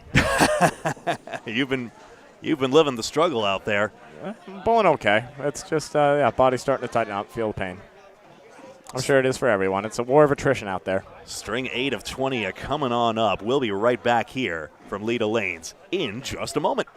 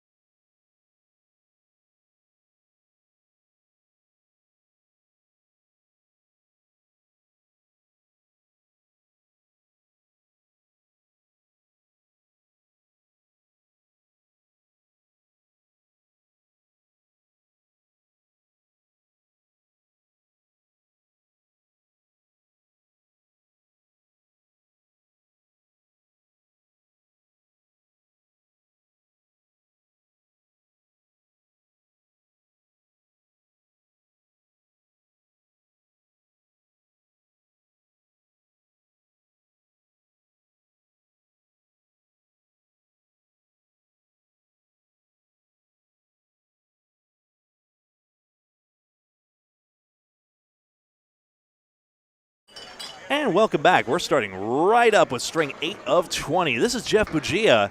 No stranger to these lanes at Leda. He's a former star of Channel 50 Stars and Strikes and a member, last check, of the Riverwalk Lanes Friday Night Pro League team. He's got a 3-2 split.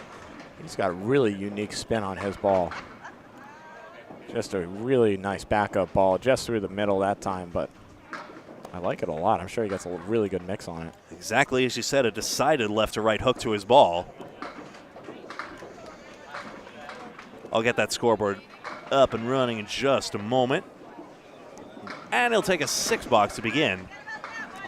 All good games start with a 6. That's what you're telling yourself up there. That's the only thing you can't tell yourself. You just threw $6. You're not happy. He had a 767 through 7, so just shy of a 110 average. That's not bad going at all, though it's good for middle of the pack based on how everyone's going today. He's got me by 2 pins right now. Oh. I'm doing all right. I just made the 8, 9, 10 to bail out a string. Jeff again. 4 horsemen and the 7 pin, and now I can show you this. There we go. Yeah, post is hard. It has been going. I've seen a lot of 4 horsemen converted today, although a lot of them were by Chris Winiars and Caitlin Zolko, who I'm bowling next to. Both outstanding pinners and bowlers in their own right. Yeah, Caitlin bowled in last year's Easter Classic as well, if I recall correctly, and she's just rapidly improving, so she's one I'm most looking forward to seeing how that turns out. Yeah, she's on a meteoric rise right now in the making a mockery of the ACST Class D North. 1-3 taken out, a 9 box for Gouillart. Excuse me, I behind a box somehow. 6 and 9. There you go. Or 15. One of the greatest mysteries is, I mean, it's an open competition, so I understand on one level why the women don't want to show up and, compete on an unfair playing field. But I do wonder, what if you had Amanda Carroll? What if you had Madison Riva and some of the other great lady legends of the past come here as well?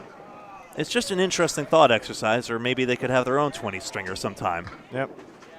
If you guys are watching the other lanes, take a look at lane 28. Danny Harris is on 4 in a row right now. He has the 1, 2, 10 to sit down with 5 in a row. Gouillart, nice head pin, just a hair light. Wow, he must have danced that through a couple of gaps there in order to not touch any of the 3 on the right side. It popped right over everything, actually, which is, you see that a lot in bowling, especially with a hard ball. Tallest bowling pins in bowling, but doesn't contain everything, but nope. A good third ball for 9. It's great out. Danny did not convert. He's still going to sit down with an 81, make it 82 half. It's pretty good bowling. I mean, it's fine. John Dewfield, how we doing, buddy? And hello, Brent, as well. Mr. Mohegan finishing out strong in his league. Won his Tuesday night or Monday night Mohegan League.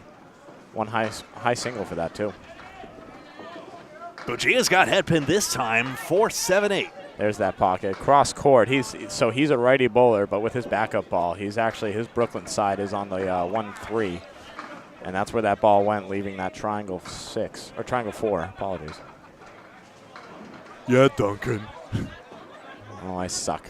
Gouillart is not, but tricky triangles. Hard to go sometimes. You throw the perfect ball, you think maybe. Don't be ridiculous. You're cool.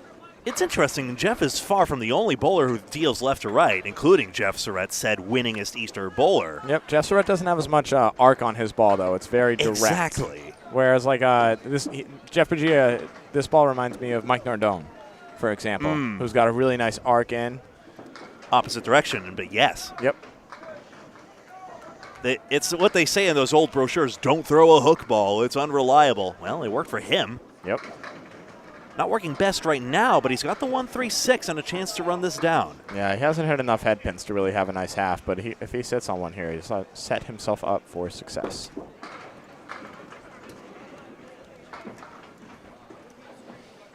Just want to wish a happy Easter to everyone watching. It's a beautiful day, at least in New Hampshire. Hopefully it is everywhere else where you are. Gouillart looking to sit on one. Oh, my goodness. Rang around the 6. He went outside, and it looked like he just fallen around. To which some would say, well, hit it on the inside then. But that's harsh. That's Candlepin. Yeah. I'm just happy if I hit my objects, Greg. He's got 43 at the half. His best classic result in the 8 times, now 9 that he's participated, was a 24.56. That's 122 average. Not good enough to cash. It's pretty good. Wow. When was that? 2006? Oh, yeah. There was 2006. Was that during when Jeff Atkins was running these lanes? Or 2006. That was Gary Carrington's second, in fact. Okay. No, third. I beg your pardon. Okay, so that was Carrington, Baker, Holbrook. Sargent had just 2 in a row in that point. Yep. That's about right. So 17 years apart between Carrington's first and last championship. Look at that Jeff Surratt 4 in a row. That's stupid. Never heard of that guy. Yeah, he's okay. Oh, okay.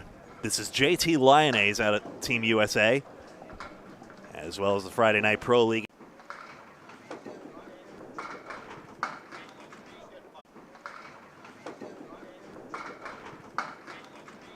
Sorry about that. Hope you weren't too worried.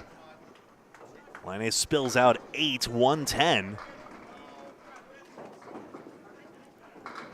That's not Aaron Spiller. What are you talking about?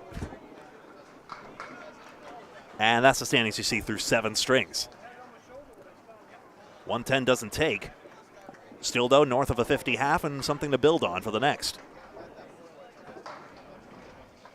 Great to see you here. A fantastic crowd joining us virtually here at Leda Lanes in Nashua, New Hampshire, I emphasize. 9 box 54 at the half.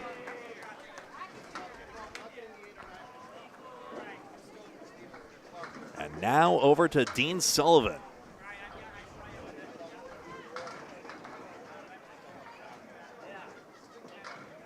One thing you'll immediately see is the tank top. Dean Sullivan has a recurring shoulder issue, so it's commonly understood among bowlers that he should be able to bowl that way, even though a collared shirt is more the norm. Dean Sullivan, one of the most famous bowlers out of the King of the Palace show on YouTube, out of New Palace Lanes, the former New Palace Lanes in Fitchburg. He gets triangle number 2 to begin, 2, 4, and 5. Watch that center stripe for head pins as they stack up.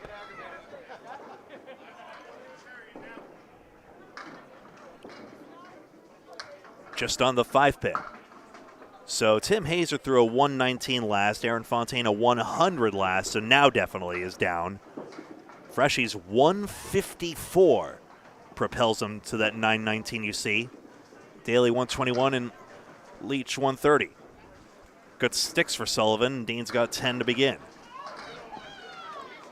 In 6th is Jeff Surratt. Through a 127, still can't crack the top 5. Tim Douglas, 133, getting up there. Sean Baker, 121, but he's in 8th place now. Then Chris Bovair, then Charlie Collins, who led to start. Jerry Dunn, Justin Waters, Kevin Davis has won this before. He's in 13th. Ryan Drago, with 145 now, finds himself in 14th. And Brian Fuller Jr., former champion, is now in 15th with a 128.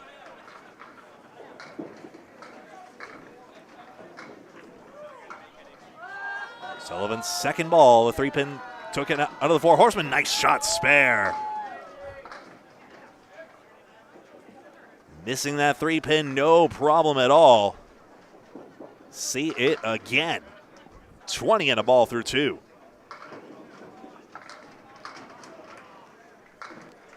Full standings available at LedaLanes.com as you see it now on your screen.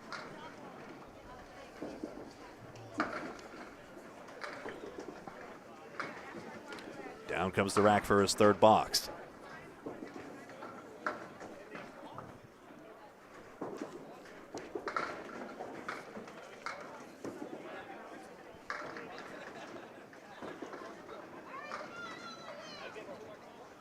His fill. Got his 2-pin, the 4 horsemen right. 6 fill.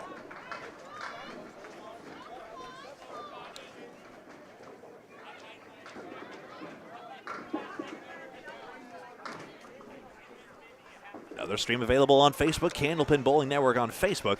You're watching Candlepin Bowling Network on YouTube. Please like the video if you're logged in, and please subscribe if you're logged in as well, so that you're always in the know about the latest bowling content.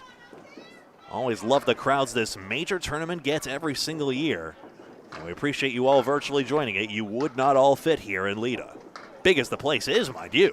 3, 6, 10 goes for a 10 box, and there is a 36 through 3. Been perfect for Sullivan so far.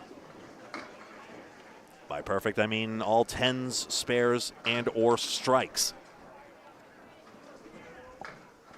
Who will be the next champion? Austin Barnes won it by 51 pins last year. If trajectory holds, it looks like we're headed for another match where we have a clear leader, but Fontaine and Hazard have been back and forth. Anything could still happen. Sullivan drops 10, and the Dean of the Palace dumping pins on the plate again. 46 plus 2 through 4.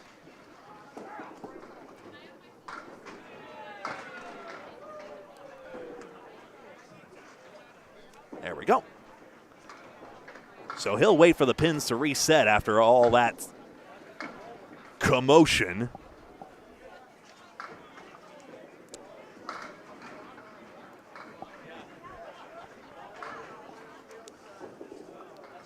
I'm just looking through here. So Surratt, Douglas, Baker, Bovair,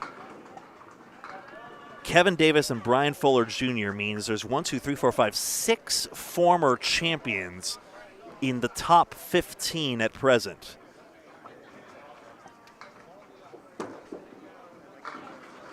As Craig Holbrook, who has won this tournament multiple times, says, it is no accident if you win this tournament. You are a good bowler if you manage it.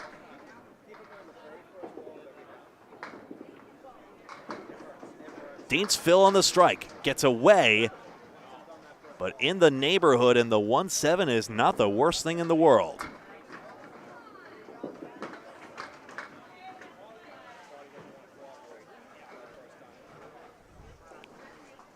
One-7. It's not good. The wood deflected it away. And another disappointing 9-fill we see here, not to disparage the shot. It was a good bid.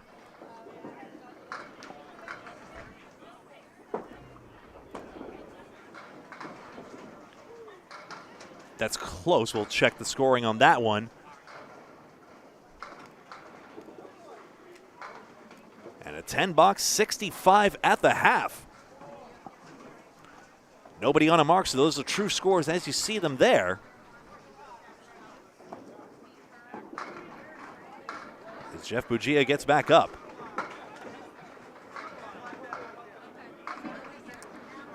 What's interesting, though, is that none of the top 5 are former champions. So we are still on pace for a new person to hoist that beautiful trophy that's been posed with many a time, first with Ray Simino, and then upon his passing, Sean Howard. Jeff Bugia, the Leda Lanes TV star, has 3, 5, 7, and 10.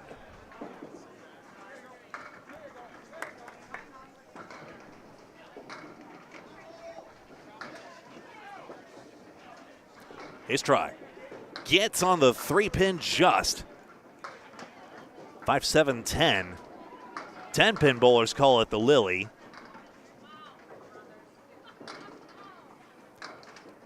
And somehow just an 8 out of that. Seemed like that play on the wood had more promise than it actually delivered.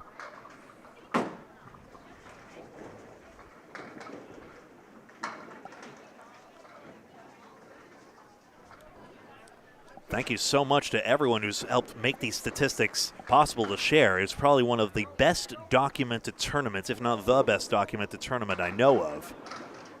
And it's thanks to Dottie Lawrook, John Zappi,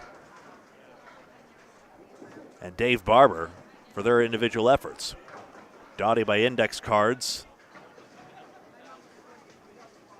Yeah, it's Dottie by index cards, John Zappi by binder with photocopies, Dave Barber by spreadsheet, 1 if by land and 2 if by sea. Happy 250th birthday of the Revolution. Bugia needs a third ball.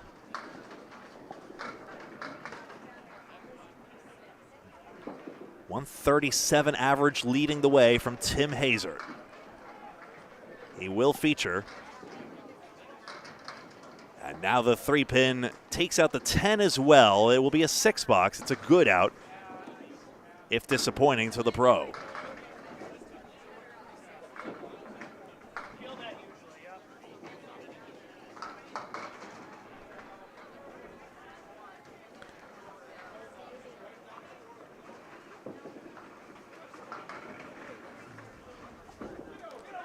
Looking. This one's got his head pinned. Get over 8-pin, you're hit.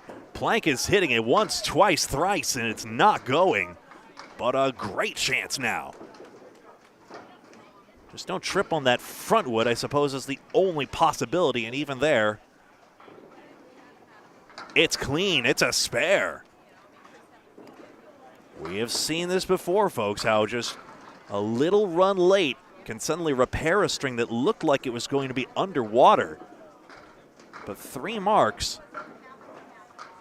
could put Gouillart right back on track.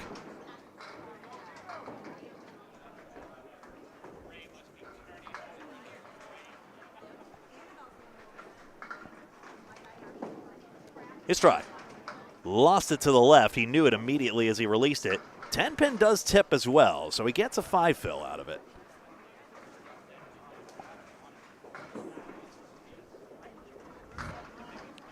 See how Duncan McDougall does compared to him after this one. As he mentioned earlier. He had a 767 through the first 7. Good for a 109 average.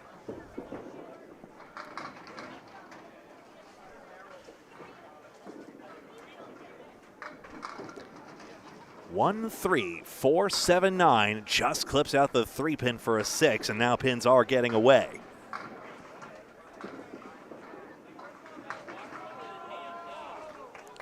Justin Lyonnaise had a 742 through the first 7. Dean Sullivan in 23rd place going in with an 824 through 7. 117 average.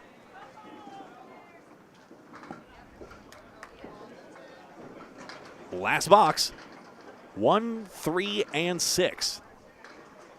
Laurie Rossetti watching along as well. A great bowler in her own right as well. We've seen her on our network before. Gouillart's try. Got on the 1-3 spare. And 2 marks in the last 3 does offer a way out of this. He was about to get stuck in the 80s. But that's a good shot on the end. No time like the present to get that mark. And we come back here. Last ball. Washes out 6, the 4 horsemen. Doesn't have to shoot it, it's 94. So up comes Lyonnaise. Looking to improve on his average. He's had a 106 average to this point. His first half looking a little better than that.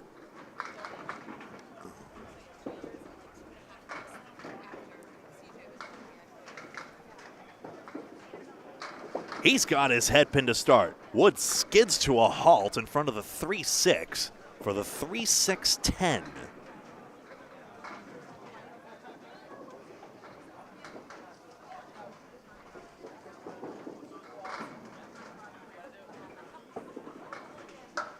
Oh no, and the wood does foil the shot.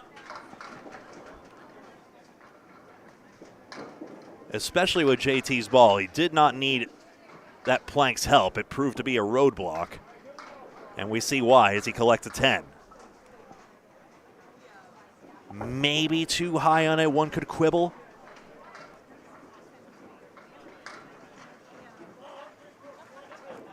But it was a good one all the same. Head pin accuracy has been good. 4 head pins out of 6, as you see by the center stripe. That red S indicating split. Gets a 5th one here, and down goes that 4-pin for a chance on the 6-10. This time, no wood to disturb anything.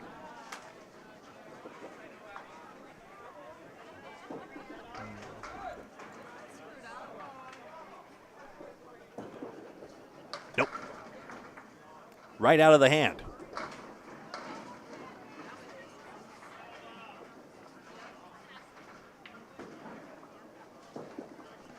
I once incorrectly said that Lyonnaise was injured at one point, and in fairness, a lot of the pro bowlers do seem to be going through with the injury bug. Evan's team Exeter certainly is.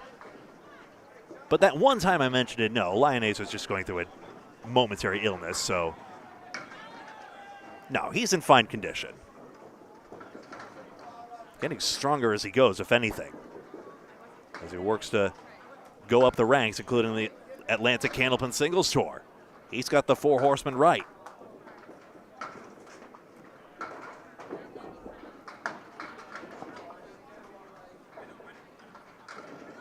Playoffs will start soon in the ACST. You can check out all that action on the Atlantic Candlepin Singles Tour Facebook page. On the outside, got a sidewall kick and it didn't go into the 610.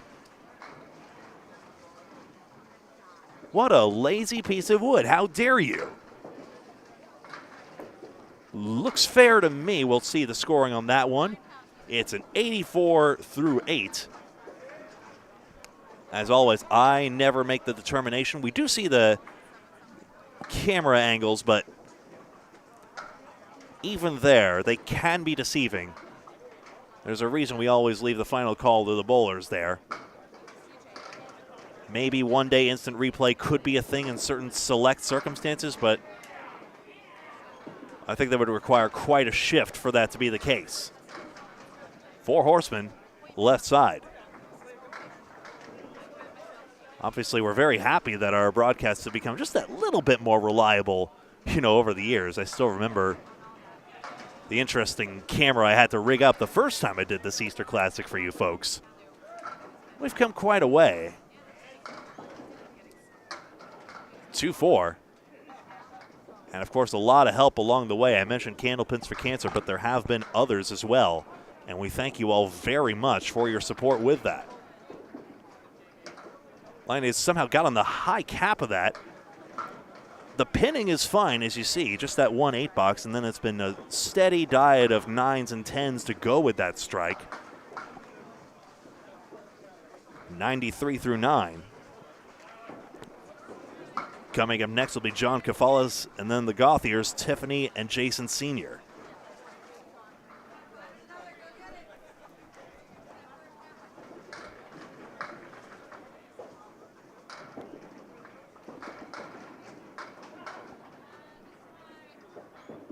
Actually, I may be one off here. Lion strike.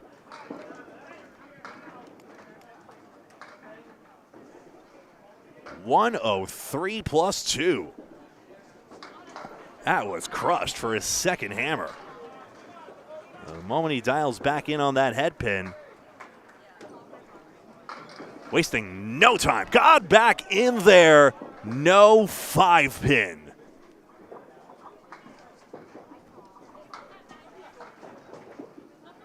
The fill is 10 and the string is 113. Good pinning and 2 solid strikes, delivering a fine string. And now over to Dean Sullivan.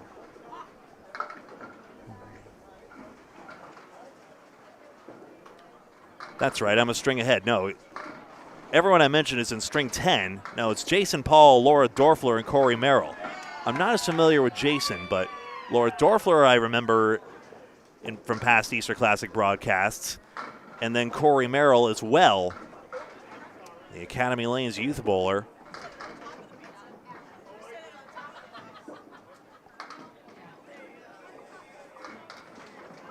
Back at it again for his second.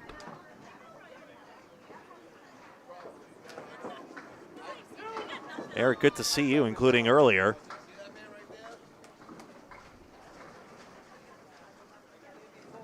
Eric and I were having a conversation about how Woburn Bowlodrome, what is going on in there? And when will the reopening be? I was certain at first, as Sullivan drops 8 on this and leaves the 4-10 split, I was certain at first that Woburn was still coming along, but now I'm not as sure. Sullivan looking to slice that one. My goodness, what a bid. That would have been some shot.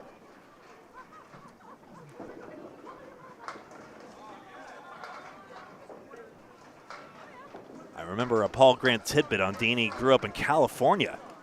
Quality 10 on that one, 75 through 6.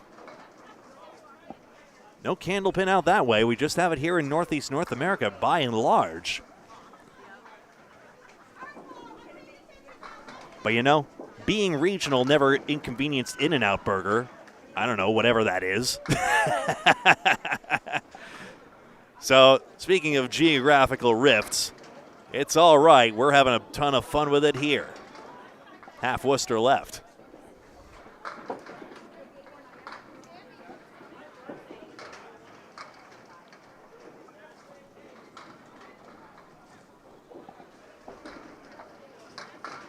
the 6, 9, and 10.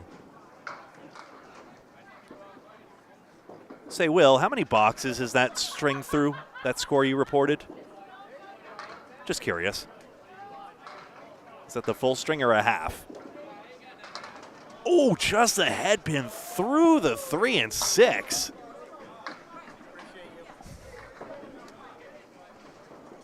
And that's a brutal way to take a 6 box out of that for Sullivan. Dean's got 81 through 7.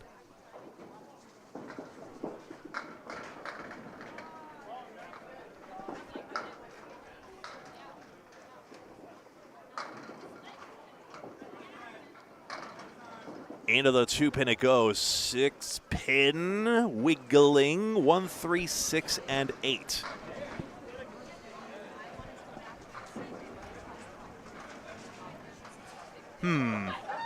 Doesn't seem totally impossible that something could bounce into the 8. Let's see. Way on the outside of it, though. I thought driving into the 1-3 pocket might have given it more of a chance, which may have been the aim.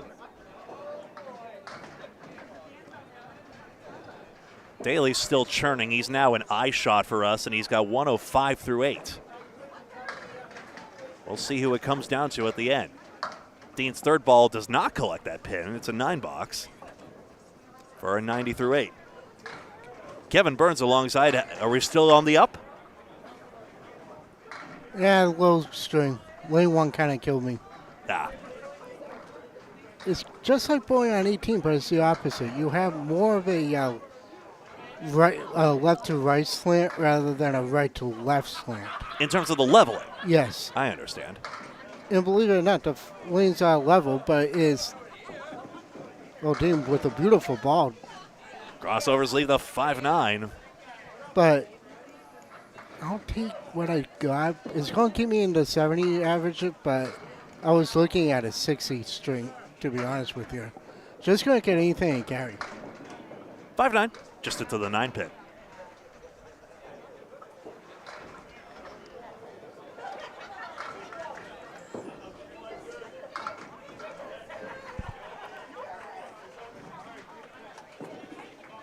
And Dean will make it 10. 100 even after 9.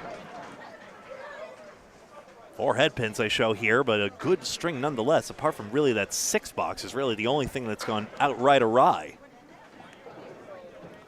Dean Sullivan has made a number of appearances on King of the Palace. That was a good show. One of the unfortunate COVID derailments of this game. Because that was a good atmosphere, even if it was a bit unorthodox. That's just the way they liked it. Down goes that 9. The 5-pin remains. 9-pin all by itself. It does go. Well, I made that shot a few times today. So Surratt threw a 89 string, so he may drop out lower in the standings. Sullivan collects this pin for a spare and a chance to go into the high 110s. The 1-teens. String 8 of 20 here at Leda Lanes for the Easter Classic, an annual major tournament. Austin Barnes, the defending champion, is nowhere near the top 5. Some familiar names milling around the top 5 and a lot of former champions milling around the top 15. The fill is 8 and the box is 18 and the string is 118 for Dean Sullivan. All right, Greg, I'll be back. I'll check in. And we'll be back as well for string number 9 of 20 in just a moment.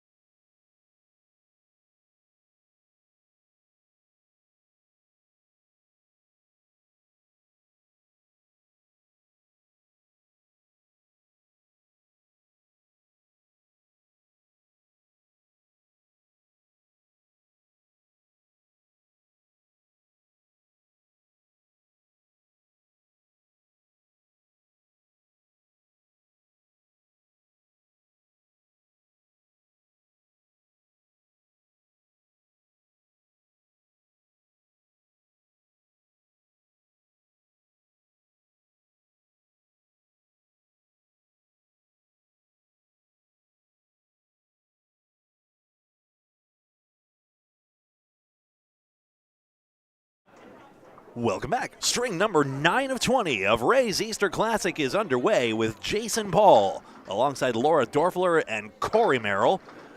Coming up, he's got the 4, 6, 7, 10. There's the Casey McCool. Where are you? I'm Greg Gouillart, and this is Candlepin Bowling Network on YouTube, also simul-broadcasting on Facebook. Well, a different broadcast on Facebook as well. Kenny levers the wood, uses the back piece, doesn't go, and the ball now ends up in the right gutter.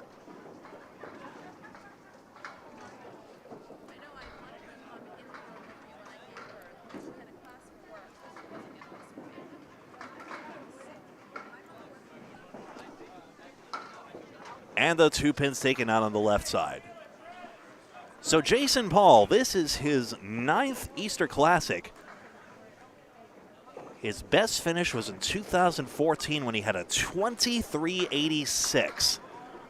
A good score, just not enough to get him beyond 22nd place.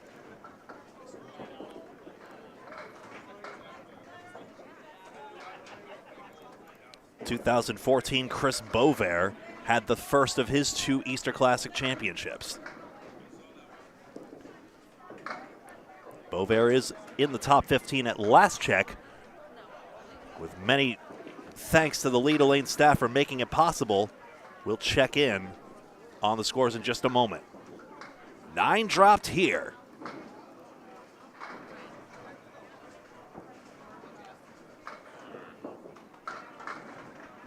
5 pin off the foul line and does not break in. So a bit of a drop. Just the littlest timing changes can make all the difference. And there's a 9.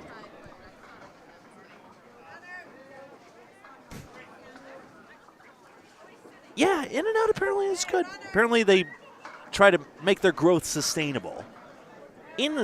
Insofar as that relates to Candlepin, as much as we need growth at all, or else one has to worry about the future of this, and that starts with pin center machinery and other things. If that investment comes, you still want the growth to be sustainable. And I think about that all the time as we broadcast these bowlers of all sorts.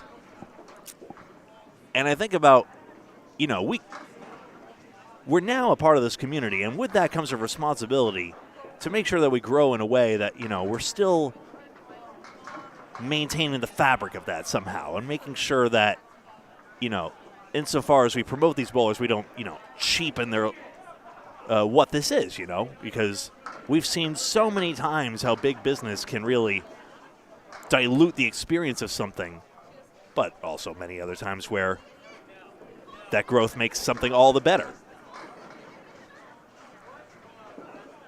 So it's just something to keep in mind, especially in, you know, these bowlers are human beings as well, and treating them as such as well. And that's sort of the approach I've had and why we do what we do here. One of my favorite things about Easter Classic is the fact that friends and family can see that as well. That was particularly prominent during 2022 when we first started streaming this tournament. And people really, there was a real novelty to seeing your favorites in the bowling alley no matter where you were in the country or the world.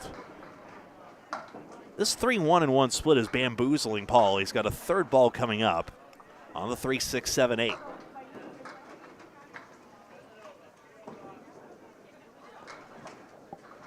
To the right, it goes for a 6 box.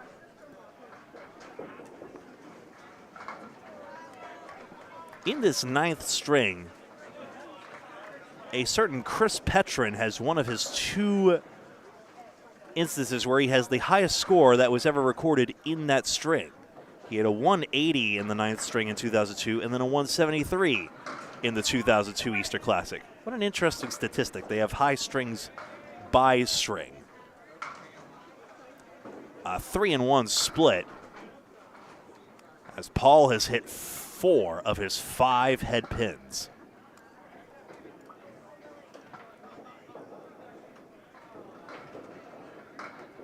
I don't think there's any other bowler who has two. Nope, that's not true. Sean Baker got the high single, has the highest 10th and 17th string. Push down spare.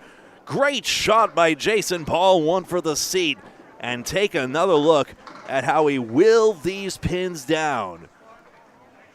1 and 3 into the pin and the wood, and eventually got tickled by that one just as it was disappearing into the pin setter carousel. Here's Laura Dorfler. We've seen her before. This is not her first rodeo here either.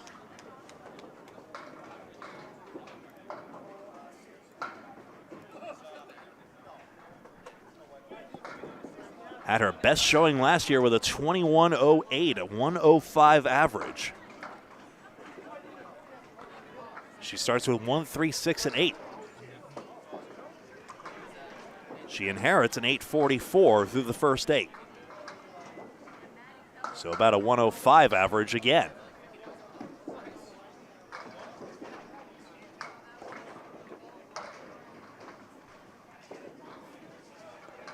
Good third ball, and that's off the wall for a 10. Just those little pins add up over time. That's why average is such a sought-after thing to improve.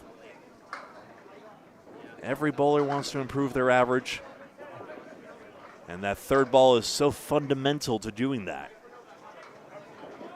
Really, the way I think about it is if you can't pin on the third ball, we probably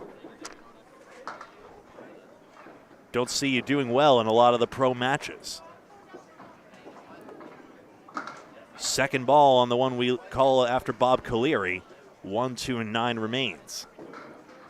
Tim Hazard in front, but Aaron Fontaine has made this a 5-pin tournament again. It is now 1091 to 1086 as Laura again throws a good third ball and gets a 9 box. Tim Hazard 1091, Aaron Fontaine 1086. Josh Daly back up to third with 1038. Another Kevin in the building who's advising me of some scores was spot on. Jerry Dunn, 161. Rockets up to fourth place, 1025. And then Nick Zuffalato still in the mix, 1019. Also notable, Charlie Collins is back up to sixth. And that's a good shot and a spare. The 1, 2, 4, and 5. And Dorfler's just getting stronger and stronger. Once again. It was a sidewall kick that took out that 5 eventually. The 4, excuse me. And there we have it.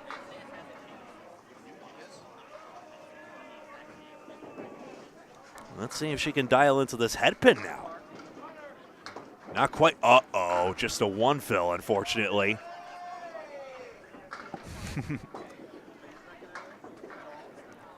We've seen her pin well. She's going to have to do it again, especially when you don't have the supporting cast.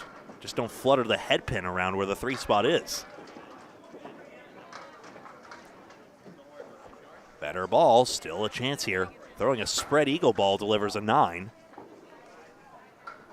1, 4, 1, 5, 6, 8, 9. Got the pin numbers wrong. It's so unfamiliar.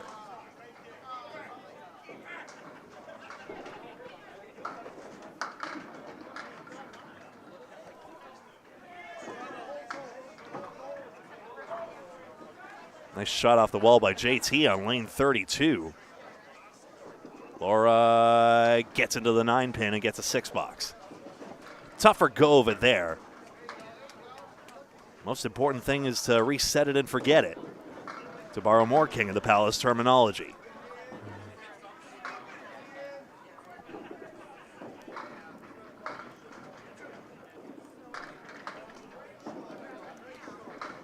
Her try. Got this head pin. Get over 7 and 10. 6 pin is all that's left.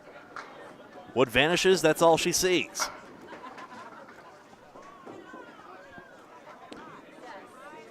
Just to the left.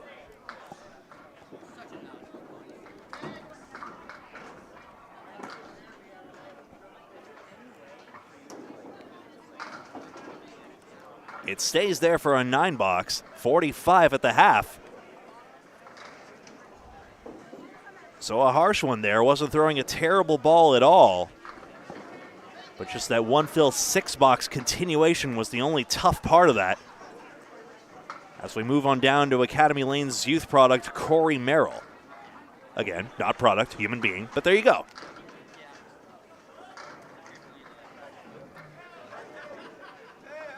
Last time he was here, he came with a jacket bedecked with a lot of the patches you get.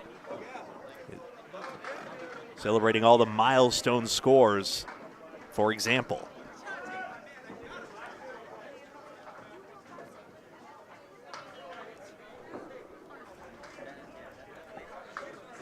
Just updating these scores here for you folks, and then I'll get that on screen in just a moment.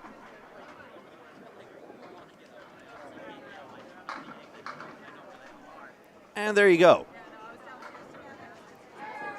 72 pins, 5 pins between first and second. That's all there is. Make sure to, on YouTube, we have another stream for the 11 through 20 stream that will be starting in a couple strings time. Obviously, we'll be breaking for a meal after the 10th string concludes, and that'll take a little bit of time. And then we'll click on live for string number 11 shortly after that. So just keep that in mind. It's already on YouTube, but also the easiest way to be notified is to make sure you subscribe if you're logged into YouTube by hitting that subscribe button. It's free! And then hit the bell icon as well. Because if you hit subscribe, the algorithm may let you know, but if you hit the bell, it will let you know. Merrill delivers, and it's the 1, 2, and 10.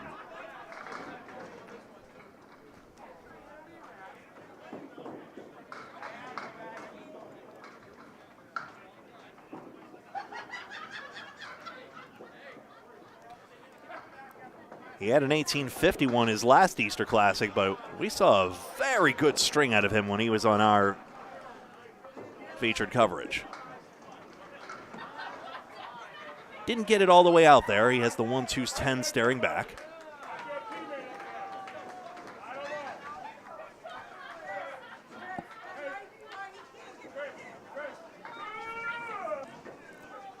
Taking his time out there. Making sure he's got the ball grip right, if I recall correctly.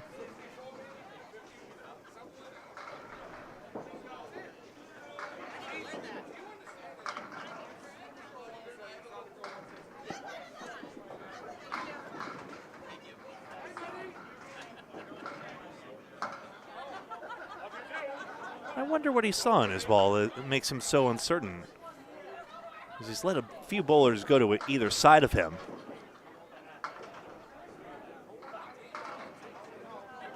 Maybe making sure he doesn't cut off a bowler as well. He delivers now and cuts the 2 over the 9 spot. 1 and 10. He gets an 8 box to begin. It reminds me of how divers in the Olympics are, their dive tends to be worse if they wait on the platform longer and longer. There's no, set time limit, same as in Candlepin. But the longer you wait, the worse the agony can get at times. Delivers here, mixing out pins as he got a bounce off the right wall. 1, 2, 7, and 8. Utilizing the sidewall so important.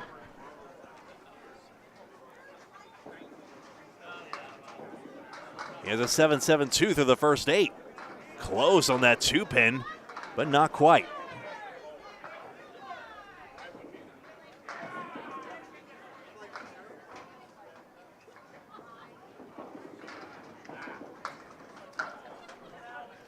He gets a 9-17 through 2.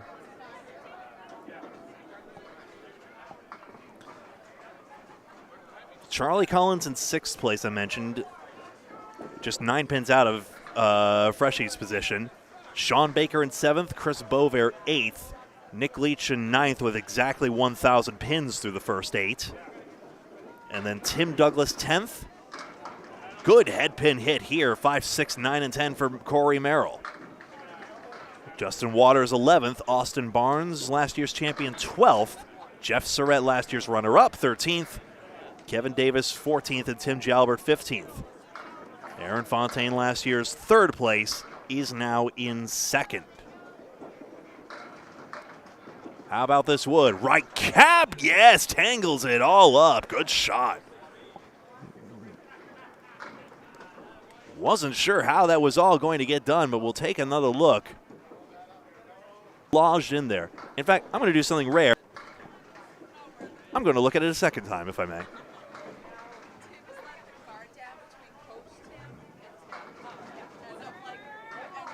I'm still not entirely sure what gets tangled up in there. So, a bit of an optical illusion, but the 5, 6, 9, 10 goes. The spare fill just narrowly misses the head pin, and a harsh outcome, slicing out 3 pins for a 30 through 3.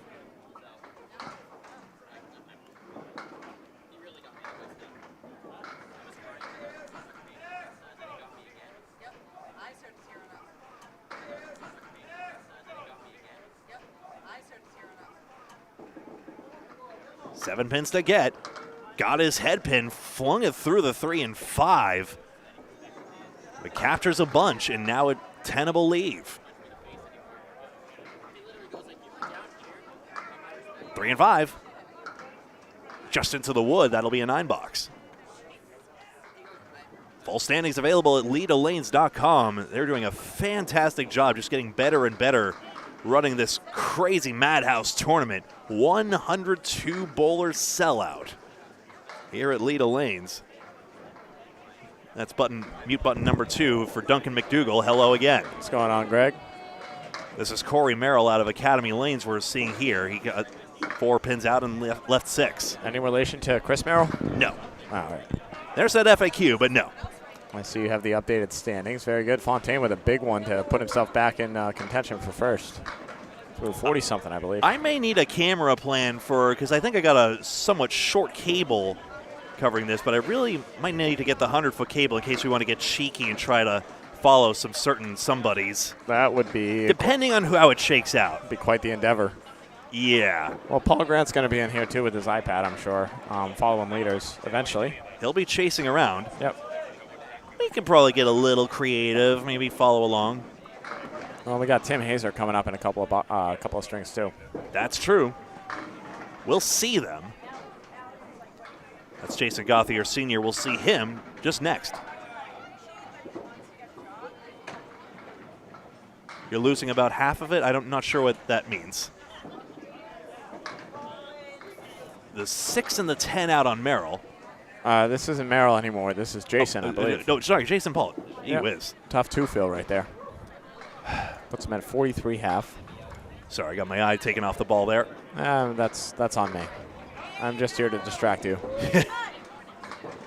Uh-oh. A couple of wild pitches right there. He's going to need a big out right here. 7 pins on the deck, all in a bunch. He's been so accurate on the head pin, a bit of a mystery all of a sudden. He's done this before. It's tough at this time. It's game 8 right now? Game 9? Game 9. Yeah, so you've lost track too, huh? I don't know what's happening anymore, Greg. I'm just trying to throw a ball. Duncan's out there bowling as well, folks. Yeah, just cherry to 2-pinner. I feel great about that. That's 62 half. It's fine. But should be 62 in a ball. Shoulda, coulda, woulda. That's Candlepin bowling for you, folks. Yay, bowling. 50 through 6. Nailed out with a 7, so now he's going to see. It's also true I don't commentate every single ball. In some cases, bowlers don't always want me to talk about the shot they just made in that certain case. So, leniency as well. Oh, especially with 20 games, you gotta mix in some stuff.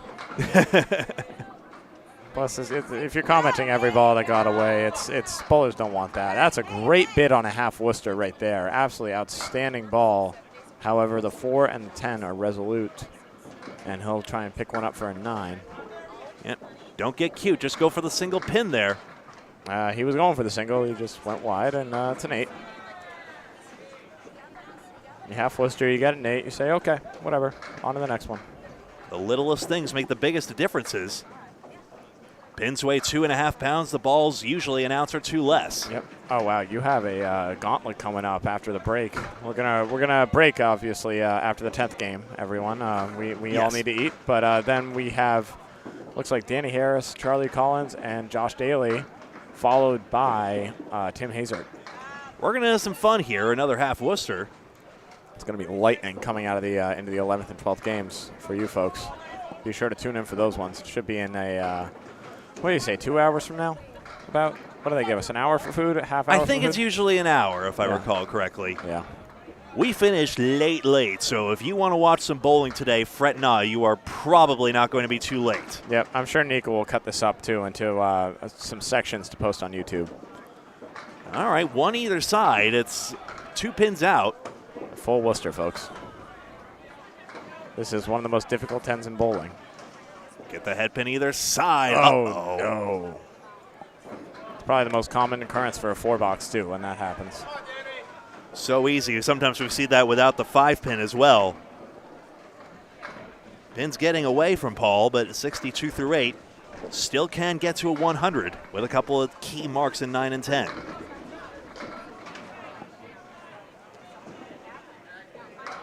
He's wearing a white belt, which reminds me of Jeff Surrett's former habit as well in this tournament. What a smash on the head pin. Yeah, that 3 and 7 tipped out as well. Yeah, really active ball the Wood got going on that one. Now he's got a 3-pin with the plank, or a 6-pin? I think it's 6-pin. Oh, is that It is. Irby Kafalis that we're going to see next Why, yes, it is. Oh, what a great guy. Shows out for tournaments in a big way. Good bowler in his own right. Always holding his rag. You don't see that from Yep. a lot of balls. Oh no, that's a quantum piece of wood phasing through the pin. Left side of it, spun it around. That's one he wants back. He knew he needed to be on the right side. And, It's a good 10. Could have tripped on that right wood. Yeah.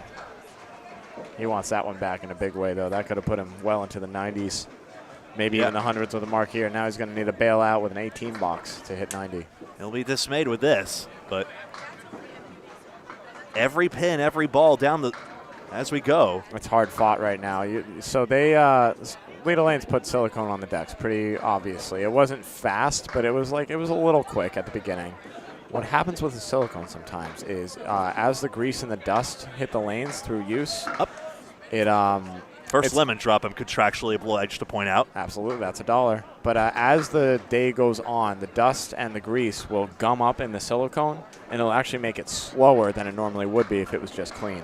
Interesting. So there's a big shift right now you'll see where a lot of bowlers are starting to get splits, and wood that was moving fast is all of a sudden going to tighten up. I do notice some pins skidding to a halt. Yep. Because I wasn't sure if it would be silicone or just a really thorough cleaning there, but on the other hand, So if it's a thorough cleaning, it won't do this. It will eventually do this, but it won't do it as quickly. ring 9, and I guess we are getting that tightening of sorts. Oh, big hammer over on lane 32 to finish that string. That was on that was in the 10th box on a spare. So That was sadly, Jeff no fill. Gouillart having a better string this time around. Yeah, 108, maybe 109. That was 10 something. We have to squint a little bit, and apologies, folks. We thought we would have some live scoring, but it looks as though that system didn't quite set up there. So sorry for the false promise, but We're doing the scores best we can. updating on LedaLanes.com as well. There you and go. you see the standings up there. 5-pin tournament between Hazard and Fontaine, and we will see Tim Hazard later. Fontaine we will not immediately, but he may come into eye shot at some point. Yeah, I'm sure Paul Grant will have him on at some point. We'll figure out a way. Absolutely. All right, 1-3-7-8 by Duncan, yes? Yeah, I got to get going. Always a pleasure. Bye-bye. Take it easy. No good for Dorfler on the second ball. And now the 1-7-8. There it is. There's the 8-pin and out for an 8 box. 53 through 6.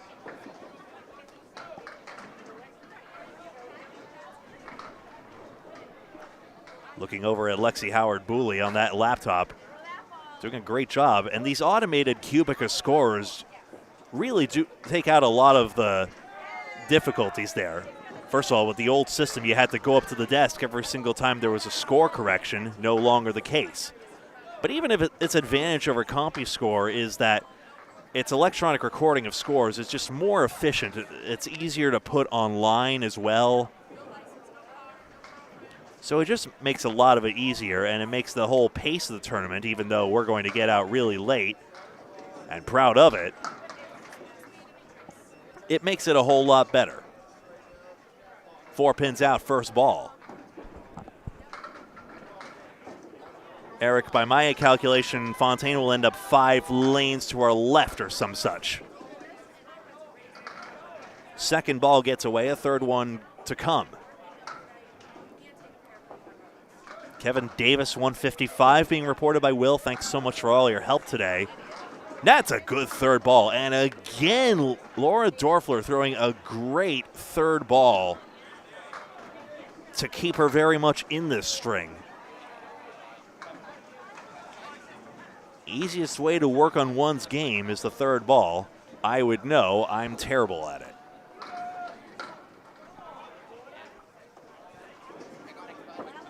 Gets her head pin, and she's hammered this one in the 8th. A great shot, and worth another look. Maybe full-ish on the head pin, but it really went like a classic strike. 4-pin last. And a dandy. So that's the importance of that pinning. Yes, the 1 fill the 6 box sets her back a little bit, but now plenty of time to make up for it here.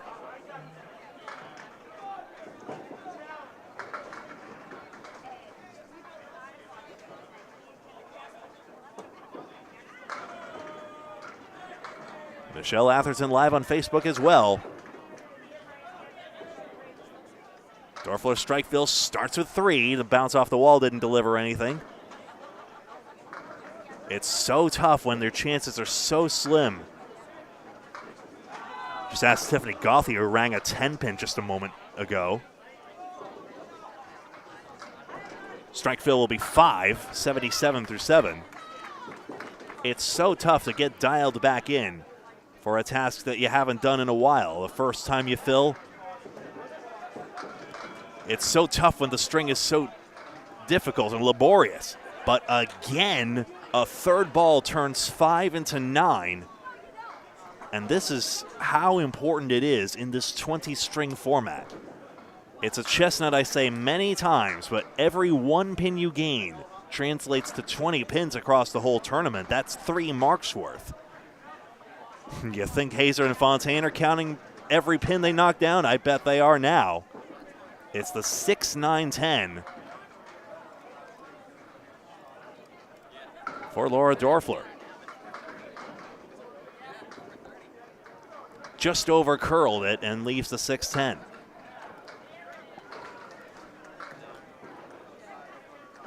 So a harsh double-digit string to be sure. But a lot to like there, and just a few more good balls honestly could have had her in the 110s. Instead, gets 96, and now it brings us over to Corey Merrill.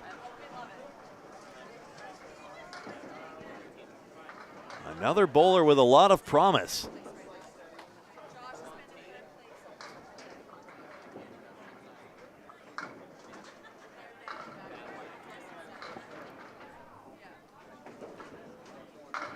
Daly, Fontaine, and Hazer have been orbiting around the top. Even Charlie Collins, who's actually got a single pin on lane 29. He's going to pop into shot here. Let's see if he can get that 6 pin, because if he does, he did not. He would have had 100 and a ball. Instead, he's topped out at 100. It's so tough to maintain that consistency for the 20 strings, needless to say, and yet the commentator said it anyway. Good shot, Merrill, 3-5-6.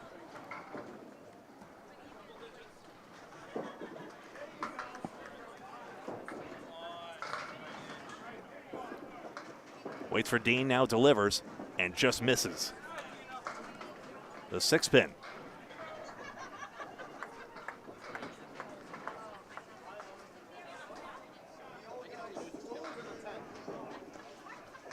And an 8 box gives him 56 through 6.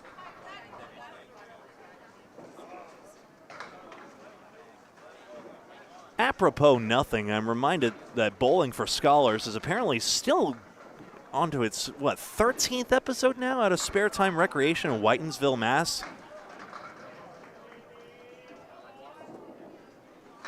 I think they had a couple of folks who aren't typical league bowlers on their last episode. Oh boy, 6, 7, 8. That's numerically adjacent, but not physically for Merrill. But Pete Royce still doing a good job out of Spare Time Recreation. Though, Pete, it's the foul line, not the lob line, is the only thing. The lob line's 10 feet in front of it.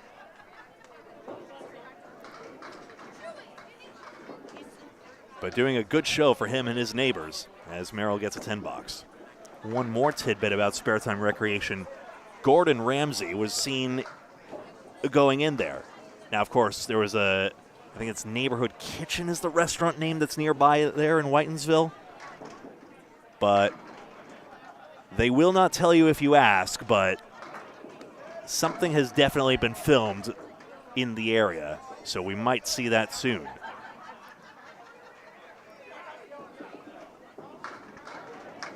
Oh, just chipped out the 2-pin, a quarter Worcester.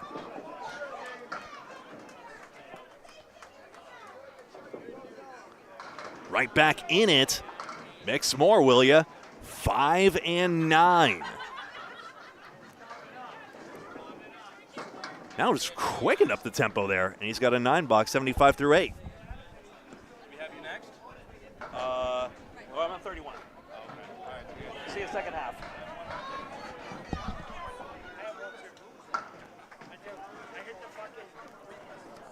Charlie Collins at a 100. Aaron Fontaine 133, I'm told. Okay, we'll see. Will's been on the spot with a lot of these updates.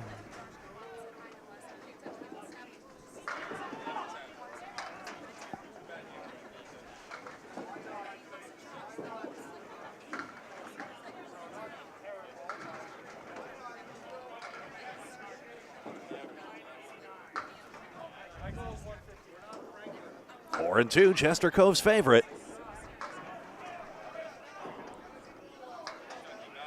Another fluttering 3-pin.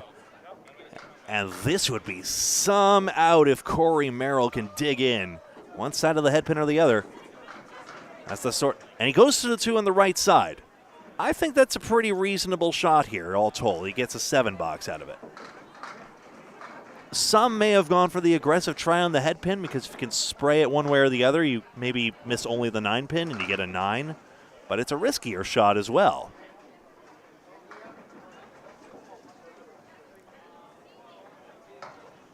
Very interesting. He's got the chance still to go 100 with a 3rd mark. Let's see. Can he get it now? Nope, he splits it up. 4, 6, 7, 10. The double pinochle, as some call it.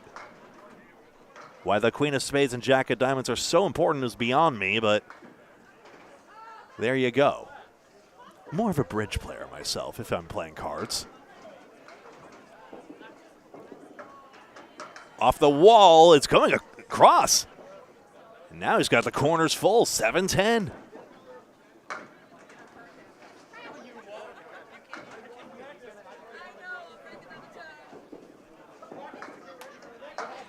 And hey, that's a nice 7-10 conversion there. That's going to go for 10. One more look at this one. That was pretty. Not as high a score as he had last year on our stream, but take a look here. Twirl off the wall. See ya. And that is that. So tough scores for the bunch here, but a 10th string coming up next with the Gothiers and with John Kafalis. That's going to be a good one, and we'll be right back for that in just a moment. We'll seek out some score updates. In the meantime, we'll be right back.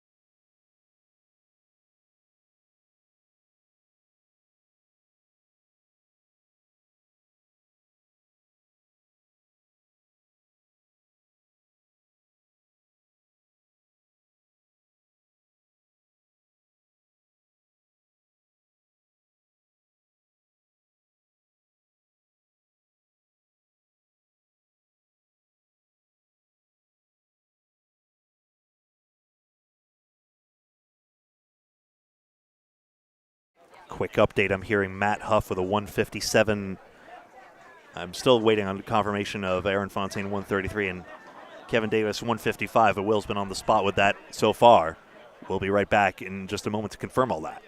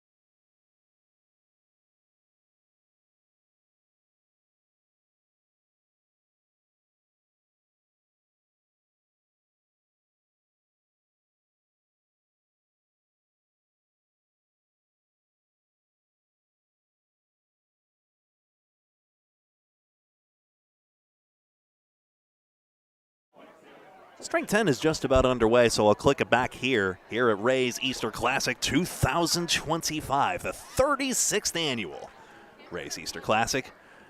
This is John Kafalis getting up here. Actually, is it 36 or is it 35 with COVID-19 having taken a year away? We'll see. Nope, 36. I can't count years. Who am I to disagree? John Irby Kafalis, 135689. That's his nickname.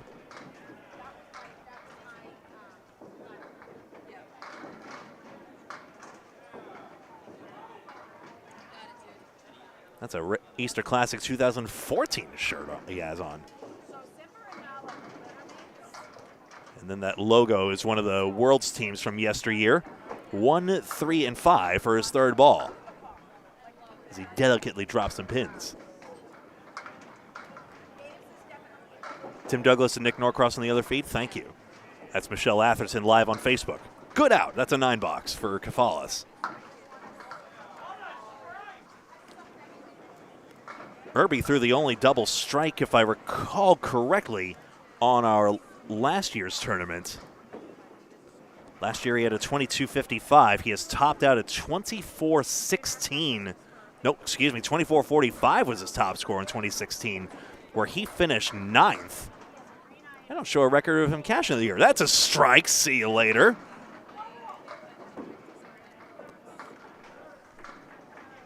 Slow roll, take it easy. He'll have to note this one himself because the computer got impatient with it. But there's no time limit in Candlepin. And here comes the rolling wood to take out the 5 and then spin into the 8.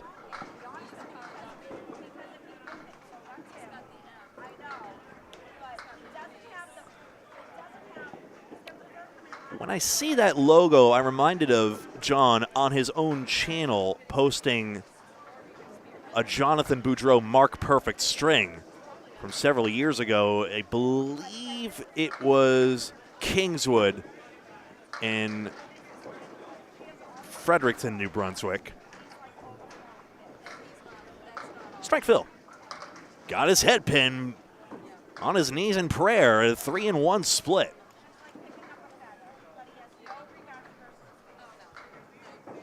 John at some stage has bowled Candlepin, Duckpin, and 10-pin. 3-1 split, trying to cut. Knew halfway down it wasn't going to go, but that's good. Sticks on the strike, 28.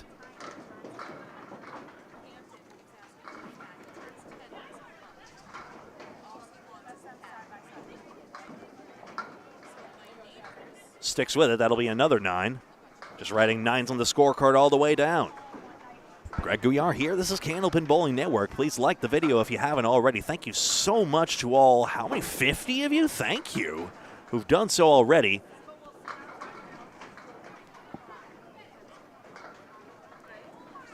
And a great crowd here. Kefalis got his head pin again, and Wood tumbles behind the 4. No such luck to get the strike again.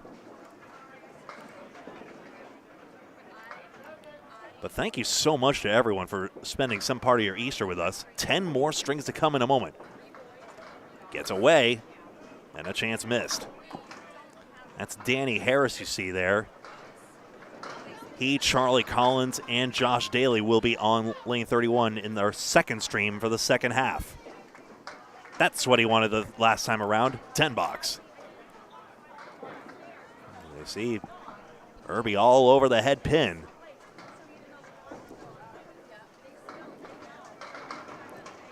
That says Kefalis on the top of his shirt.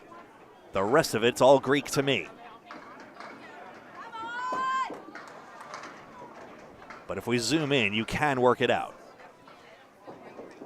I won't do it now. I'm worried about having the camera run away on me. We've seen all those times where it's played tricks on me. 1, 6, and 10. I don't think that Wood's satisfyingly bridging the gap, but I don't think it will cause a problem either. This goes, we've seen it already. Yes! Almost ran over Jason Paulsley with that, but that's a good shot in the spare for his second mark, 57 plus at the half. To the Gothiers now. Tiffany first.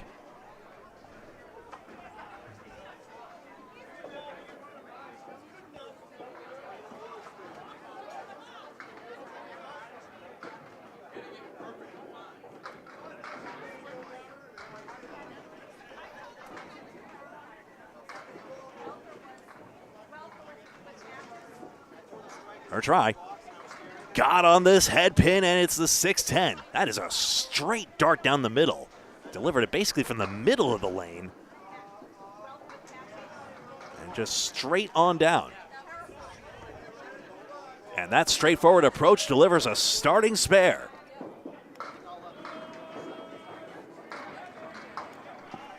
We're have those white bricks in the center stripe denoting head pins. There is no standard head pin notation in Candlepin, so we all have our bright ideas on how best to notate that. Last year I had a horizontal string, and this was pre-pin cam, which is why I wasn't as sure this time it would be best. Goodness knows I've got a lot on the screen already. But there I did have exact leave names. I'm not as sure how that would go or what people thought about that, but I could consider bringing it back. This is a luckless spare fill, a 3 down the middle. Thank you so much, Lexi, again. Score update, Aaron Fontaine is now your leader. More in just a moment. Gauthier needs an out.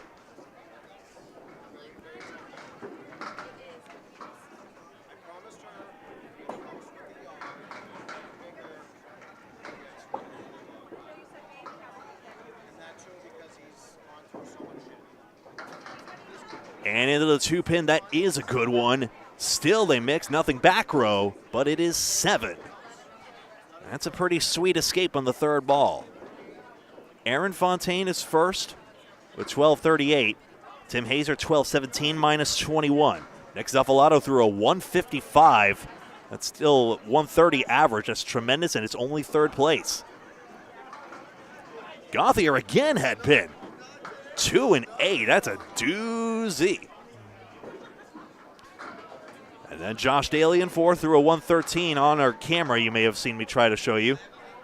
And then Nick Leach on again, off again through a 132. He's in fifth place, back in the top 5. No dice on this 2-pinner for Tiffany.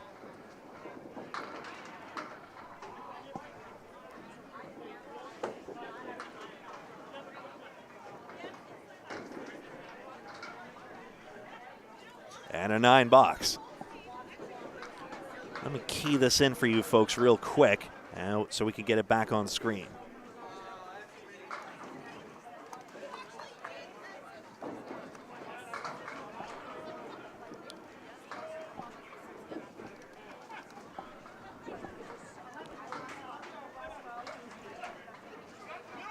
Box 4, first ball gets away.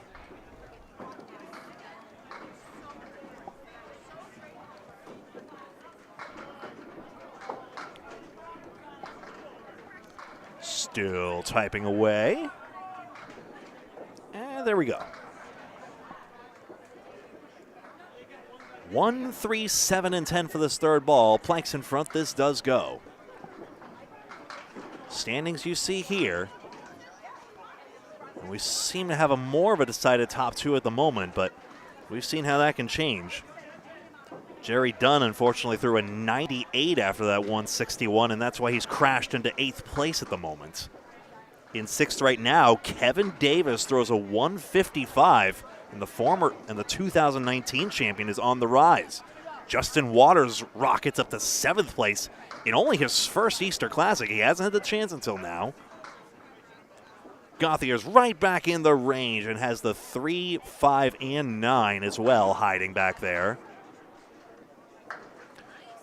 Chris Bovair, former champ, is in 9th. Charlie Collins, who led at one point as in 10th place. There he is, in fact. Sean Baker, former champ, 11th. Tim Douglas, former champion, 12th. Jeff Surratt, 5-time champion, in 13th. Matt Harnett, who I believe has been a runner-up before, is now wormed his way up to 14th. Tiffany Gauthier gets that 10 box and a 45 half that really underreps her ability. I'm glad we got the headpin notation to set the record straight. Over to Jason Gauthier Sr. His son was in the tournament last year, now he's here.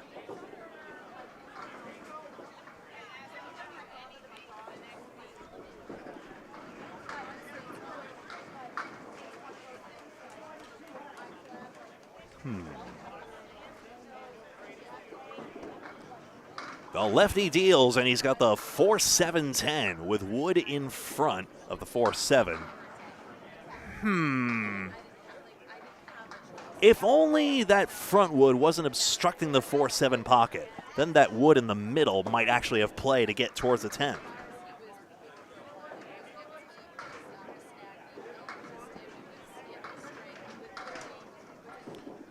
Drives, goes right side.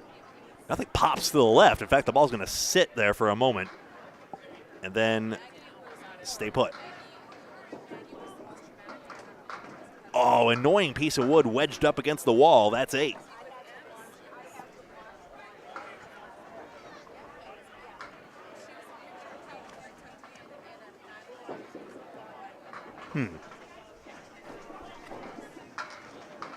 For the life of me, I cannot remember the name of Gouillart's bowling center. He is a bowling center proprietor. I know that for fact. He's got his head pin, and thankfully the 5-pin spills for a 4-pin leave. Piece of wood may sit there. It may be in that no man's land where it's actually fair, even though it's off the plate. I always say any pins on the plate stay on the plate, but sometimes those pieces that jump out can stay put as well. Eric, a couple of good points you've made. We've got the... I just saw the Bowling with the Gouillarts actually posted. That's funny. That's a great channel as well. You can check that out.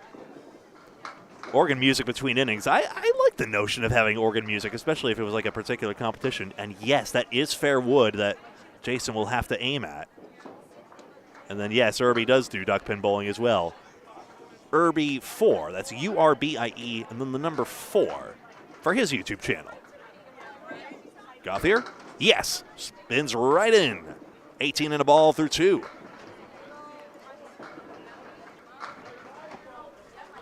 So if I actually, look up bowling with the Gouillarts, spelled as you see it in chat, maybe, just maybe,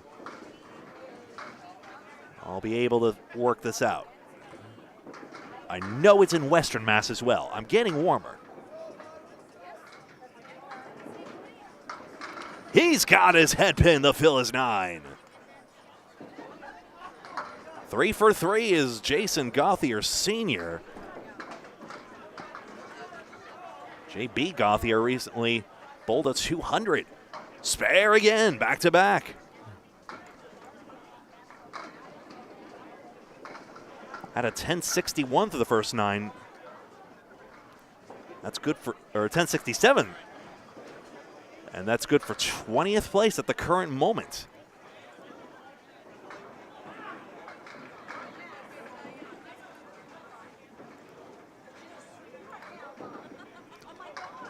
Into the 3-pin. If my understanding is correct, this is Jason's return to the tournament. He has not bowled in it since 2007 when he had a 23-47. Turn Hall, I was almost positive. And Holyoke, Mass. I should have guessed. I would have been right. But I only thought it. Doesn't count.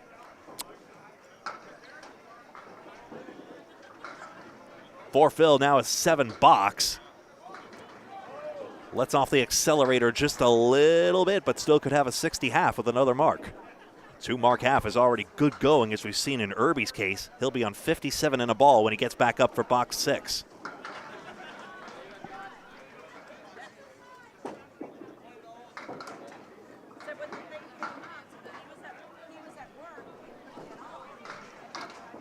Just a half Worcester to the right.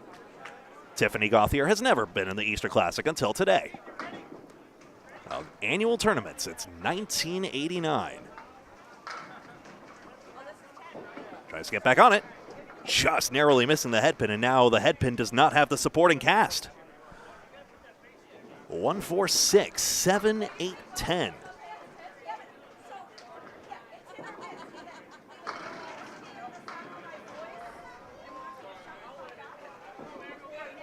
And that's nicely on the head pin. Good out. I'm going to show a replay of a 9 box. I really am, because that's a great escape to turn that half into a 57 half. Watch again. Curls it in, stays to the left of the head pin, and then leveraging the sidewall action to get that done. So a couple of 57 halves follows with a bonus ball. It is an individual tournament, but you choose your lane mates. John, I don't think, had a pre-picked partner in mind, so he went with whoever. He's doing just fine for himself. He gets back up to fill his 5th. Does it well, but it comes in a little flat.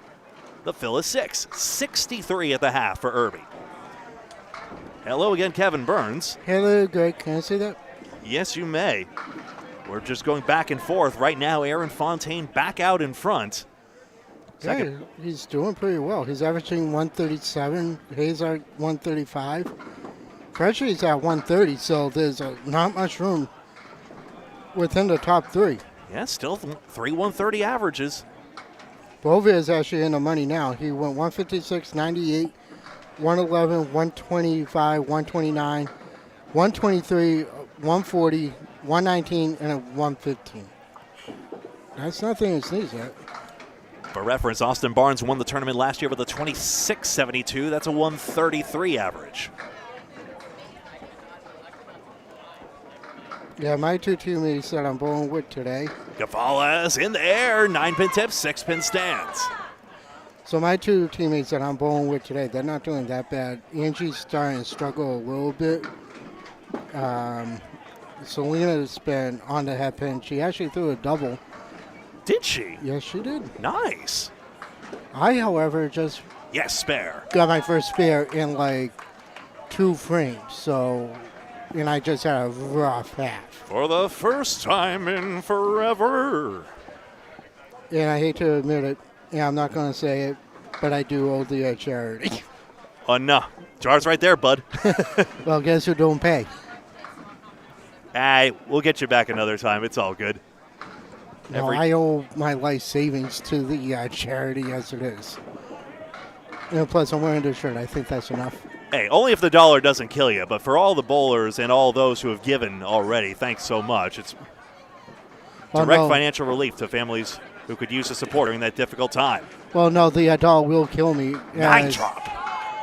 Irby catching fire. Another 9 fill, this time on a spare, and another 6-pin. Well, I do want to say one thing. At least we have a little bit, not too much longer until we have break, and I'm pretty sure, and I'll be changing my attire. 99 and a ball. Yeah, a lot of bowlers will change that shirt out, you know. Oh, yeah, because once you stop and it dries up, you're not going to, nobody wants to be around here. Well, the thought of it as well. Well, that's why I'm changing, because I actually have the Leda World shirt that was available during the World, so I actually bought one. All right, Kafala's cooking here. 4 marks and 8 boxes. At a 9 in the last fill. You think he could make me a steak if he's cooking? Maybe so. Oh, But a rare miss, and he's got a 6 fill. almost a Caleri. The 1 and the 2 just kind of, the 2-pin just took off. Well, it would be the 3-pin because it's on the right side. Trying to work with the liminal space here. Wow, 1-6-10 went eventually. It's rolling into the 8, and it's gone! A spare! And, of course, he does his traditional bow. Oh, always the theatrics with this man. Look again. He played it on the outside, and look at this wood just roll and roll. And the wood said, yeah, you got to go, because that was... He turns to bow as well. I wish you had a picture of the bow. We'll get that later. Nico, help. We'll just outsource it to Missouri. No actual pressure, of course. No. To fill again. Got the head pin. See a 5, 10 pin. Get out of there, Wood. Really? Actually, that's not bad. All you has to do is cap it, and it'll sure shoot right into it. I don't mind that piece of wood. Believe it or not, I actually said that. I don't mind that wood. Play right on the cap. Here it comes. No, missed it altogether. We may see on the 3rd ball how it turns out, but a guaranteed 130 string.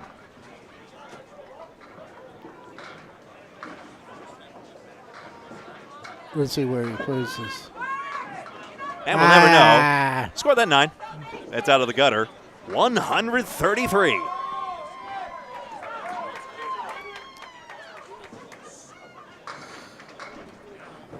Do you happen to have the leaderboard again by chance, or did I pilfer it?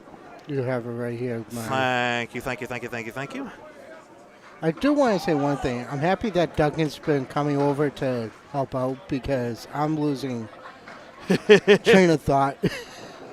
Isn't that just the way? Hopefully, I'm a little terrified I'm being too repetitive as well, but, you know, it's the grind of bowling is the same thing, and we love, you know, trying to commentate an actual running marathon is probably worse. And one foot in front of the other, and then the other foot. At least in Candlepin, things happen with regularity. Oh, yeah. Kavala said a 107 average before that 133 just now. Well, that should help him out. Here's Tiffany Gauthier. Well, off the head pin. Drops 6. No, 6 now. Yeah, maybe. Yeah. 1379. What seems behind everything. Yeah, a little. Just narrowly missing the pocket.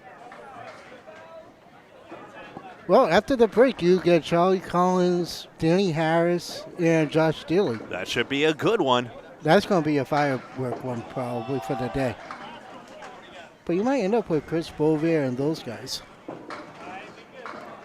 And if I got really, really greedy, I might try and tether a longer cable to my camera and try to follow along.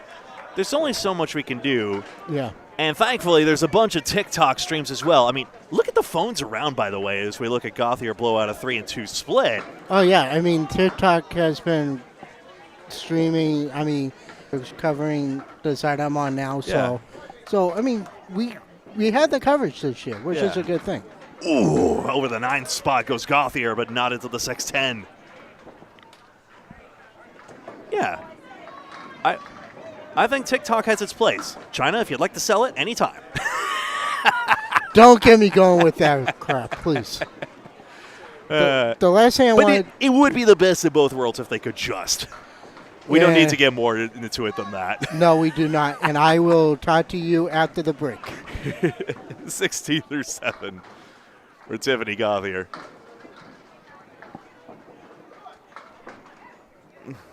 Whoop. There we go.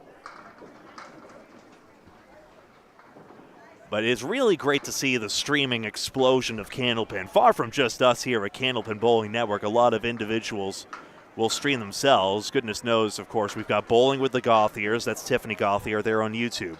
To her left, Charlie Collins, _Charles1_ on TikTok. And on it goes. So, in Candlepin's quest to really get back into the cultural zeitgeist, after all, it's been a Jeopardy clue in the past year or so, it seems as though everything's trending up in the right direction. Tiffany collects a 9 box and has 69 through 8.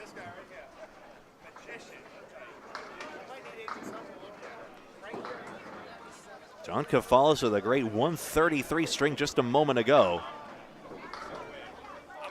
Matt Huff threw a 157 in the last string, by the way. I've got to give another Kevin his due, not Kevin Burns. But another one comes along and is helping me identify the high singles, at least to the best of his ability, and I appreciate his and everyone's help with that.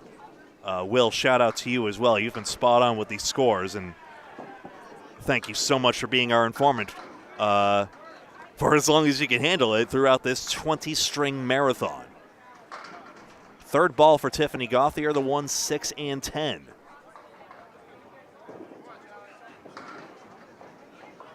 Just went across the face of the head pin, and that's a 7 box.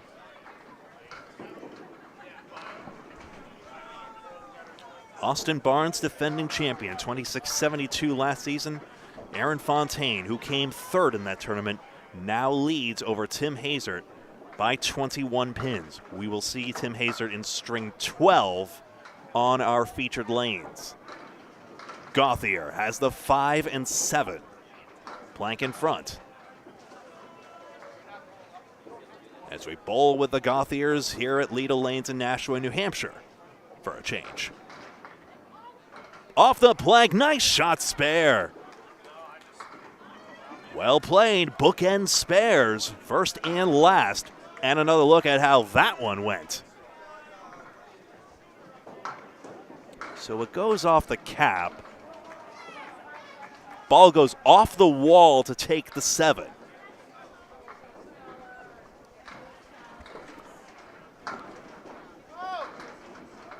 Charlie darn near made an impossible one over there. Spread eagle, and that's how this one ends. Oh, man. So a couple of untimely splits for Tiffany Gauthier holds back her result. Say what one will about the missed opportunities elsewhere, 90 is harsh. But you know it, folks. That's Candlepin, and this is Jason Gauthier Sr.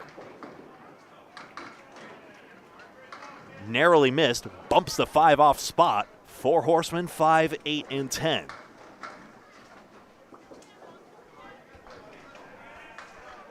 His try.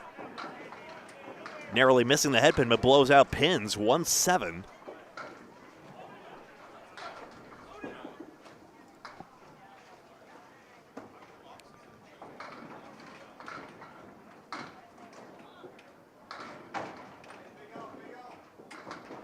And he clips that one more for the 9.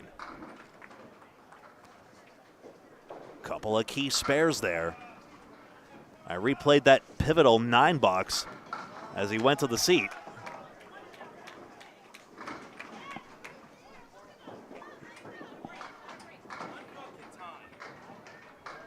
And a vice shot, I see Charlie Collins in the land of misery with a 99 string. Josh Daly is on a 74 and a ball half as he gets up on lane 30. Feel free to follow along. On our featured lane 31, Jason Gauthier Sr. with a check mark left side. Seems like the first time in forever we've seen that one. Didn't get it all the way over.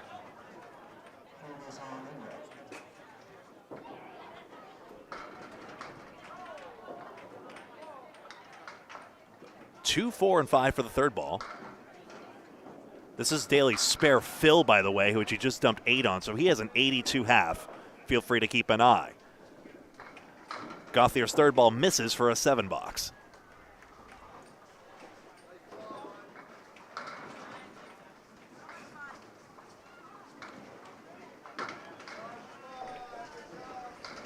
So Daly now has 92 and a ball through 6.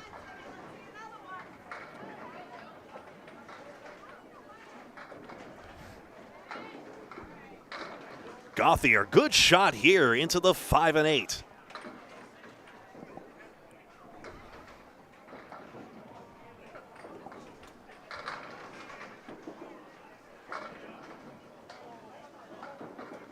Tim Hazer's on a double strike on 29, and he just dumped a triple strike. Those pins disappearing represent our current second place bowler's 3rd straight strike. And let's see how long it takes for the shockwave to ripple over to Aaron Fontaine, who sits 21 pins ahead momentarily.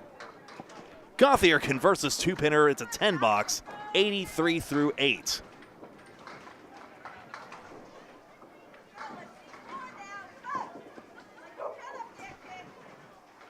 So it ends up being a 67 half for Hazard, and he's got strikes in 6 and 7. Back to this. Gauthier Sr. Head pin, 5 stays put. A 9 drop. Michelle, you're welcome to join the broadcast if you like. It's up to you. So what I want to know is, do you want me to sign off and do a new live broadcast after the break, or leave it? Yeah, we're going to do 2 broadcasts. Yeah. Okay. 5 pin just off target. Dickies Beer Reviews, good to see you as always. Cheers to you. I was talking with Michelle Atherton. We're just coordinating the plan here, but folks, we will be cutting this stream after this string concludes. Not rushing it out. I want you to see the rest of, say, Daly's and Hazard's strings, for example.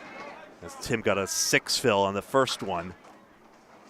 But afterwards, we're going to take a break for lunch. We believe it will take an hour. I always forget the interval, to be honest with you, but people need time.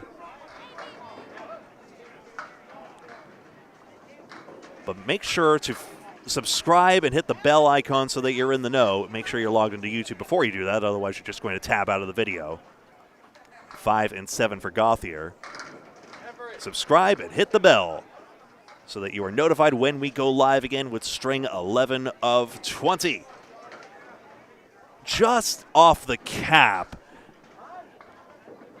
It's harsh to say it was not far off at all, but I think if Jason gets more to the right of that, he collects. Daly spares again. He's at 126 and a ball through 9. Hazert has a 119 through 8. So Daly not gaining any ground on Tim. There's a big question of Aaron Fontaine and what he's doing on the other side of the house at the moment. We'll have to check in on that. I'll see if I can glean that update sooner.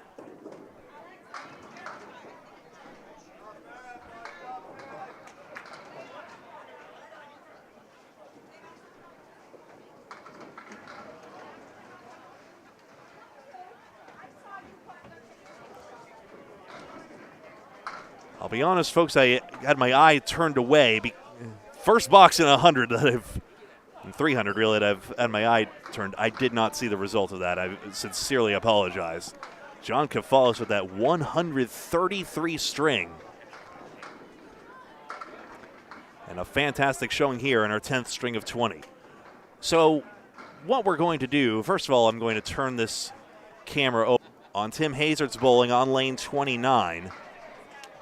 Tim Hazard is 119 and a ball through 8 after a triple strike across boxes 5, 6, and a slow start, no marks prior. But now this.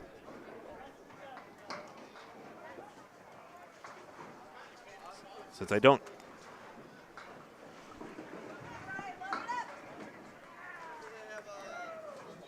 have a scoreboard up right now, but let's actually have the Kafalis string, why not? So you can see the leaderboard in the top right as well. Tim Hazard is stepping up now to go in box 9. 119 through 8. Gets into the 3-pin. That's the 4 horsemen, the 6 and 10. Not easy to recording, but I just want to make sure our folks see it. There we are. Hello again, folks. Sorry for that stream buffer there. Stay tuned to LedaLanes.com. They will have there.